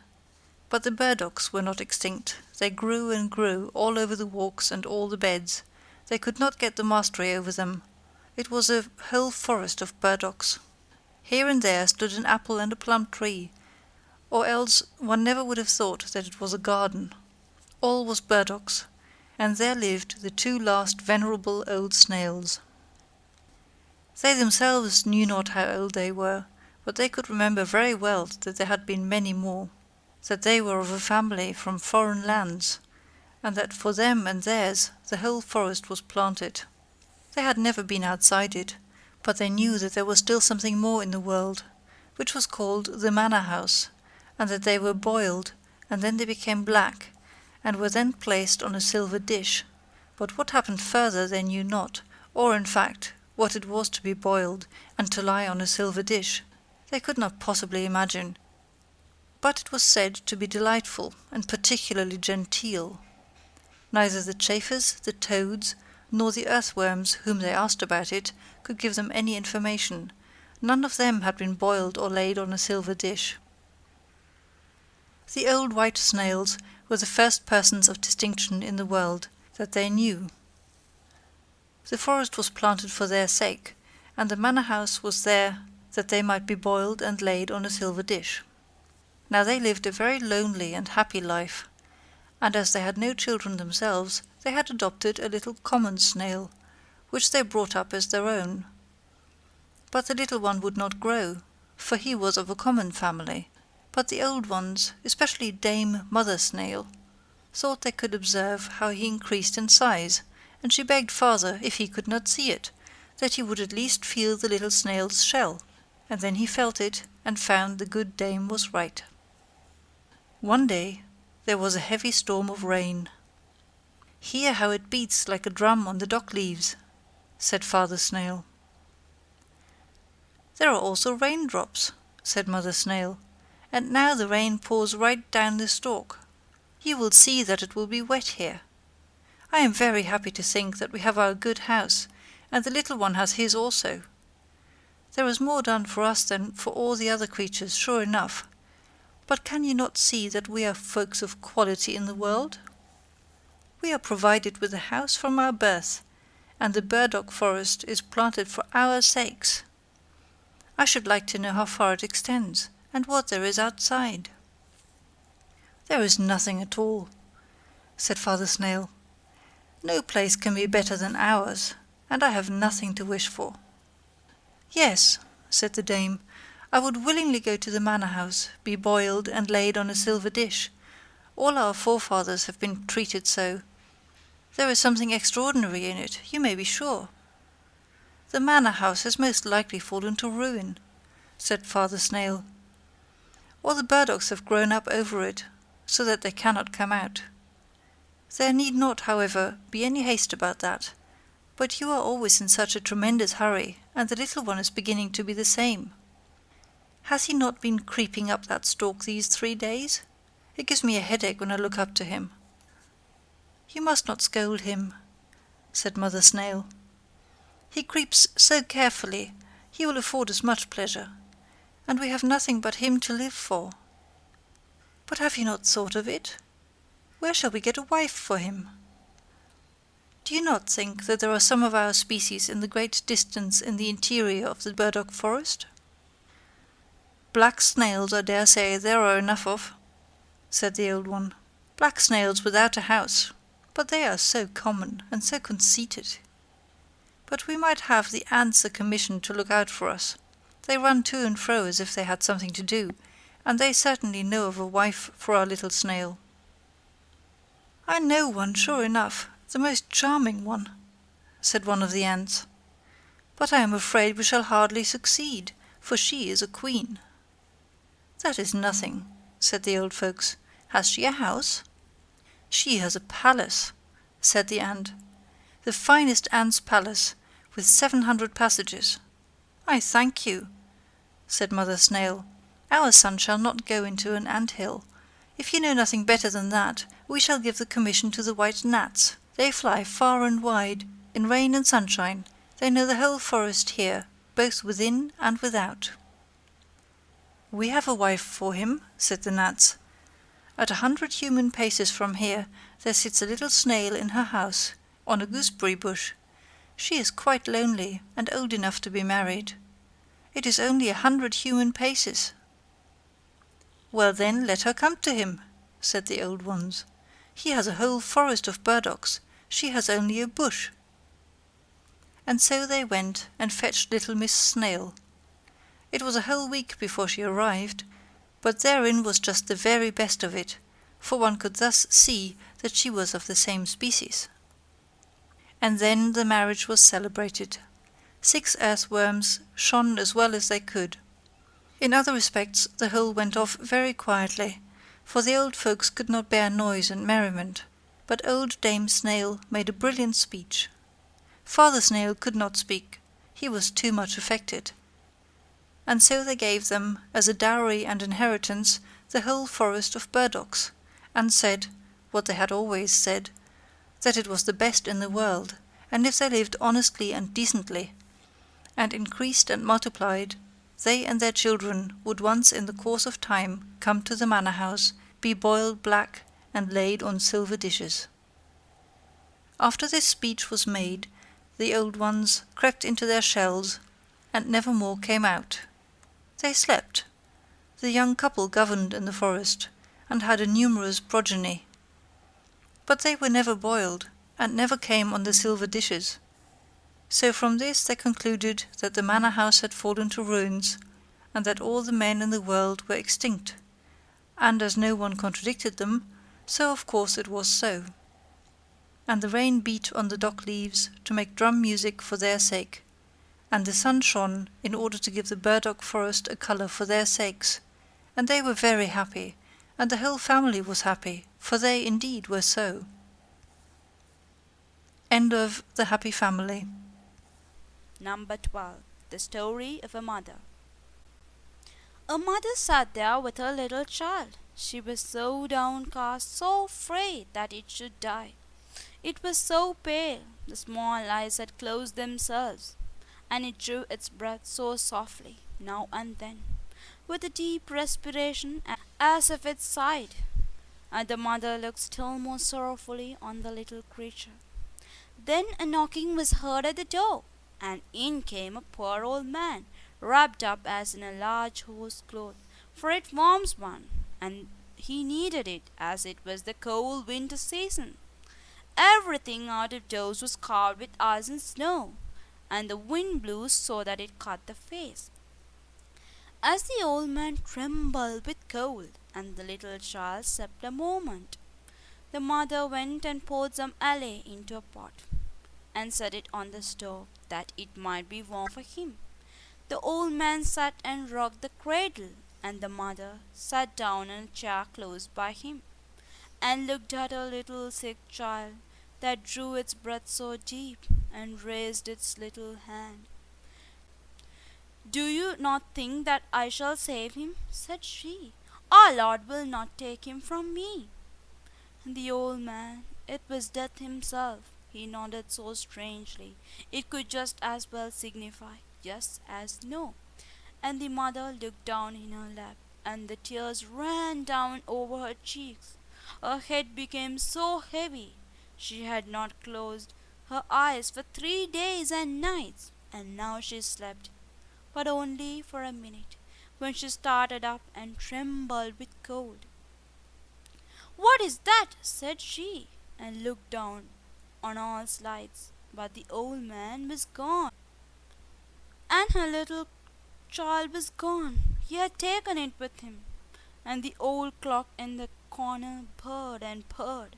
The great leaden weight ran down to the floor. Bump! And then the clock also stood still. But the poor mother ran out of the house and cried aloud for her child. Out there in the midst of the snow there sat a woman in long black clothes, and she said, "Death has been in thy chamber, and I saw him hasten away with thy little child. He goes faster than the wind, and he never brings back what he takes." "Oh, only tell me which way he went," said the mother. "Tell me the way, and I shall find him." "I know it," said the woman in the black clothes. "But before I tell it, thou must first sing for me all the songs thou hast sung for thy child. I am fond of them, I have heard them before. Night I saw thy tears whilst thou sangst them." "I will sing them all," said the mother. "But do not stop me now. I may overtake him. I may find my child." But night stood still and mute. Then the mother wrung her hands, sang and wept, and there were many songs, but yet many more tears. And then night said, "Go to the right, into the dark pine forest. Thither I saw Death take his way with thy little child." The roads crossed each other in the depths of the forest, and she no longer knew whither she should go. Then there stood a thorn bush. There was neither leaf nor flower on it. It was also in the cold winter season, and ice flakes hung on the branches. "Hast thou not seen Death go past with my little child?" said the mother. "Yes," said the thorn bush, "but I will not tell thee which way he took, unless thou wilt first warm me up at thy heart. I am freezing to death. I shall become a lump of ice." And she passed the thorn bush to her breast so firmly that it might be thoroughly warmed, and the thorns went right into her flesh, and her blood flowed in large drops. But the thorn bush shot forth fresh green leaves, and there came flowers on it. In the cold winter night, the heart of the afflicted mother was so warm, and the thorn bush told her the way she should go. She then came to a large lake, where there was neither ship nor boat. The lake was not frozen sufficiently to bear her, neither was it open, nor low enough that she could wade through it, and across it she must go if she would find her child. Then she lay down to drink up the lake, and that was an impossibility for a human being. But the afflicted mother thought that a miracle might happen nevertheless. "Oh, what should I not give to come to my child?" said the weeping mother, and she wept still more, and her eyes sunk down in the depths of the waters, and became two precious pearls. But the water bore her up as if she sat in a swing, and she flew in the rocking waves to the shore on the opposite side, and where there stood a mile broad, strange house. One knew not if it were a mountain with forests and caverns, or if it were built up. But the poor mother could not see it. She had wept her eyes out. "Where shall I find Death, who took away my little child?" said she. "He has not come here yet," said the old grave woman, who was appointed to look after Death's great green house. "How have you been able to find the way hither, and who has helped you?" "Our Lord has helped me," said she. "He is merciful, and you will also be so. Where shall I find my little child?" "Nay, I know not," said the woman, "and you cannot see. Many flowers and trees are withered this night. Death will soon come and plant them over again. You certainly know that every person has his or her life's tree or flower. Just as everyone happens to be settled, they look like other plants, but they have pulsations of the heart. Children's hearts can also beat. Go after yours. Perhaps you may know your child's, but what will you give if I tell you what you shall do more?" "I have nothing to give," said the afflicted mother, "but I will go to the world's end for you." "Nay, I have nothing to do there," said the woman, "but you can give me your long black hair.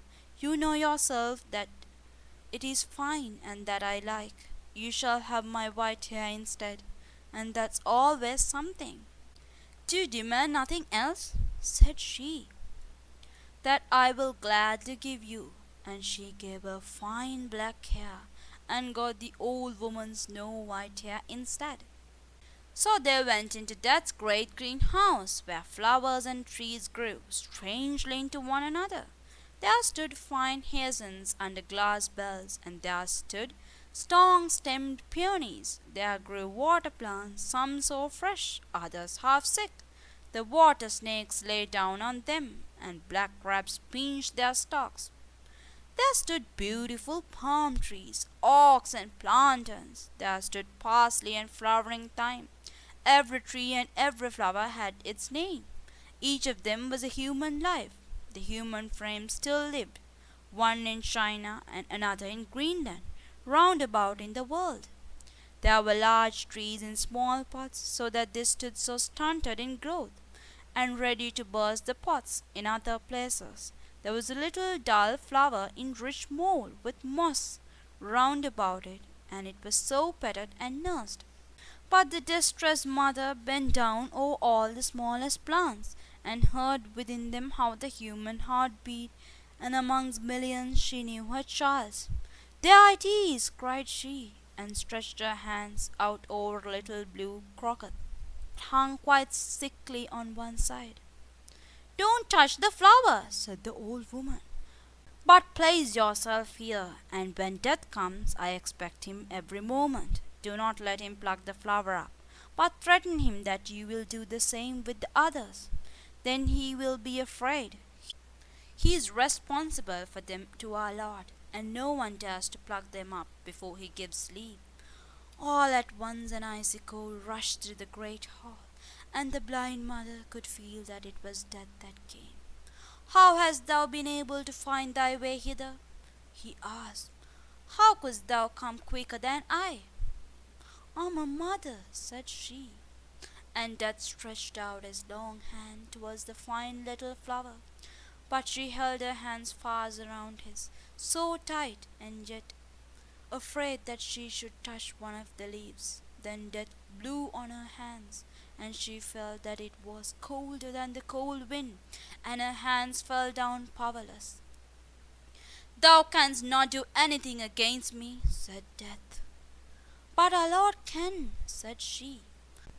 "I only do his bidding," said Death. "I am his gardener. I take all his flowers and trees, and plant them out in the great garden of paradise, in the unknown land. But how they grow there, and how it is there, I dare not tell thee." "Give me back my child," said the mother, and she wept and prayed.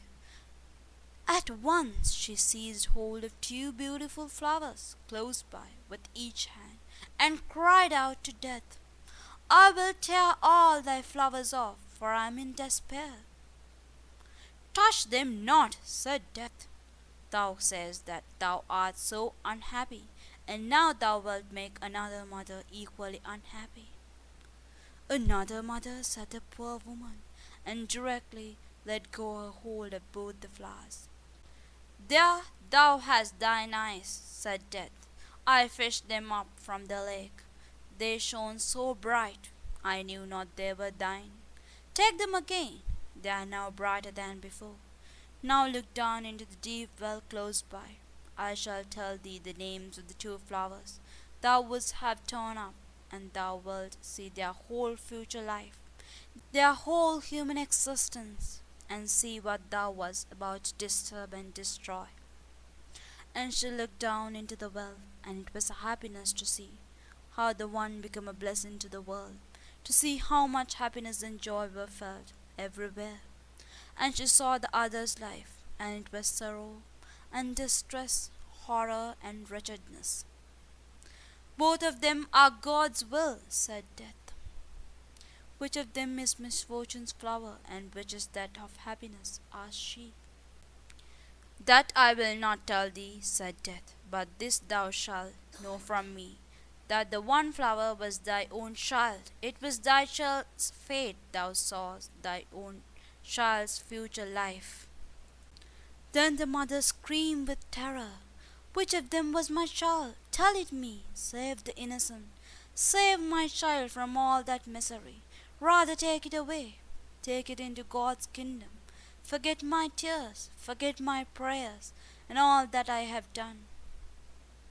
"I do not understand thee," said Death. "Wilt thou have thy child again, or shall I go with it there, where thou dost not know?" Then the mother wrung her hands, fell on her knees, and prayed to our Lord, "Oh, hear me not when I pray against thy will, which is the best. Hear me not, hear me not." And she bowed her head down in her lap, and Death took her child, and went with it to the unknown land. End of number 12. The False Collar. There was once a fine gentleman, all of whose movables were a boot jack and a hair comb. But he had the finest false collars in the world, and it is about one of these collars that we are now to hear a story. It was so old that it began to think of marriage, and it happened that it came to be washing company with a garter. "Nay," said the collar, "I never see anything so slender and so fine, so soft and so neat. May I not ask your name? That I shall not tell you, said the garter. Where do you live? Asked the caller. But the garter was so bashful, so modest, and thought it was a strange question to answer. You are certainly a girdle, said the caller. That is to say, an inside girdle. I see well that you are both for use and ornament, my dear young lady. I will thank you not to speak to me, said the garter. I think I have not given the least occasion for it. Yes, when one is as handsome as you, said the caller, that is occasion enough. Don't come so near me, I beg of you, said the garter. You look so much like those men folks. I am also a fine gentleman, said the caller. I have a boot jack and a hair comb. But that was no true, for it was his master who had them. But he boasted. Don't come so near me, said the garter. I am not accustomed to it. Prude, exclaimed the caller, and then it was taken out of the washing tub. It was starched, hung over the back of a chair in the sunshine, and was then laid on the ironing blanket. Then came the warm box iron. Dear lady, said the caller. Dear widow lady, I feel quite hot. I am quite changed. I began to unfold myself. You will burn a hole in me. Ho! I offer you my hand. Rag, said the box iron, and went proudly over the collar, for she fancied she was a steam engine that would go on the railroad and draw the wagons. Rag, said the box iron. The collar was a little jagged at the edge, and so came the long scissors to cut off the jagged part. Ho! said the caller. You are certainly the first opera dancer. How well you can stretch your legs out! It is the most graceful performance I have ever seen. No one can imitate you. I know it, said the scissors. You deserve to be a baroness, said the caller. All that I have is a fine gentleman, a boot jack, and a hair comb. If I only had the barony. Do you seek my hand? said the scissors, for she was angry, and without more ado she cut him, and then he was condemned. I shall now be obliged to ask the hair comb. It is surprising how well you preserve your teeth, miss, said the caller. Have you never thought of being betrothed? Yes, of course. You may be sure of that, said the hair comb. I am betrothed to the boot jack. Betrothed? exclaimed the caller. Now there was no other to court, and so he despised it. A long time passed away. Then the caller came into the rag chest at the paper mill. There was a large company of rags, the fine by themselves, and the coarse by themselves, just as it should be. They all had much to say, but the caller the most, for he was a real boaster. I have had such an immense number of sweethearts, said the caller, I could not be in peace. It is true, I was always a fine starched-up gentleman. I had both a boot jack and a hair comb, which I have never used. You should have seen me then. You should have seen me when I lay down. I shall never forget my first love. She was a girdle, so fine, so soft, and so charming. She threw herself into a tub of water for my sake. There was also a widow, who became glowing hot, but I left her standing till she got black again. There was also the first opera dancer. She gave me that cup which I now go with. She was so ferocious. My own hair comb was in love with me. She lost all her teeth from that heartache. Yes, I have lived to see much of that sort of thing. But I am extremely sorry for the garter, I mean the girdle, that went into the water tub. I have much of my conscience. I want to become white paper. And it became so. All the rags were turned into white paper, but the color came to be just this very piece of white paper we here see, and on which the story is printed. And that was because it boasted so terribly afterwards of what had never happened to it. It would be well for us to beware that we may not act in similar manner, for we can never know if we may not, in the course of time, also come into the rag chest, and be made into white paper, and then have our whole life's history printed on it, even the most secret, and be obliged to run about and tell it ourselves, just like the scholar. End of the false color. The shadow. It is in the hot lands that the sun burns, sure enough. There the people become quite a mahogany brown, and in the hottest lands they are burnt to negroes. But now it was only to the hot lands that a learned man had come from the cold. There he thought that he could run about just as when at home, but he soon found out his mistake. He, and all sensible folks, were obliged to stay within doors. The window shutters and doors were closed the whole day. It looked as if the whole house slept, or there was no one at home. The narrow street with the high houses was built so that the sunshine must fall there from morning till evening. It was really not to be borne. The learned man from the cold lands, he was a young man, and seemed to be a clever man, sat in a glowing oven. It took effect on him.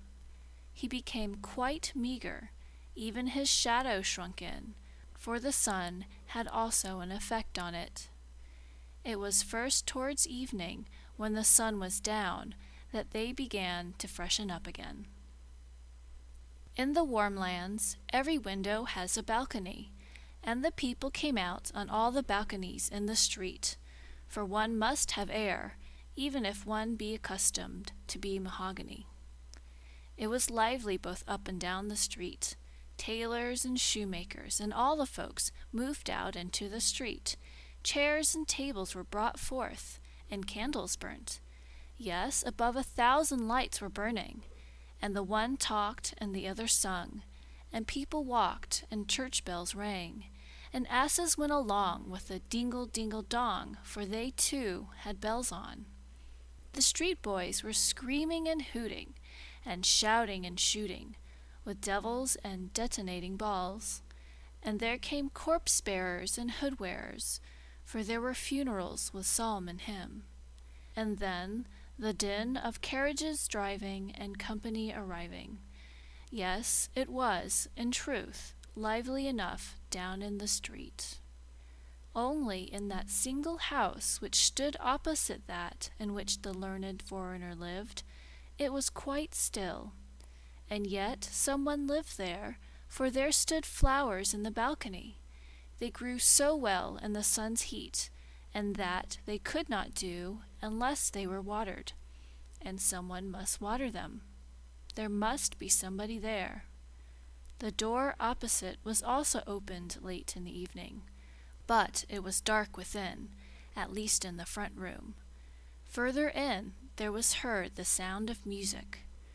The learned foreigner thought it quite marvelous, but now it might be that he only imagined it, for he found everything marvelous out there in the warm lands, if there had only been no sun. The stranger's landlord said that he didn't know who had taken the house opposite. One saw no person about, and as to the music, it appeared to him to be extremely tiresome. It is as if someone sat there and practiced a piece that he could not master. Always the same piece. I shall master it, says he. But yet he cannot master it, however long he plays. One night the stranger awoke. He slept with the doors of the balcony open. The curtain before it was raised by the wind, and he thought that a strange luster came from the opposite neighbor's house. All the flowers shone like flames, in the most beautiful colors, and in the midst of the flowers stood a slender, graceful maiden. It was as if she also shone. The light really hurt his eyes. He now opened them quite wide. Yes, he was quite awake. With one spring he was on the floor. He crept gently behind the curtain, but the maiden was gone. The flowers shone no longer, but there they stood, fresh and blooming as ever. The door was ajar, and far within the music sounded so soft and delightful, one could really melt away in sweet thoughts from it. Yet it was like a piece of enchantment. And who lived there? Where was the actual entrance? The whole of the ground floor was a row of shops, and there people could not always be running through. One evening the stranger sat out on the balcony. The light burnt in the room behind him, and thus it was quite natural that his shadow should fall on his opposite neighbor's wall. Yes, there it sat, directly opposite, between the flowers on the balcony. And when the stranger moved, the shadow also moved, for that it always does.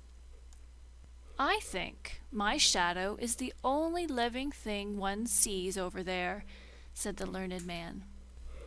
See how nicely it sits between the flowers. The door stands half open. Now the shadow should be cunning and go into the room, look about, and then come and tell me what it has seen. Come now, be useful, and do me a service, said he in jest. Have the kindness to step in. Now, art thou going? And then he nodded to the shadow, and the shadow nodded again. Well then, go, but don't stay away. The stranger rose, and his shadow on the opposite neighbor's balcony rose also. The stranger turned around, and the shadow also turned around. Yes, if anyone had paid particular attention to it, they would have seen quite distinctly that the shadow went in through the half-open balcony door of their opposite neighbor, just as the stranger went into his own room and let the long curtain fall down after him. Next morning, the learned man went out to drink coffee and read the newspapers. What is that? Said he, as he came out into the sunshine. I have no shadow. So then, it has actually gone last night and not come again. It is really tiresome.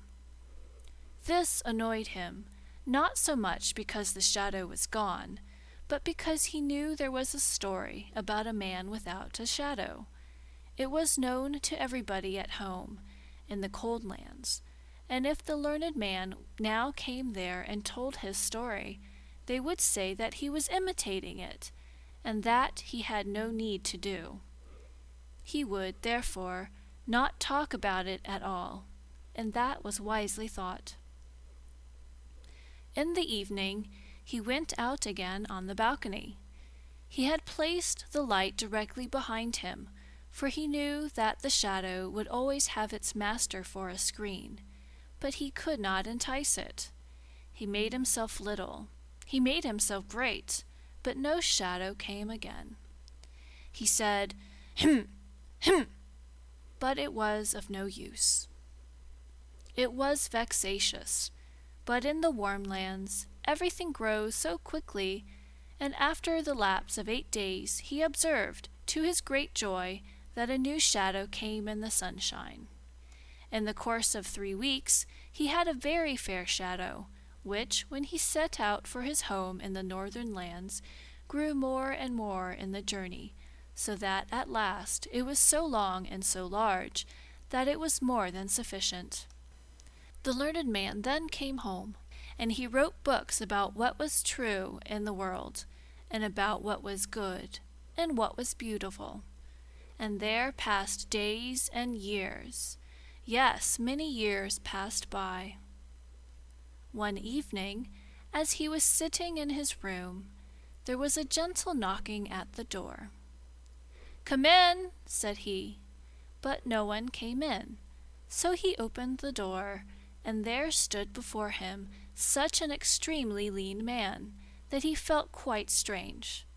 As to the rest, the man was very finely dressed. He must be a gentleman. "Whom have I the honor of speaking?" asked the learned man. "Yes, I thought as much," said the fine man. "I thought you would not know me. I have got so much body. I have even got flesh and clothes. You certainly never thought of seeing me so well off. Do you not know your old shadow? You certainly thought I should never more return. Things have gone on well with me since I was last with you. I have, in all respects, become very well off. Shall I purchase my freedom from service? If so, I can do it." And then he rattled a whole bunch of valuable seals that hung to his watch, and he stuck his hand in the thick gold chain he wore around his neck. Nay, how all his fingers glittered with diamond rings, and then all were pure gems. "Nay, I cannot recover from my surprise," said the learned man. "What is the meaning of all this?" "Something common it is not," said the shadow. "But you yourself do not belong to the common order. And I, as you know well, have from a child followed in your footsteps. As soon as you found I was capable to go out alone in the world, I went my own way. I am in the most brilliant circumstances, but there came a sort of desire over me to see you once more before you die. You will die, I suppose. I also wished to see this land again, for you know we always love our native land. I know you have got another shadow again. Have I anything to pay to it or you? If so, you will oblige me by saying what it is." "Nay, is it really thou?" said the learned man. "It is most remarkable. I never imagined that one's old shadow could come again as a man." "Tell me what I have to pay," said the shadow, "for I don't like to be in any sort of debt." "How canst thou talk so?" said the learned man. "What debt is there to talk about? Make thyself as free as anyone else. I am extremely glad to hear of thy good fortune. Sit down, old friend, and tell me a little how it has gone with thee, and what thou hast seen at our opposite neighbors there, in the warm lands." "Yes, I will tell you all about it," said the shadow, and sat down. "But then you must also promise me that wherever you may meet me, you will never say to anyone here in the town that I have been your shadow. I intend to get betrothed, for I can provide for more than one family." "Be quite at thy ease about that," said the learned man. "I shall not say to anyone who thou actually art. Here is my hand. I promise it, and a man's bond is his word." "A word is a shadow," said the shadow, "and as such it must speak." It was really quite astonishing how much of a man it was. It was dressed entirely in black, and of the very finest cloth. It had patent leather boots, and a hat that could be folded together, so that it was bare crown and brim, not to speak of what we already know it had, seals, gold neck chain, and diamond rings. Yes, the shadow was well dressed, and it was just that which made it quite a man. "Now I shall tell you of my adventures," said the shadow, and then he sat, with the polished boots as heavily as he could on the arm of the learned man's new shadow, which lay like a poodle dog at his feet. Now this was perhaps from arrogance, and the shadow on the ground kept itself so still and quiet that it might hear all that passed.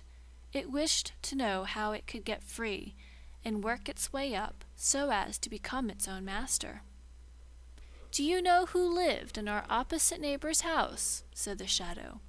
"It was the most charming of all beings. It was Posy.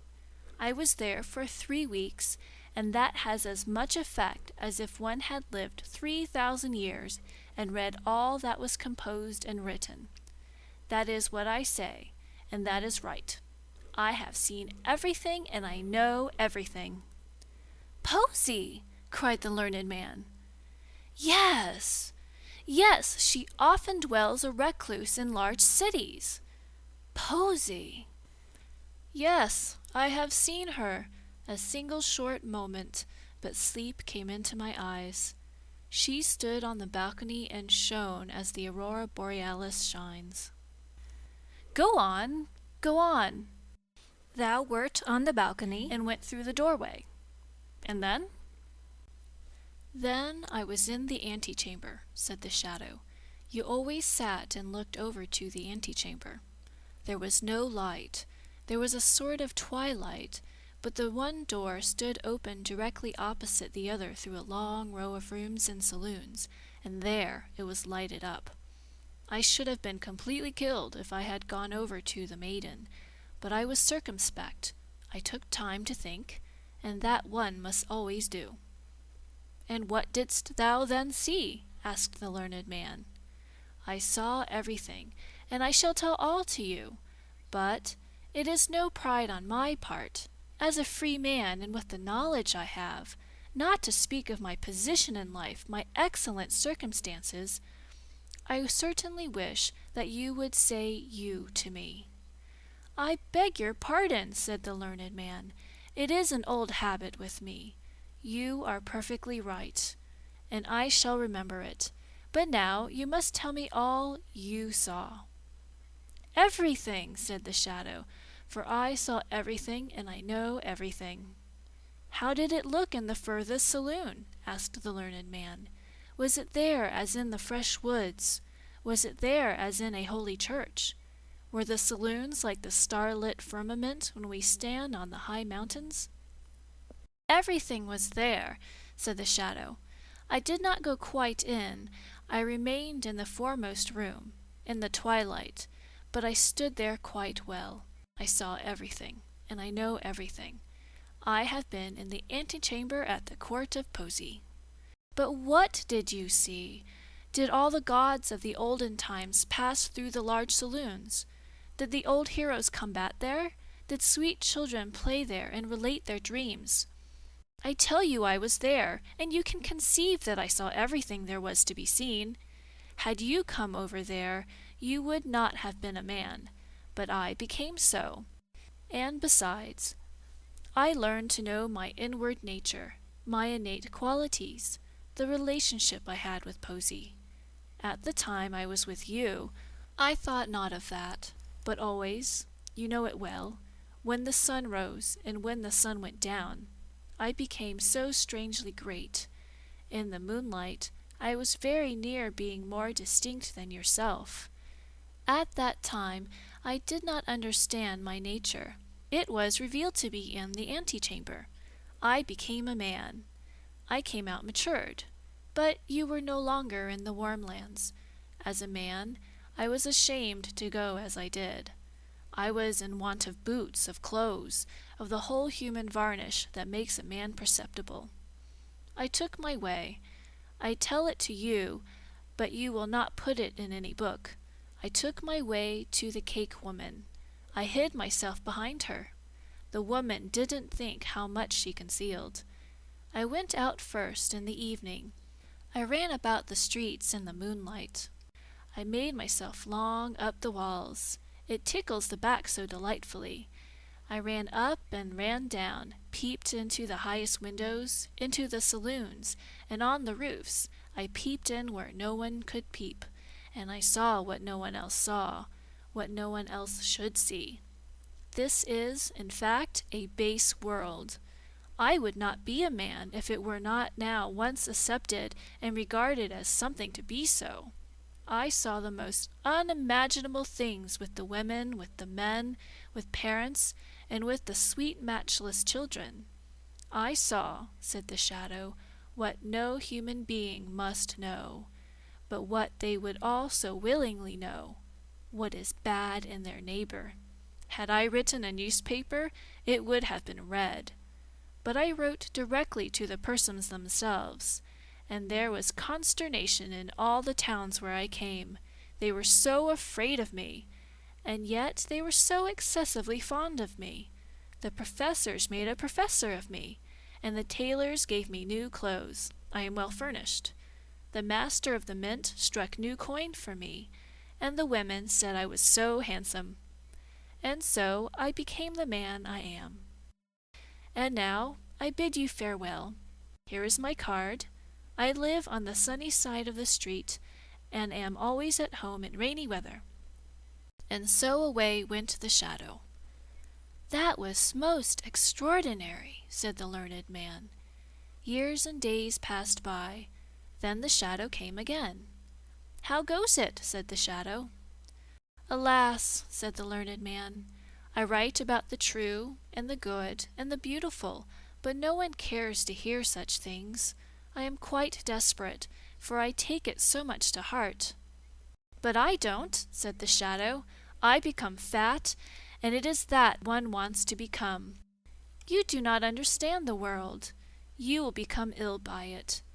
You must travel. I shall make a tour this summer. Will you go with me? I should like to have a traveling companion. Will you go with me as shadow? It will be a great pleasure for me to have you with me. I shall pay the traveling expenses. Nay, this is too much, said the learned man. It is just as one takes it, said the shadow. It will do you much good to travel. Will you be my shadow? You shall have everything free on the journey. Nay, that is too bad, said the learned man. But it is just so with the world, said the shadow, and so it will be. And away it went again.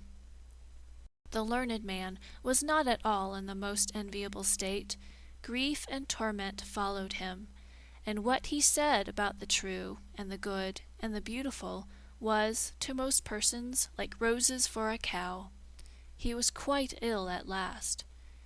You really look like a shadow, said his friends to him, and the learned man trembled, for he thought of it. You must go to a watering place, said the shadow, who came and visited him. There is nothing else for it.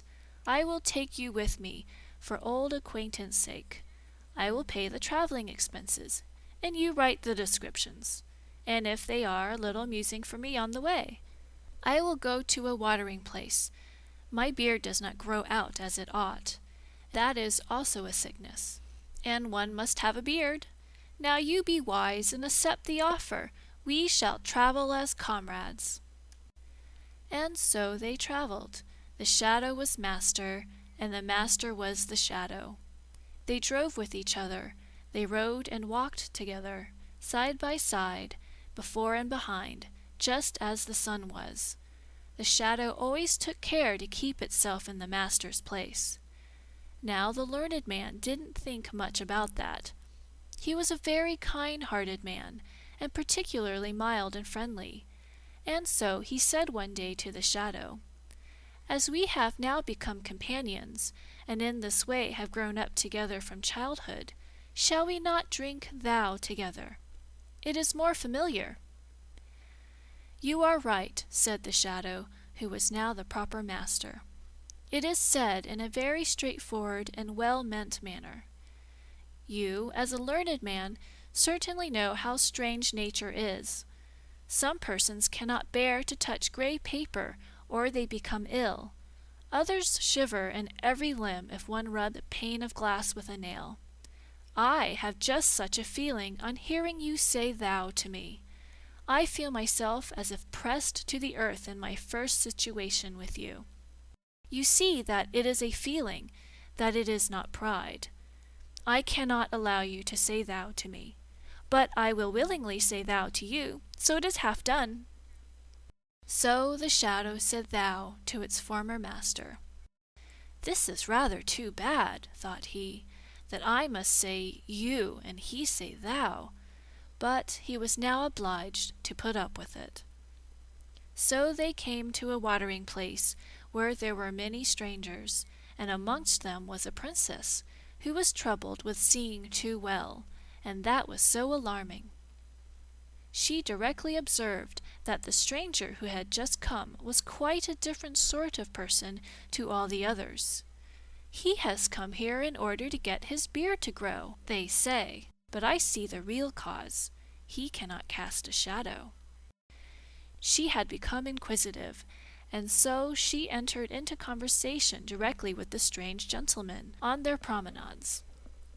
As the daughter of a king, she needed not to stand upon trifles, so she said, Your complaint is that you cannot cast a shadow? Your Royal Highness must be improving considerably, said the shadow. I know your complaint is that you see too clearly, but it has decreased. You are cured. I just happen to have a very unusual shadow. Do you not see that person who always goes with me? Other persons have a common shadow, but I do not like what is common to all. We give our servants finer cloth for their livery than we ourselves use, so I had my shadow trimmed up into a man. Yes, you see, I have even given him a shadow.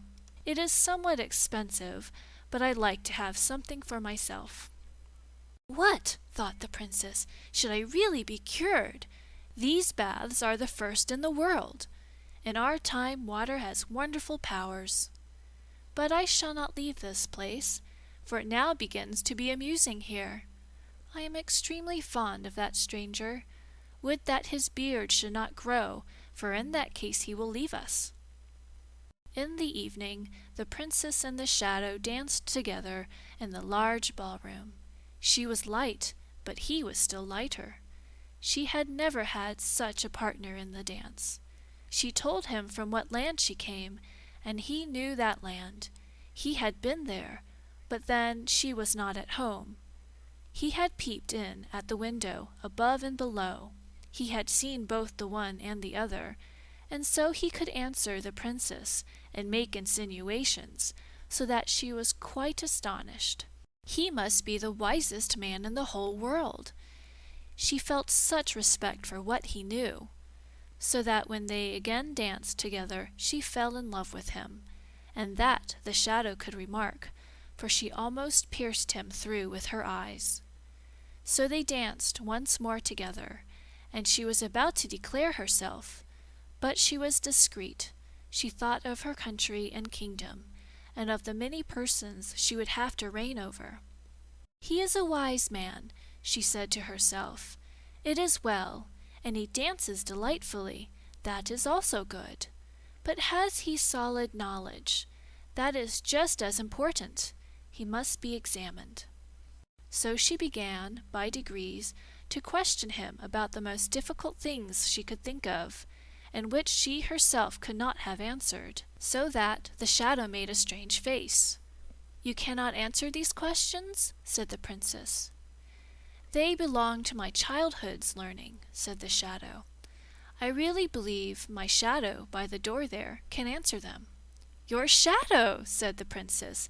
That would indeed be marvelous.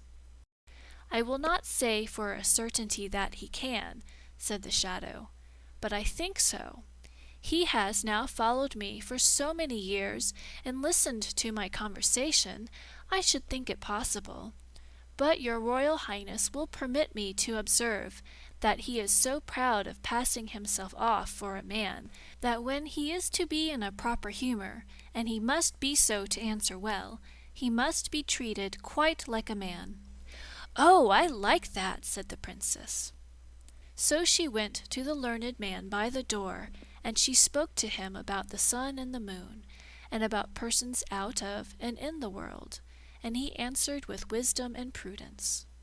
"What a man that must be who has so wise a shadow," thought she. "It will be a real blessing to my people and kingdom if I choose him for my consort. I will do it." They were soon agreed, both the princess and the shadow, but no one was to know about it before she arrived in her own kingdom. "No one, not even my shadow," said the shadow, and he had his own thoughts about it. Now they were in the country where the princess reigned when she was at home. "Listen, my good friend," said the shadow to the learned man. "I have now become as happy and mighty as anyone can be. I will, therefore, do something particular for thee. Thou shalt always live with me in the palace, drive with me in my royal carriage, and have 10,000 pounds a year. But then thou must submit to be called Shadow by all and everyone. Thou must not say that thou hast ever been a man. And once a year, when I sit on the balcony in the sunshine, thou must lie at my feet, as a shadow shall do. I must tell thee, I am going to marry the king's daughter, and the nuptials are to take place this evening." "Nay, this is going too far," said the learned man. "I will not have it. I will not do it. It is to deceive the whole country and the princess too. I will tell everything, that I am a man, and thou art a shadow. Thou art only dressed up." "There is no one who will believe it," said the shadow. "Be reasonable, or I will call the guard." "I will go directly to the princess," said the learned man. "But I will go first," said the shadow, "and thou wilt go to prison." And that he was obliged to do, for the sentinels obeyed him whom they knew the king's daughter was to marry. "You tremble," said the princess, as the shadow came into her chamber. "Has anything happened? You must not be unwell this evening, now that we are to have our nuptials celebrated." "I have lived to see the most cruel thing that anyone can live to see," said the shadow. "Only imagine. Yes, it is true. Such a poor shadow. Skull cannot bear much. Only think, my shadow has become mad. He thinks that he is a man, and that now only think, that I am his shadow." "It is terrible," said the princess. "But he is confined, is he not?" "That he is. I am afraid that he will never recover." "Poor shadow," said the princess. "He is very unfortunate. It would be a real work of charity to deliver him from the little life he has, and, when I think properly over the matter, I am of opinion that it will be necessary to do away with him in all stillness." "It is certainly hard," said the shadow, "for he was a faithful servant." And then he gave a sort of sigh. "You are a noble character," said the princess. The whole city was illuminated in the evening, and the cannons went off with a bum, bum, and the soldiers presented arms. That was a marriage. The princess and the shadow went out on the balcony to show themselves, and get another hurrah. The learned man heard nothing of all this, for they had deprived him of life. End of The Shadow. The Little Match Girl. Most terribly cold it was.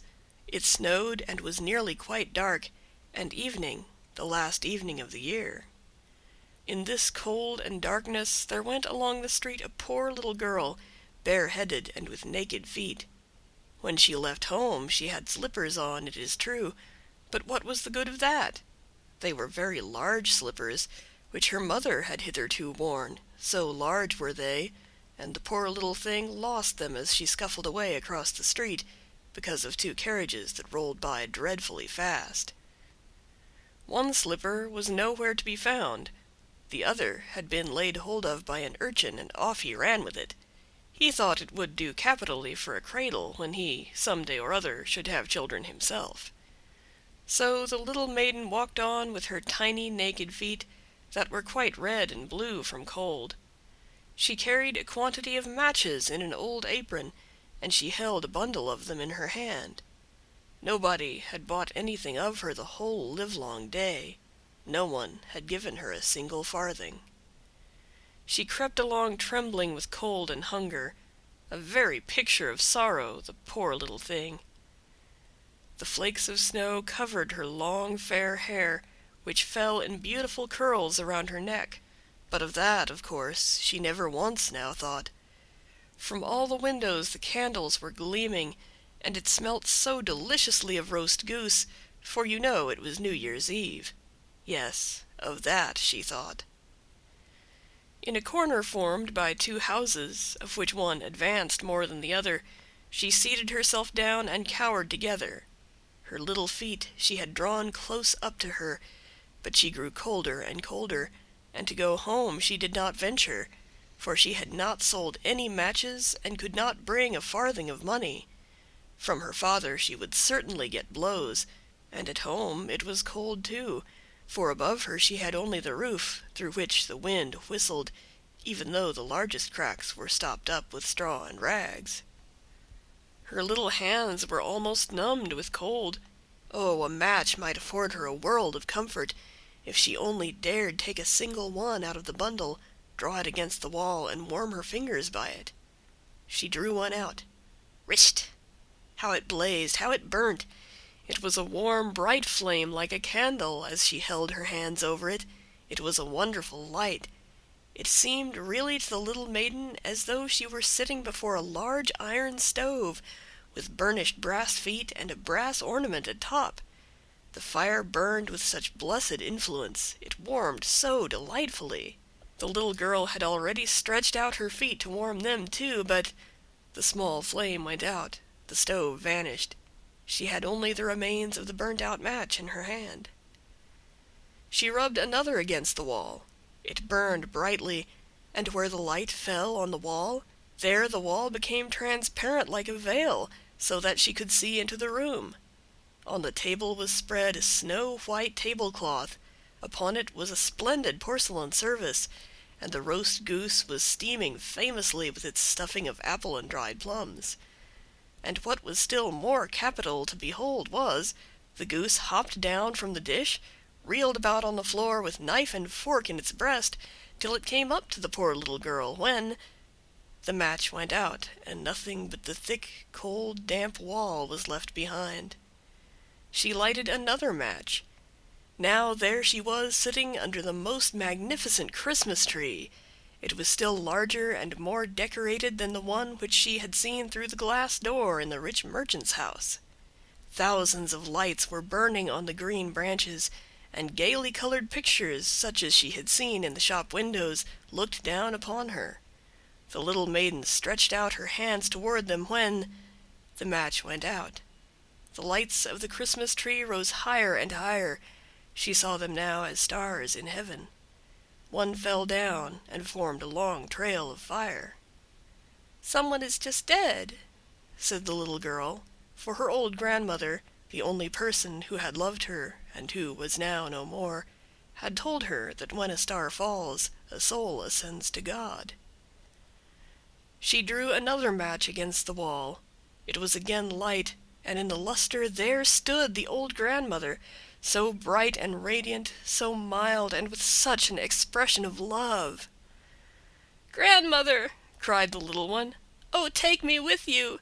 You go away when the match burns out. You vanish like the warm stove, like the delicious roast goose, and like the magnificent Christmas tree." And she rubbed the whole bundle of matches quickly against the wall, for she wanted to be quite sure of keeping her grandmother near her. And the matches gave such a brilliant light that it was brighter than at noonday. Never formerly had the grandmother been so beautiful and so tall. She took the little maiden on her arm, and both flew in brightness and joy so high, so very high, and then above was neither cold nor hunger nor anxiety. They were with God. But in the corner, at the cold hour of dawn, sat the poor girl, with rosy cheeks and with a smiling mouth, leaning against the wall, frozen to death on the last evening of the old year. Stiff and stark sat the child there with her matches, of which one bundle had been burnt. She wanted to warm herself, people said. No one had the slightest suspicion of what beautiful things she had seen. No one even dreamed of the splendor in which, with her grandmother, she had entered on the joys of a new year. End of The Little Match Girl. The Dream of Little Tuck. Ah, yes, that was Little Tuck. In reality, his name was not Tuck, but that was what he called himself before he could speak plain. He meant it for Charles, and it is all well enough if one does but know it. He had now to take care of his little sister Augusta, who was much younger than himself, and he was, besides, to learn his lesson at the same time. But these two things would not do together at all. There sat the poor little fellow, with his sister on his lap, and he sang to her all the songs he knew, and he glanced the while from time to time into the geography book that lay open before him. By the next morning he was to have learnt all the towns in Zealand by heart, and to know about them all that is possible to be known. His mother now came home, for she had been out, and took little Augusta on her arm. Tuck ran quickly to the window and read so eagerly that he pretty nearly read his eyes out, for it got darker and darker, but his mother had no money to buy a candle. "There goes the old washerwoman over the way," said his mother, as she looked out of the window. "The poor woman can hardly drag herself along, and she must now drag the pail home from the fountain. Be a good boy, Tucky, and run across and help the old woman, won't you?" So Tuck ran over quickly and helped her, but when he came back again into the room, it was quite dark, and as to a light, there was no thought of such a thing. He was now to go to bed. That was an old turn-up bedstead. In it he lay and thought about his geography lesson, and of Zealand, and of all that his master had told him. He ought, to be sure, to have read over his lesson again, but that, you know, he could not do. He therefore put his geography book under his pillow, because he had heard that was a very good thing to do when one wants to learn one's lesson. But one cannot, however, rely upon it entirely. Well, there he lay, and thought, and all at once it was just as if someone kissed his eyes and mouth. He slept, and yet he did not sleep. It was as though the old washerwoman gazed on him with her mild eyes and said, "It were a great sin if you were not to know your lesson tomorrow morning. You have aided me, I therefore will now help you, and the loving God will do so at all times." And all of a sudden the book under Tuck's pillow began scraping and scratching. "Kikeriki, cluck, cluck, cluck." That was an old hen. That was an old hen who came creeping along, and she was from Chioggia. "I am a Chioggia hen," said she, and then she related how many inhabitants there were there, and about the battle that had taken place, and which, after all, was hardly worth talking about. Cribbledy, crabbledy, plump! Down fell somebody. It was a wooden bird, the popinjay used at the shooting matches at Prasto. Now he said that there were just as many inhabitants as he had nails in his body, and he was very proud. Thorwaldsen lived almost next door to me. Plump! Here I lie capitally. But little Tuck was no longer lying down. All at once he was on horseback. On he went at full gallop, still galloping on and on.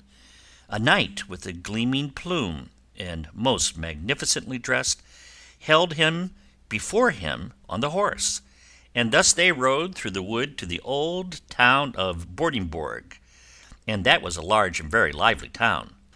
High towers rose from the castle of the king, and the brightness of many candles streamed from all the windows. Within was dance and song, and King Waldemar and the young, richly attired maids of honor danced together. The morn now came, and as soon as the sun appeared, the whole town and the king's palace crumbled together, and one tower after the other, and at last only a single one remained standing where the castle had been before. And the town was so small and poor, and the school boys came along with their books under their arms and said 2,000 inhabitants. But that was not true, for there were not so many. And little Tucky lay in his bed.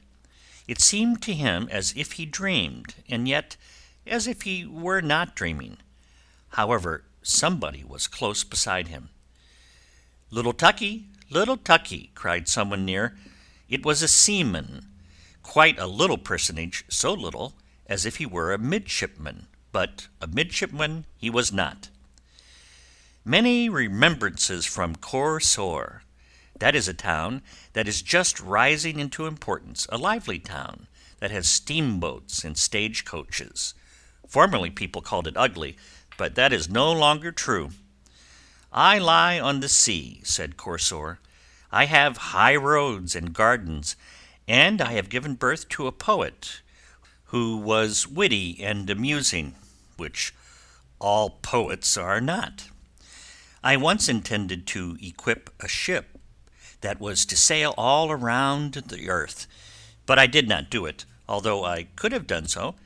And then, too, I smell so deliciously, for close before the gate bloomed the most beautiful roses."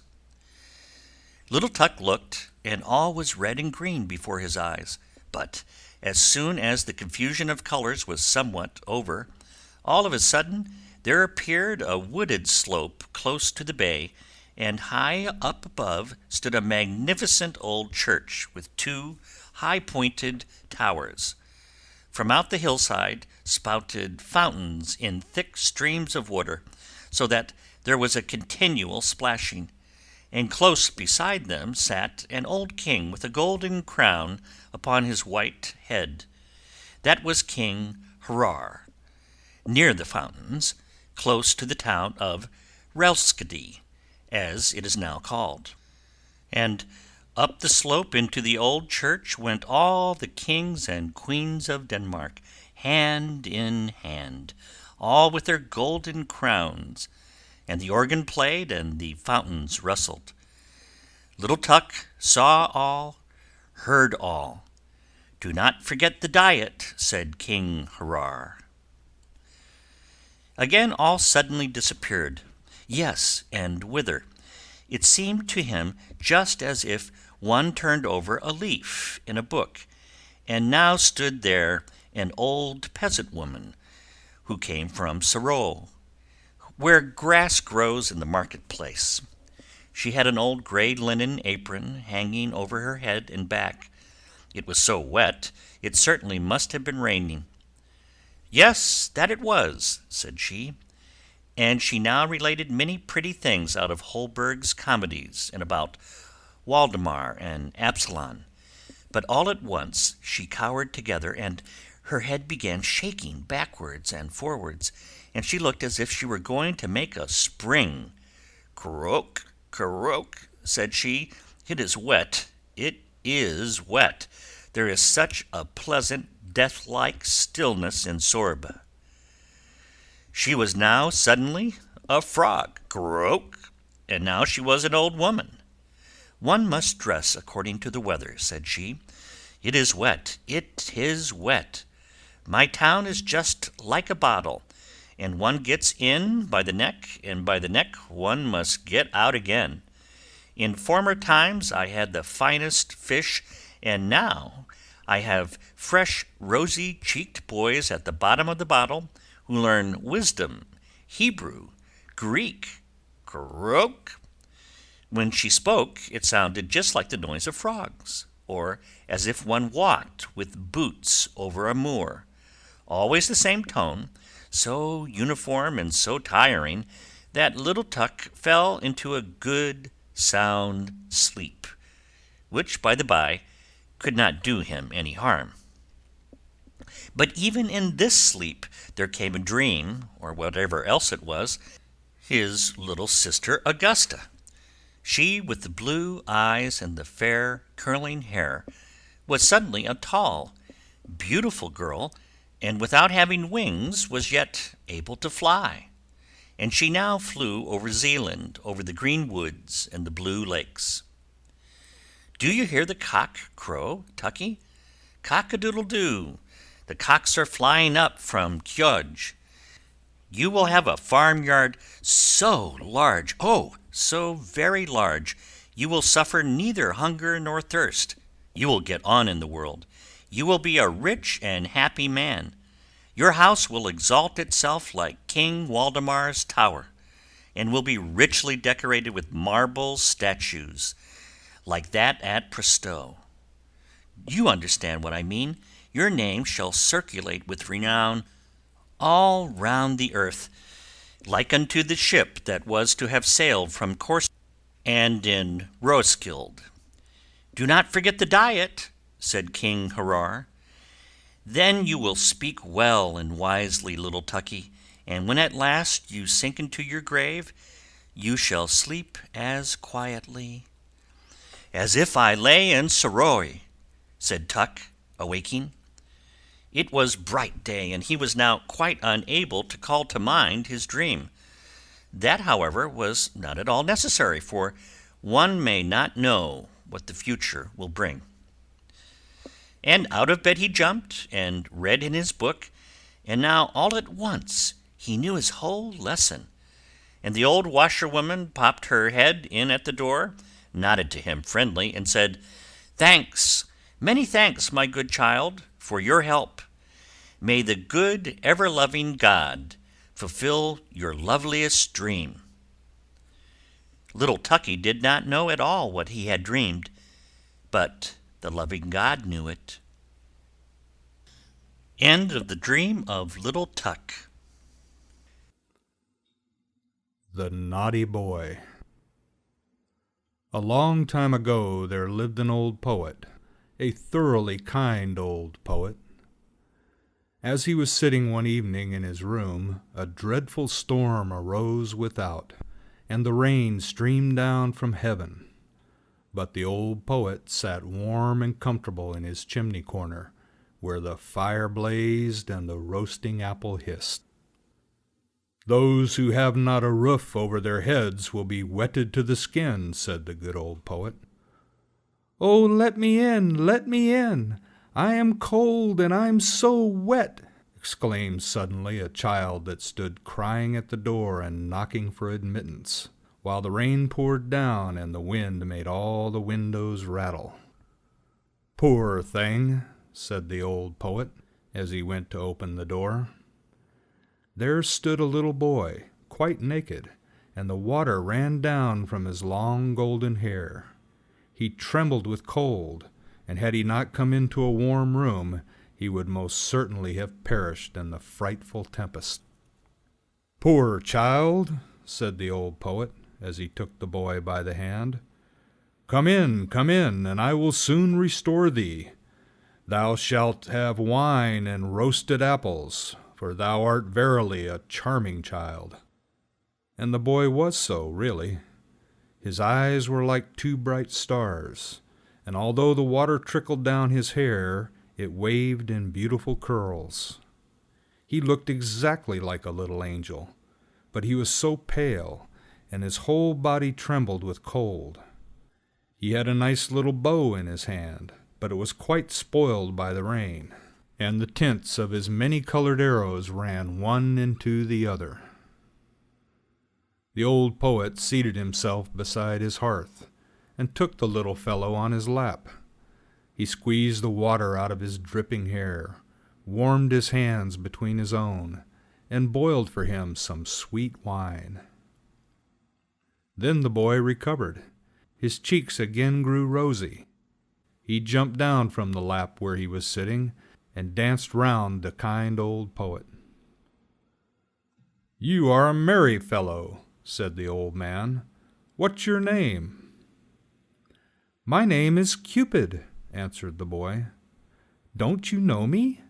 There lies my bow. It shoots well, I can assure you. Look, the weather is now clearing up, and the moon is shining clear again through the window." "Why, your bow is quite spoiled," said the old poet. "That were sad, indeed," said the boy, and he took the bow in his hand and examined it on every side. "Oh, it is dry again, and is not hurt at all. The string is quite tight. I will try it directly." And he bent his bow, took aim, and shot an arrow at the old poet, right into his heart. "You see now that my bow was not spoiled," said he, laughing, and away he ran. The naughty boy, to shoot the old poet in that way, he who had taken him into his warm room, who had treated him so kindly, and who had given him warm wine and the very best apples. The poor poet lay on the earth and wept, for the arrow had really flown into his heart. "Fie," said he, "how naughty a boy Cupid is! I will tell all children about him, that they may take care and not play with him, for he will only cause them sorrow and many a heartache." And all good children to whom he related this story took great heed of this naughty Cupid, but he made fools of them still, for he is astonishingly cunning.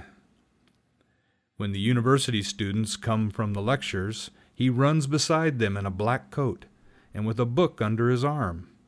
It is quite impossible for them to know him, and they walk along with him arm in arm as if he too were a student like themselves. And then, unperceived, he thrusts an arrow to their bosom. When the young maidens come from being examined by the clergyman, or go to church to be confirmed, there he is again close behind them. Yes, he is forever following people. At the play he sits in the great chandelier and burns in bright flames, so that people think it is really a flame, but they soon discover it is something else. He roves about in the garden of the palace and upon the ramparts. Yes, once he even shot your father and mother right in the heart. Ask them only, and you will hear what they'll tell you. Oh, he is a naughty boy, that Cupid. You must never have anything to do with him. He is forever running after everybody. Only think, he shot an arrow once at your old grandmother. But that is a long time ago, and it is all past now. However, a thing of that sort she never forgets. Fie, naughty Cupid! But now you know him, and you know, too, how ill-behaved he is. End of The Naughty Boy. The Red Shoes. There was once a little girl who was very pretty and delicate, but in summer she was forced to run about with bare feet. She was so poor, and in winter wear very large wooden shoes, which made her little insteps quite red, and that looked so dangerous. In the middle of the village lived old Dom Shoemaker. She sat and sewed together, as well as she could, a little pair of shoes out of old red strips of cloth. They were very clumsy, but it was a kind thought. They were meant for the little girl. The little girl was called Karen. On the very day her mother was buried, Karen received the red shoes and wore them for the first time. They were certainly not intended for mourning, but she had no others, and with stockingless feet she followed the poor straw coffin in them. Suddenly a large old carriage drove up, and a large old lady sat in it. She looked at the little girl, felt compassion for her, and then said to the clergyman, "Here, give me the little girl. I will adopt her." And Karen believed all this happened on account of the red shoes. But the old lady thought they were horrible, and they were burnt. But Karen herself was cleanly and nicely dressed. She must learn to read and sew. And people said she was a nice little thing, but the looking-glass said, "Thou art more than nice, thou art beautiful." Now the queen once traveled through the land, and she had her little daughter with her. And this little daughter was a princess. And people streamed to the castle, and Karen was there also. And the little princess stood in her fine white dress in a window, and let herself be stared at. She had neither a train nor a golden crown, but splendid red morocco shoes. They were certainly far handsomer than those Dame Shoemaker had made for little Karen. Nothing in the world can be compared with red shoes.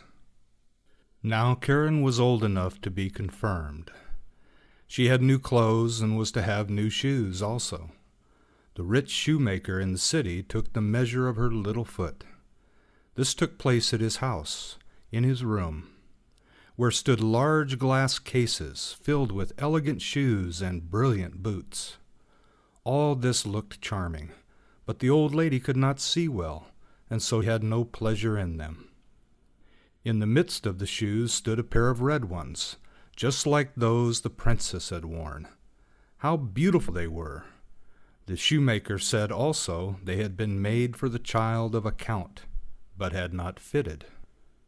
"That must be patent leather," said the old lady. "They shine so."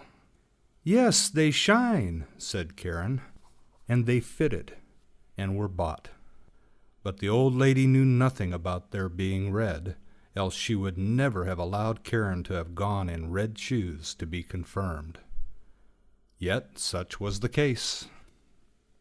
Everybody looked at her feet, and when she stepped through the chancel door on the church pavement, it seemed to her as if the old figures on the tombs, those portraits of old preachers and preachers' wives, with stiff ruffs and long black dresses, fixed their eyes on her red shoes.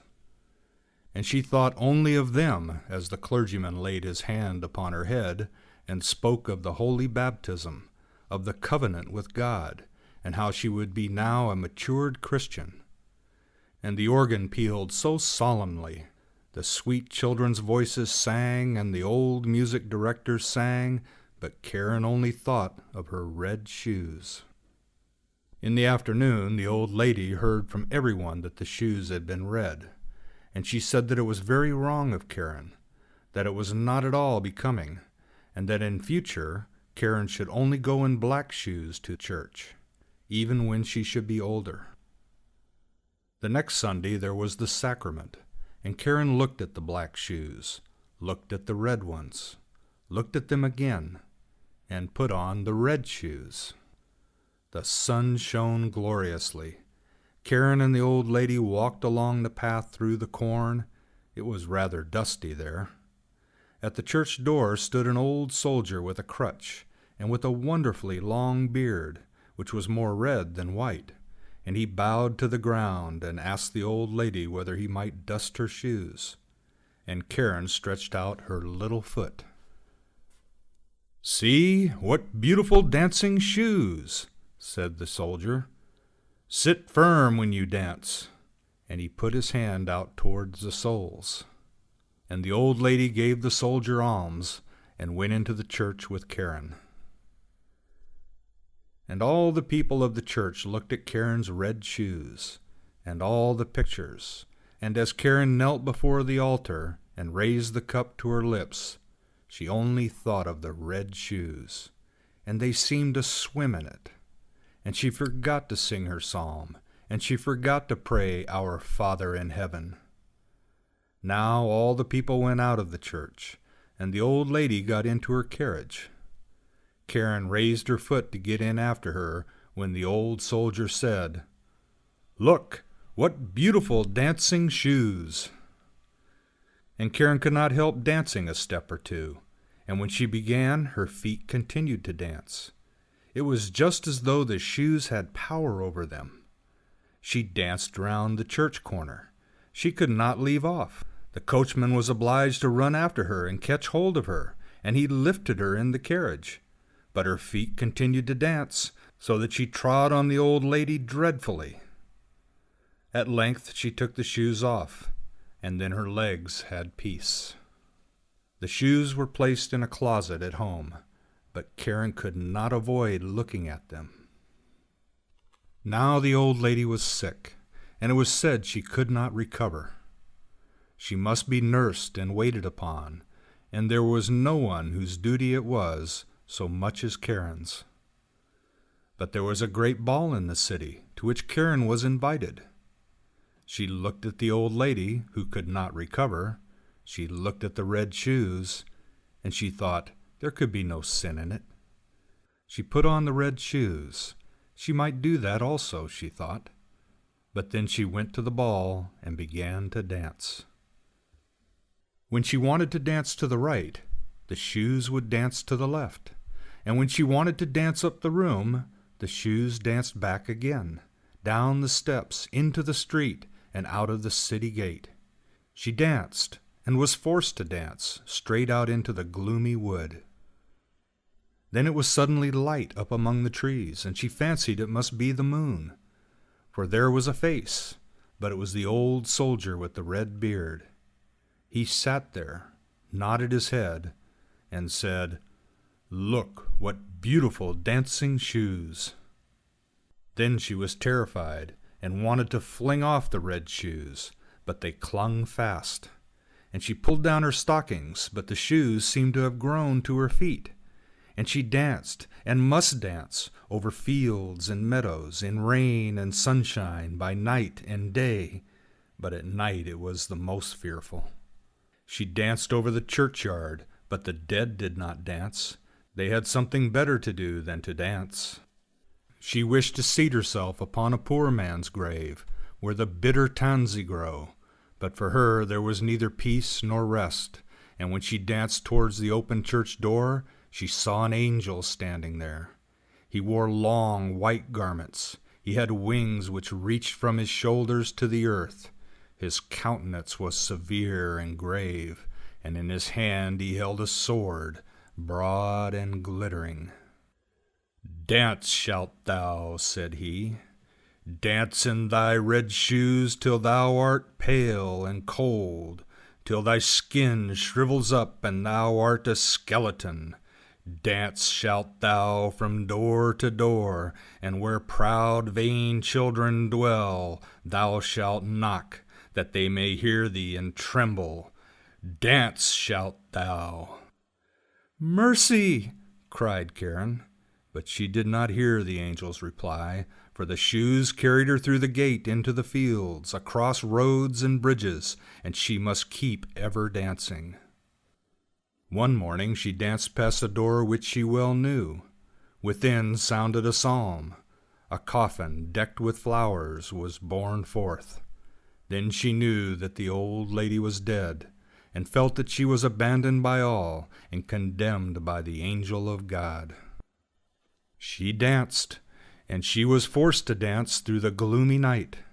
The shoes carried her over stack and stone. She was torn till she bled. She danced over the heath till she came to a little house.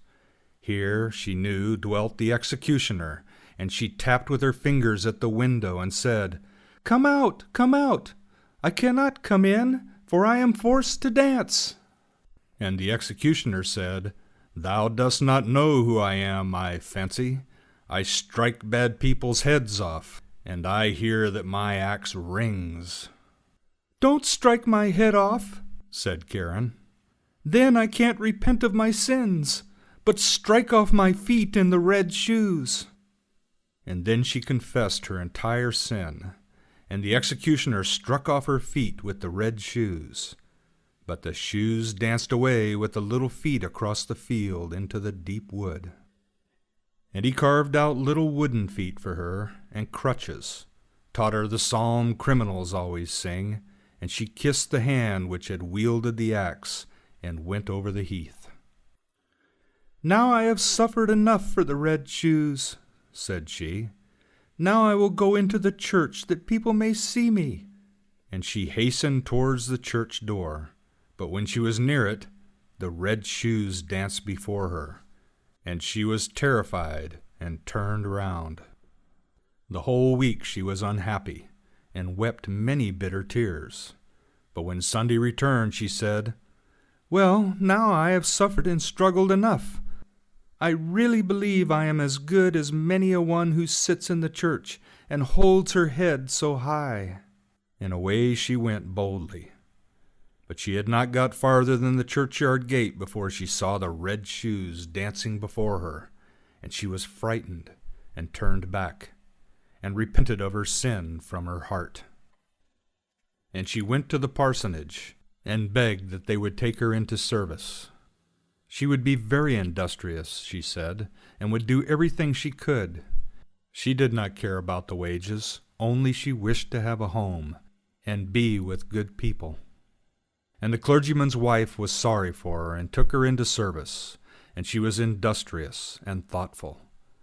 She sat still and listened when the clergyman read the Bible in the evenings. All the children thought a great deal of her, but when they spoke of dress and grandeur and beauty, she shook her head.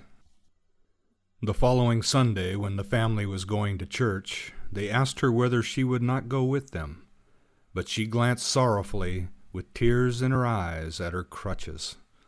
The family went to hear the word of God, but she went alone into her little chamber.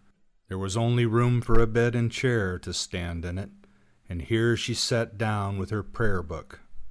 And whilst she read with a pious mind, the wind bore the strains of the organ towards her, and she raised her tearful countenance and said, "O God, help me."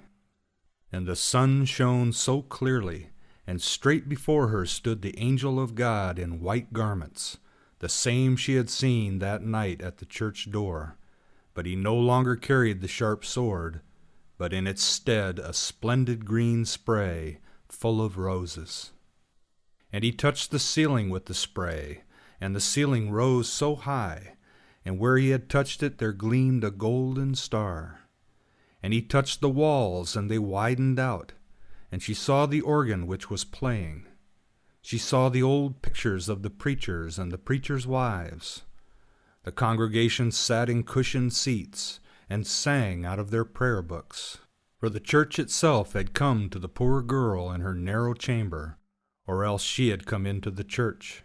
She sat in the pew with the clergyman's family, and when they had ended the psalm and looked up, they nodded and said, "It is right that thou art come." "It was through mercy," she said. And the organ pealed, and the children's voices in the choir sounded so sweet and soft.